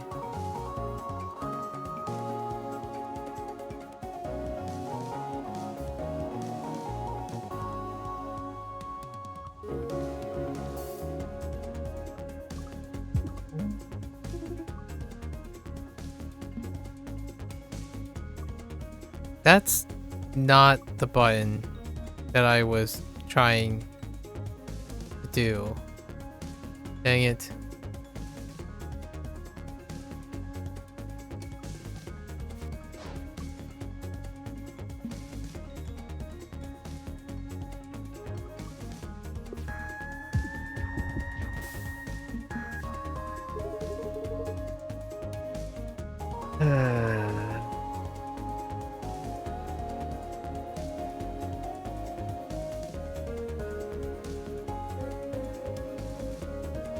Can't move anymore. No, not using that.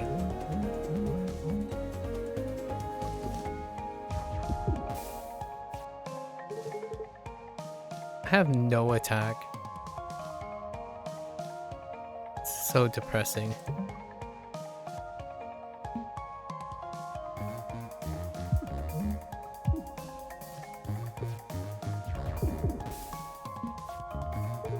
The corrosion does more than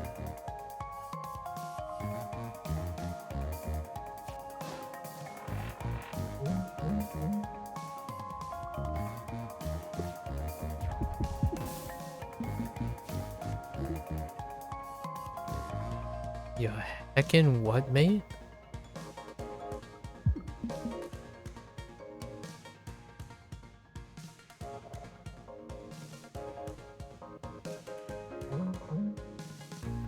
Oh, I could have shifted and then deployed it.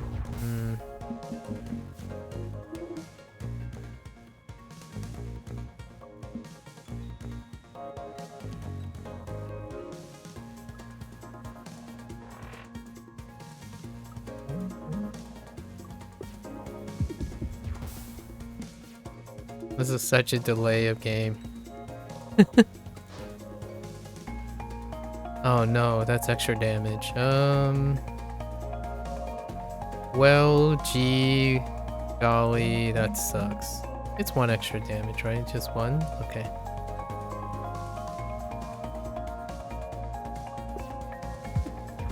Ow.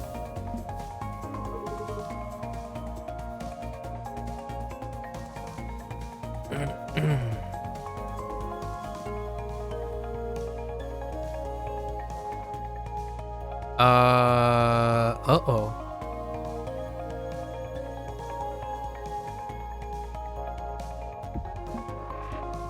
That's not, oh, okay, that's fine. Oh my gosh. Striker, wait, what is this? Payback. Whenever the ship is hit, it immediately shoots a 1 damage attack. Interesting. What is this? Striker Squadron. Launch an object one space to the left of it. Attack drone. Shoots a less energy gain next turn.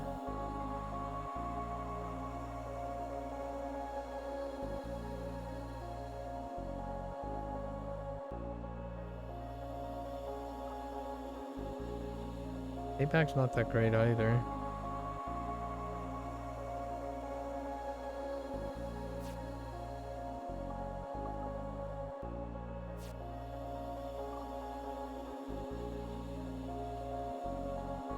Adaptive plating. You may remove.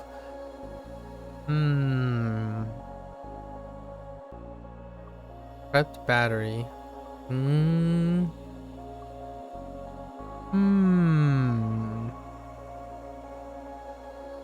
Yeah, we gotta do this. On our way down there. Sir Ratso. Wait. That can't be a... There's no way that's a Ratropolis thing, is it? No. It's fine. It's a coincidence that they chose a rat and themed it in a feudal time thing, right? Maybe not. You there. Halt thine astral stallion. Hang on. Is my auto translator broken? Nay, this is just how I talk. Ah, I see. Prepare for glorious combat. You got it, boss. Alright. Wait, what's happening? What say we make this an honorable duel? I shan't target thy weak points if you die not to target mine. Fair enough. Wait. Does that include my drones? I guess we'll find out. Target the brittle part. Double damage. No. Isaac. We're being honorable here, Isaac.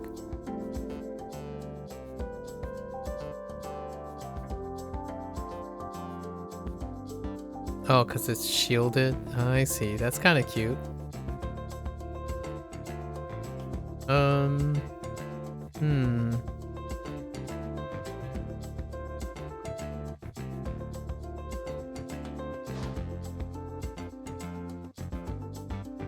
I don't know if this is dishonorable.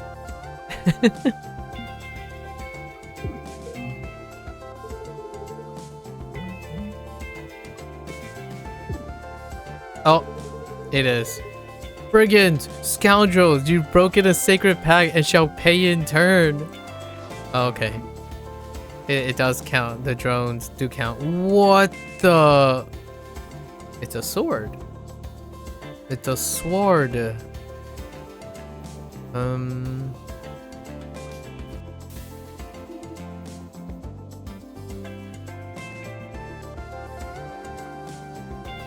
We're gonna have to sack the drone.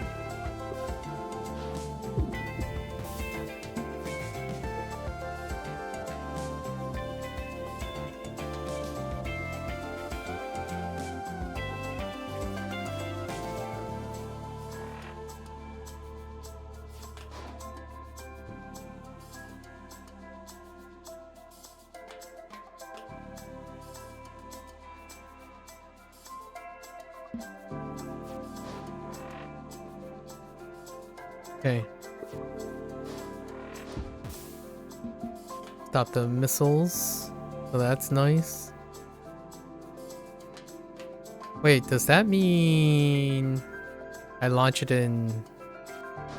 okay, yes. It does mean that.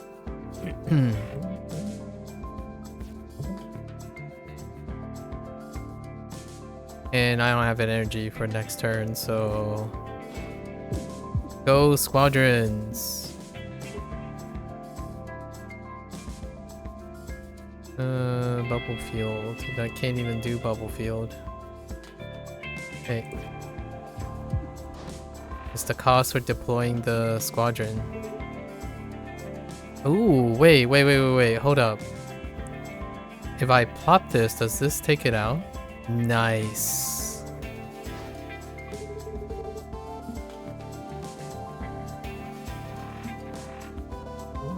Oh, I'm beginning to like this.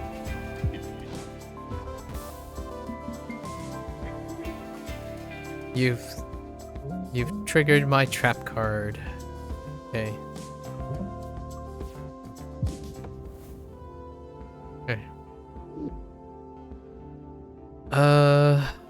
Another no, we don't need a scatter shot. I mean, scatter shot's pretty good.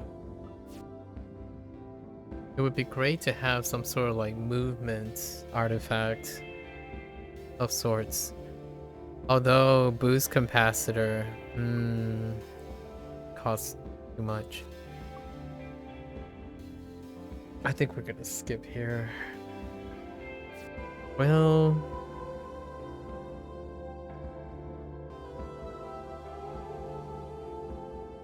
this goes up to oblivion though. So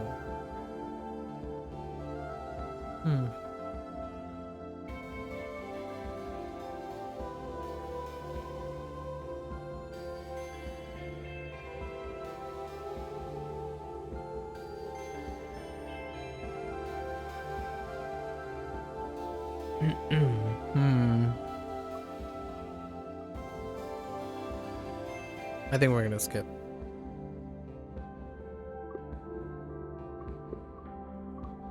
Isaac, drones that attack the enemy ship pierces. Nice. Oh. Yeah, let's do piercing on drones. 8. So, we're gonna remove 2 cards. Basic shots. Okay. What does that mean? The enemy is going to attack you. Okay.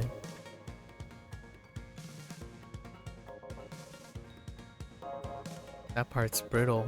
Interesting. Rogue Starknuckle. Starknuckle. Oh, I get it. Starknuckle. Makes sense.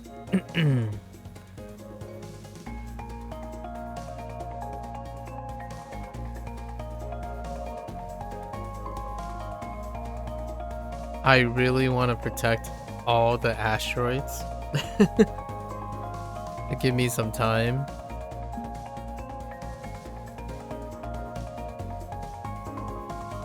Wait. Aha! I made it work.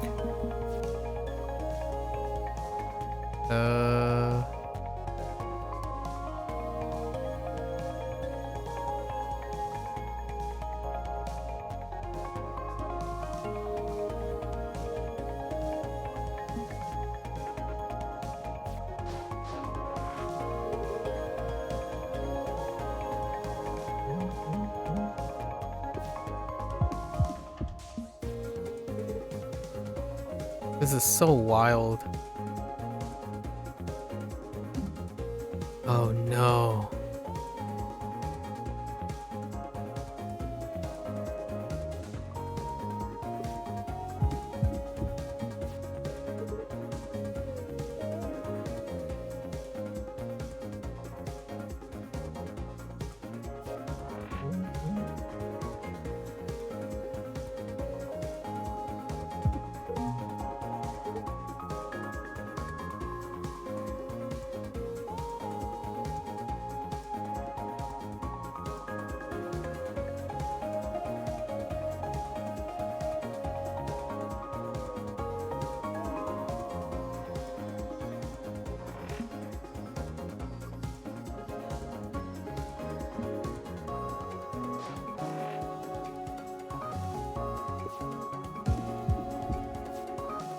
Abyssal Vision? What the heck does that do? Playing will remove this card for the rest. Oh, heckin'. Oh, that's kind of neat though. It's thematic. I like the theme.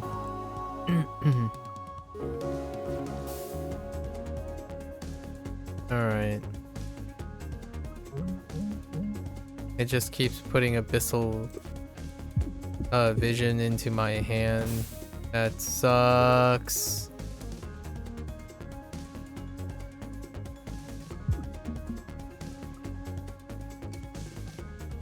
That sucks. Then help.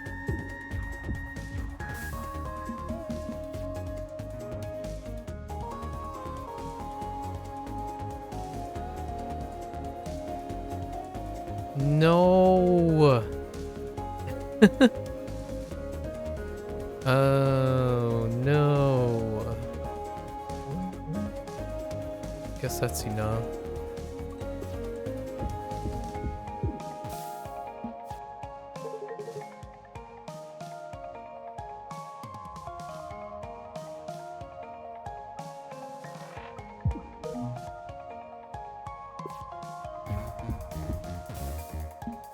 Miss, what the?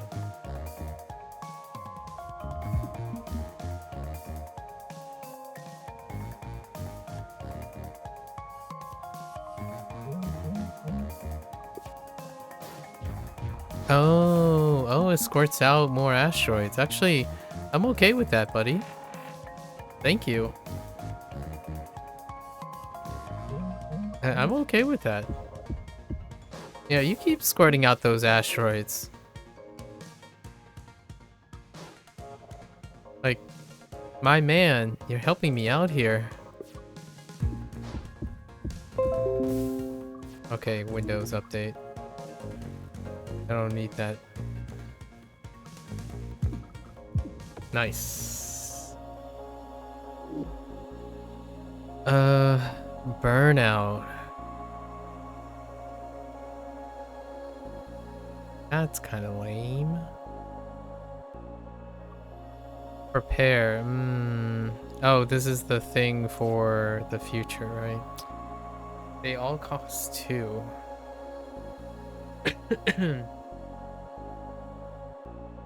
Yeah. I'll take it. I can see myself using it. Draw 2 cards on the first turn. Once per turn. Oh, rebound. 1 random enemy part is made brittle at the start of fight. The part is not marked as brittle until it is damaged. Intriguing. I don't think there is an amount of drawing that really helps out. I guess we're going for the long haul.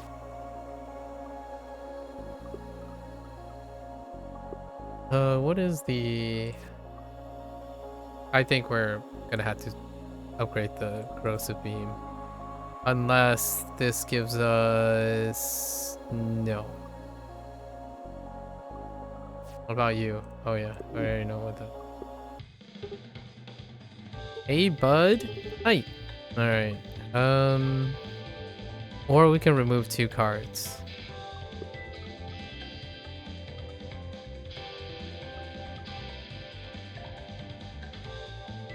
Nah, I think we need to upgrade the corrosive beam.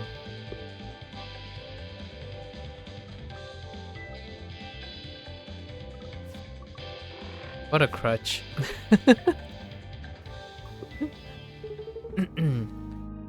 Hey, it's Evil Riggs again.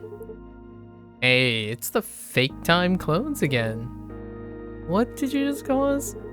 Stand still, just like that. I'm lining up my cannons. Oh boy, here we go again. Wow. So I guess we're just gonna take the front hit right away, right? Yeah.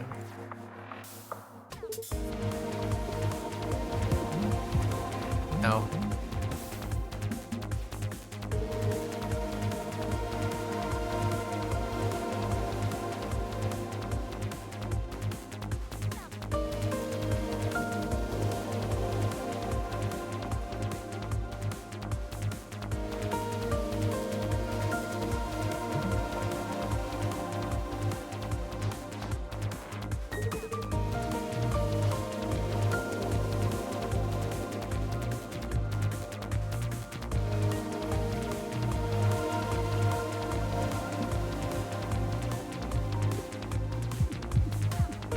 Oh yeah, that's right. My drones have piercing. That's right. My drones have piercing. Ah, no. I couldn't shield them because of... I can squad.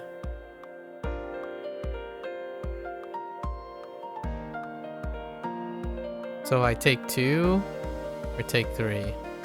Gee, what a choice.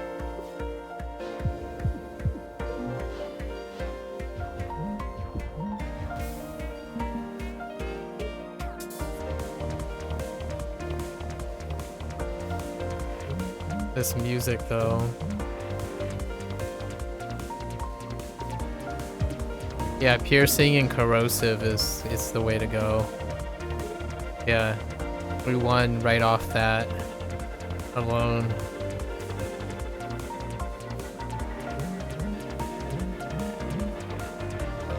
Oh, it protects the missiles too. Oh, that's awkward. I totally didn't consider that. It's fine. Get wrecked. What? Wait, did it just shrink? Oh, no, no. We have think twice. Wait, what was meiosis again? At the start of your turn, lose 1 shield and gain twice as much.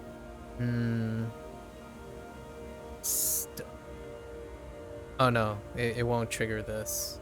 Right, yeah. It's every time we gain shield. Gain 1 stun charge every turn. Oh, we can't even play that. There's just no way. I'll go think twice. Salvage arm. Gain 1 energy every time you destroy a mid-row object. Every time you destroy a mid-row object. Gain 1 extra energy. Oh no, it's the dirty engine. What is this? Gain 1 evade. You can no longer have more than 3 evade at a time.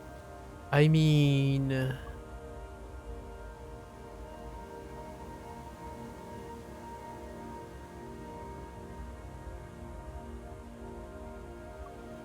I don't think we're gonna get too much value out of this.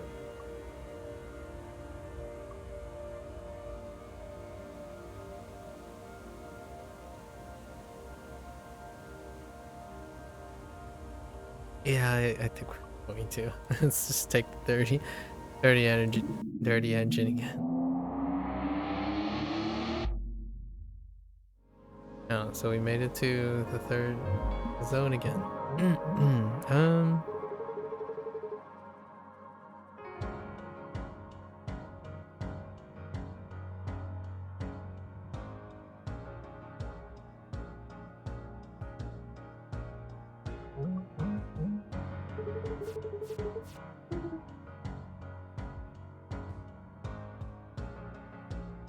Oh,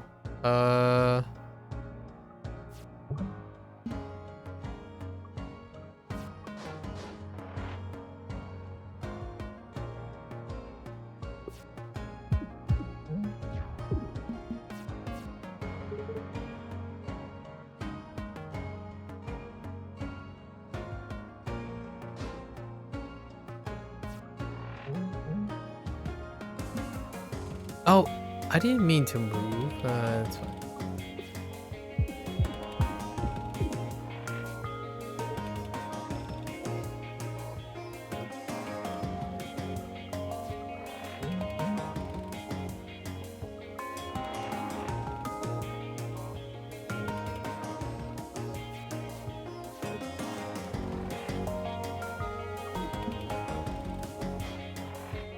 Aha!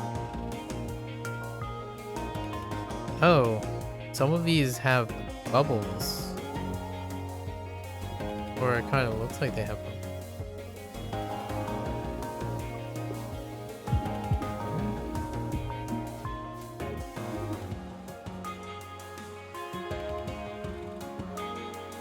Oh, prepare is good. Prepare is good for this setup. Gunshot is pretty good too.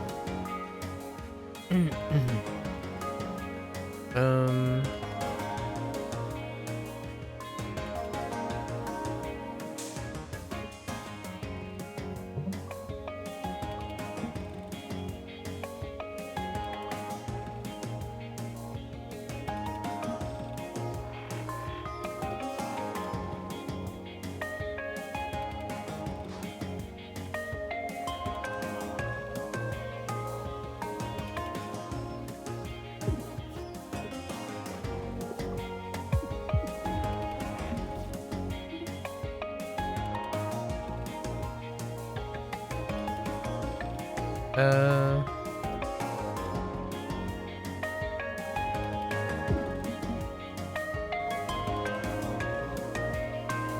that's awkward.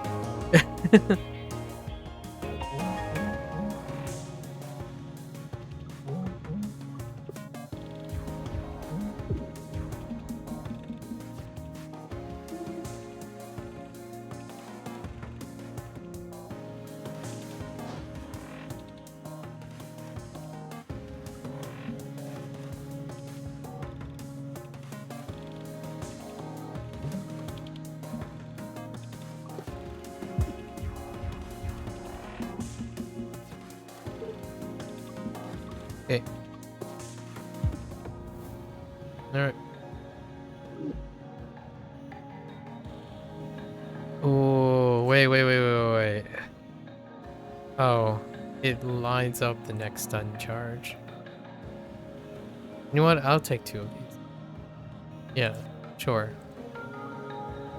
If we can upgrade them to have bubbles, I think we're gonna be fine.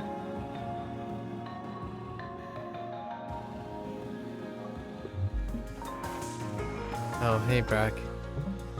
Ooh, you have only shields, my man. That's I'm sorry to.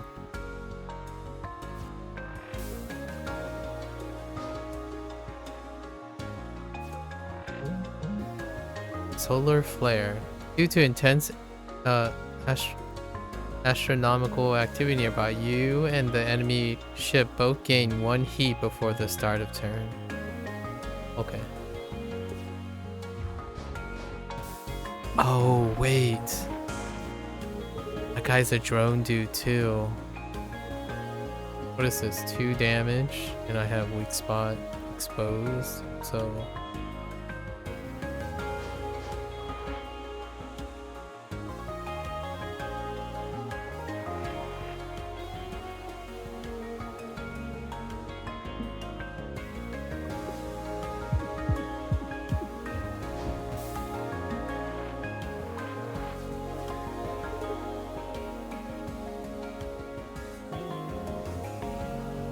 Get wrecked. Oh, it also... it's fine.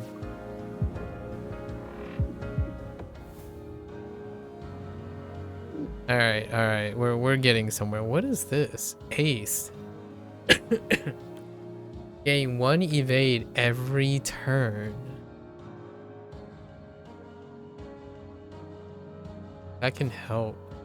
Oh, and you can reduce it. That's a good setup. Well, we'll take that. Oh, and it costs 3. That's our first 3, actually. Bet you won't let us shuffle all your ship parts. So, what the? Please don't. It'll be fun. Nah. You really think this corrupt layout is optimal? Oh my gosh, I just got a meta cut. And then we're definitely going to reduce the cost of something. Or we can double up on Squadron.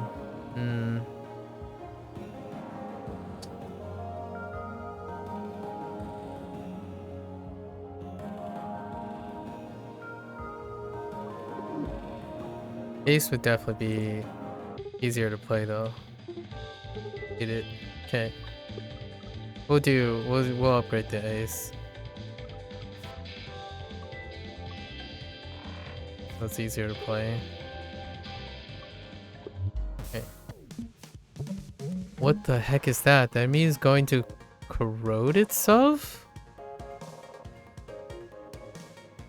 Oh, that's interesting. Rusting Colossus.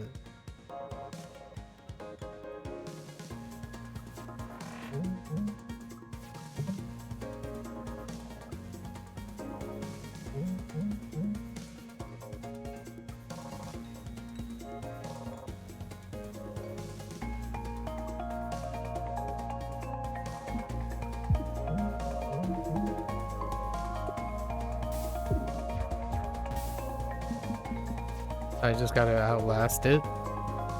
Maybe.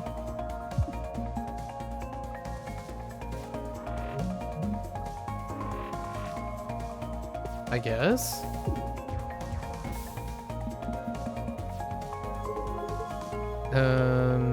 Hmm.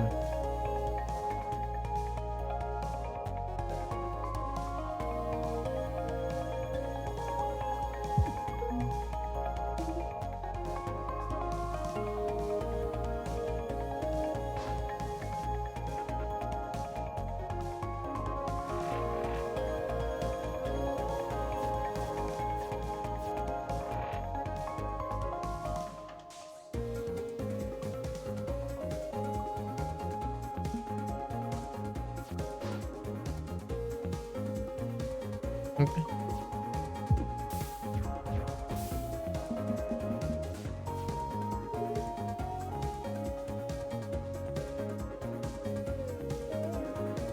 That's awkward.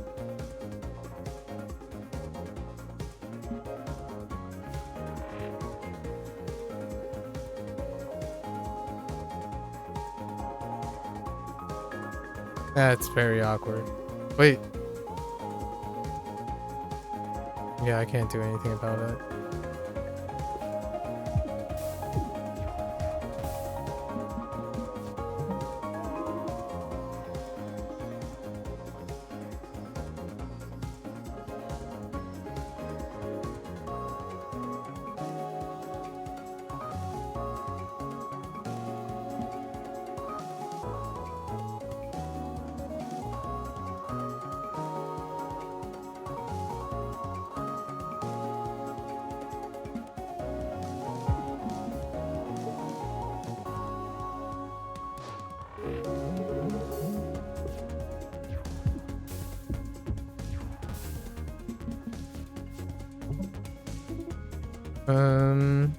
Hmm.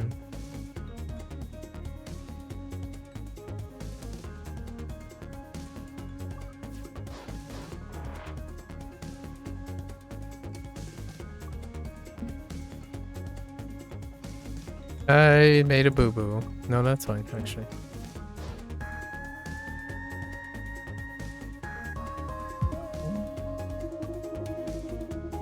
The best defense? Well, no. The best defense is a really big shield, but the second best defense is a good offense. I'm not feeling so great about my offense right now.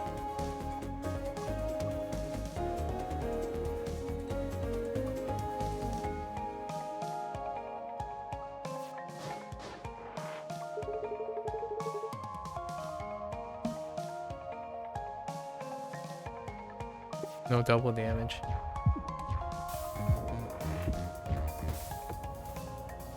Okay. Well, that was an interesting ship. Selective memory. Choose a card in your draw pile, put it into your hand. That's actually not bad. Can I get rid of the choose a card?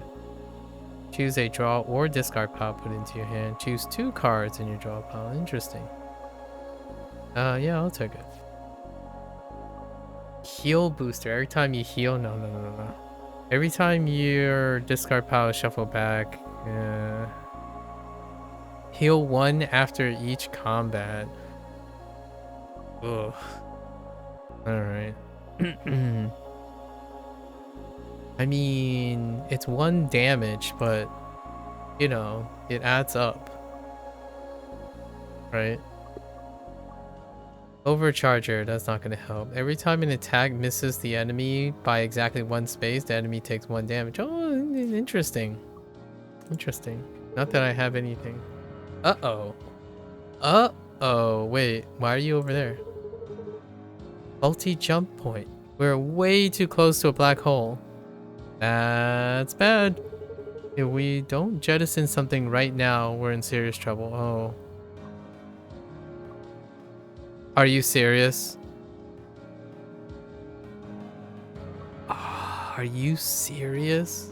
Alright, I guess we're jettisoning the... I wonder if this is what my drones feel like.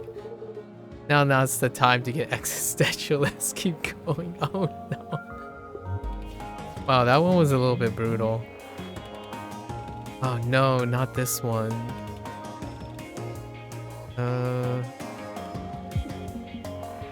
We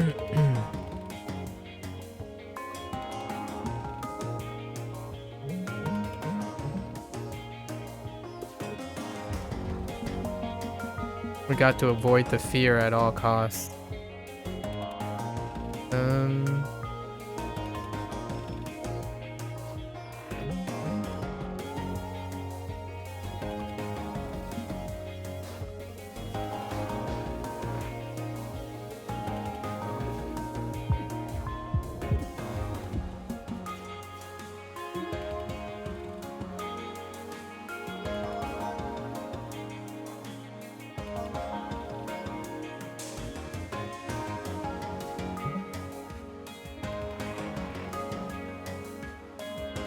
Okay, that's fine. Oh, that's a weak spot. Okay.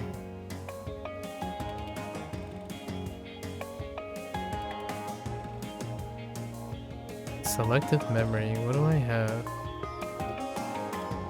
Oh, I lost my, right.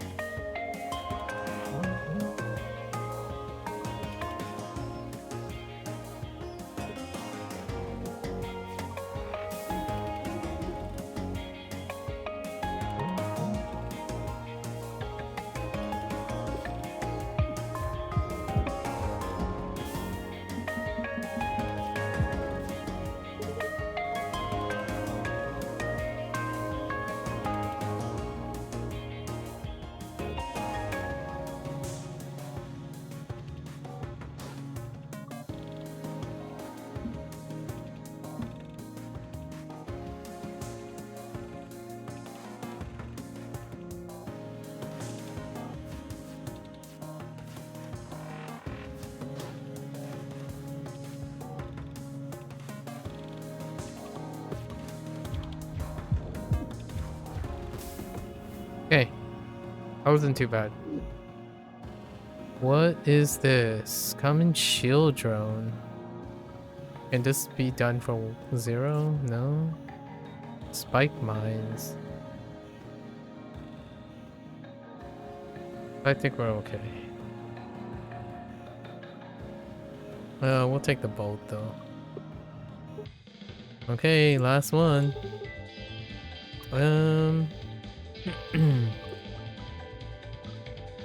Something to upgrade.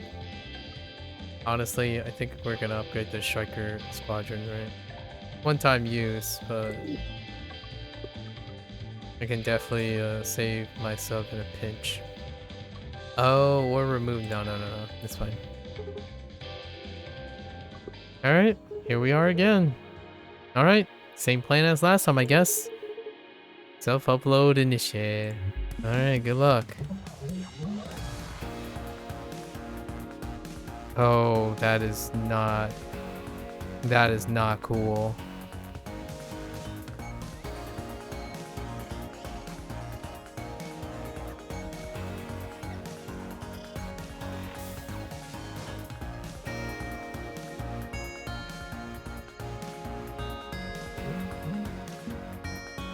Okay. We're taking the upfront erosion, right? Selective memory.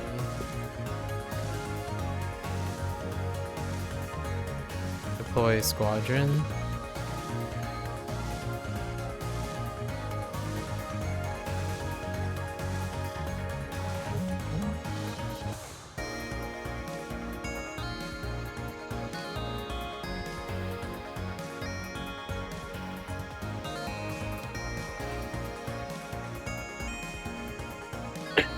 What else can I select?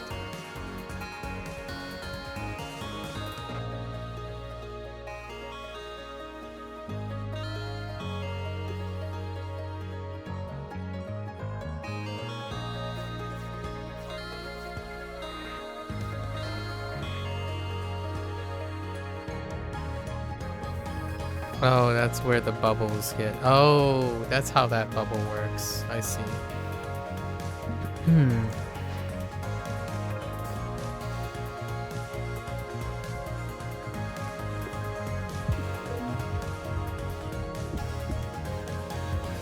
Oh, that's concussive. Concussible.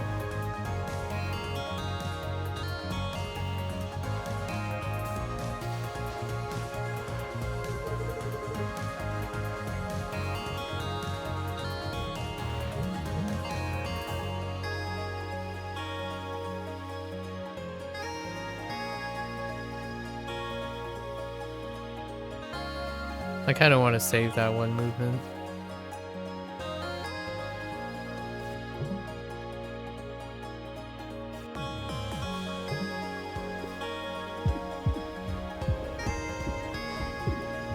Okay.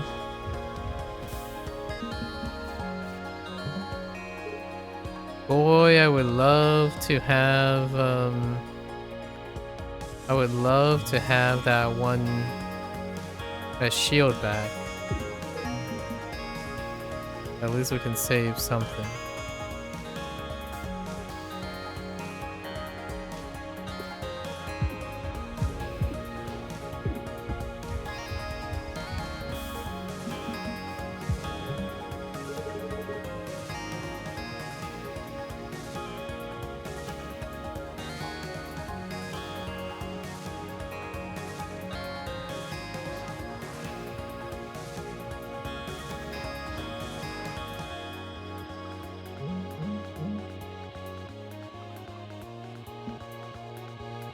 Okay.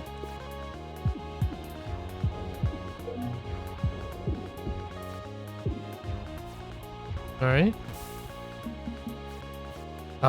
Yeah. That lineup though.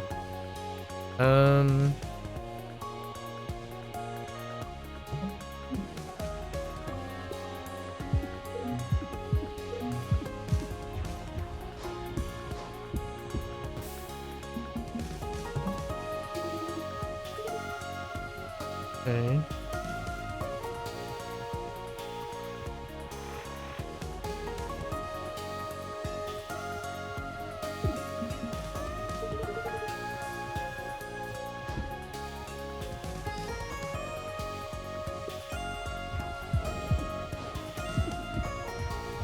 Didn't save all my drones. Okay.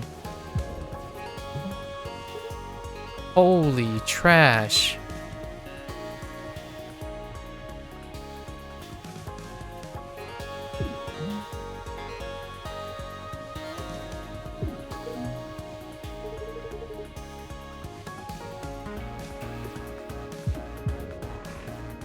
Easy clap. Nice. 2 out of 2. Heart was okay. You are growing stronger. Who shall it be this time? Riggs. Alright, Riggs. Hey, I can get a burger and large soda? Can I get a burger and large soda? Just in this realm, all things are possible. Wow. Alright, I'm gonna head out. Do you not have any questions? Oh, me? Nah, all good, all good. In fact, this whole memory thing, I'll pass. If your memories are not restored, you will be severed from the time stream. Oh, that's bad. It is. Oh. New memory, let's see. T98, so the days before. Interesting. Yeah, put that card over here. You got it, bud. Oh wait. T98. Oh, these are different time streams. So it doesn't really matter. It's not like the days within the time stream. What's all this stuff for anyways? We're not allowed to talk about it with you. You shouldn't even be this far into the ship. Well, I'm honored to have finally earned your trust. You haven't. But no one else is certified to drive this forklift. Got it.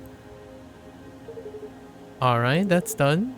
I better head back, headed back. Headed back? Launch request denied. Huh? Dizzy's making tacos tonight. Oh. Stay a few hours. Aww. Oh, that's kind of cute. vignettes. Well, there you have it. 2 out of 2. Not too bad.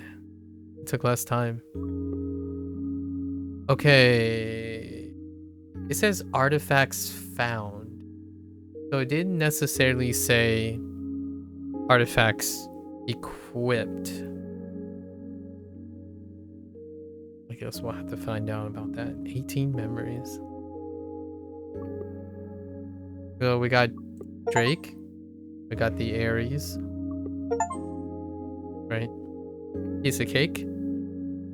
What was this? Guy, you have to use Drake in a... Okay, you have to use Drake in a winning match. What does the Ares have? Sure. Or prep.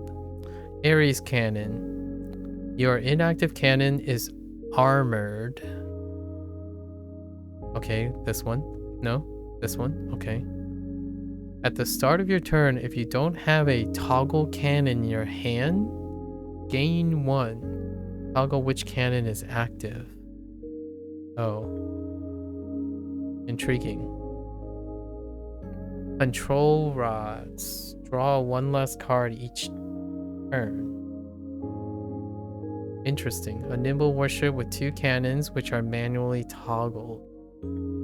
I see. I can fire on the left or the right. Do they do the same amount of damage? I guess one is armored, but the other one is not. Interesting.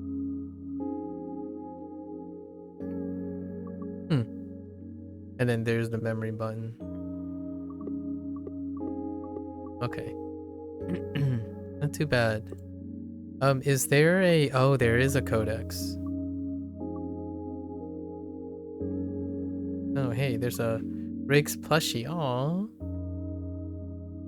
With milk tea. Okay. Codex. Artifacts. Okay. So wait. We can tell that's something I acquired.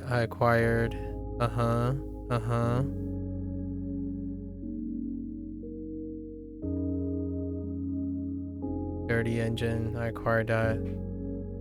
All artifact nodes offer 1 more option. That's part of the ship.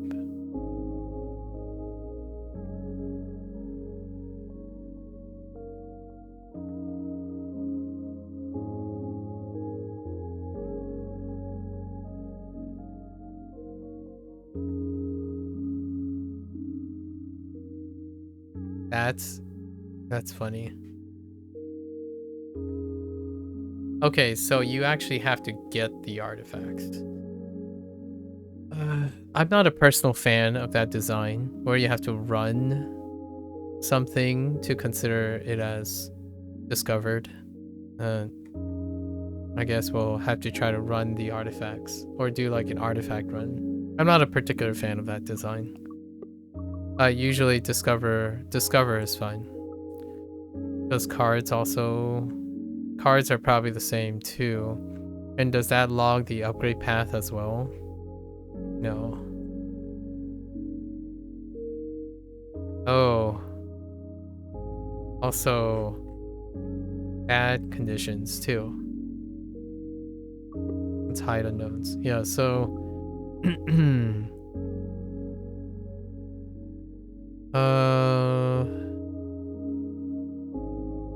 Just checking if it includes... Yeah, so I don't like this design as well. Card discovery, the codex, it has held. Yeah, I don't like held. I think that is forcing gameplay that might not necessarily... I don't like that. Run history. Okay. Logbook. Oh, here are all its card representations, I'm guessing. Oh, and combinations. So these are the combos that we played. Yeah, of the characters. And these are all their cards. Yep. Their specific card pool. Okay. Progress, and then this. Yeah. I'm not sure if I'm gonna go out of my way to do that. However, let's see what you have to do. We do have to recover more artifacts. So to unlock a ship, you have to recover those artifacts.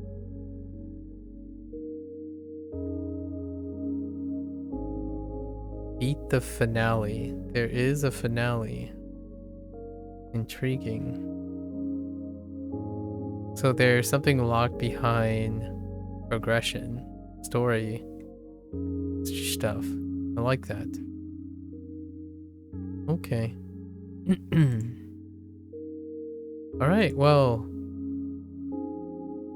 I played. Wow. All right. That's a good. Oh, interesting. Wait a minute.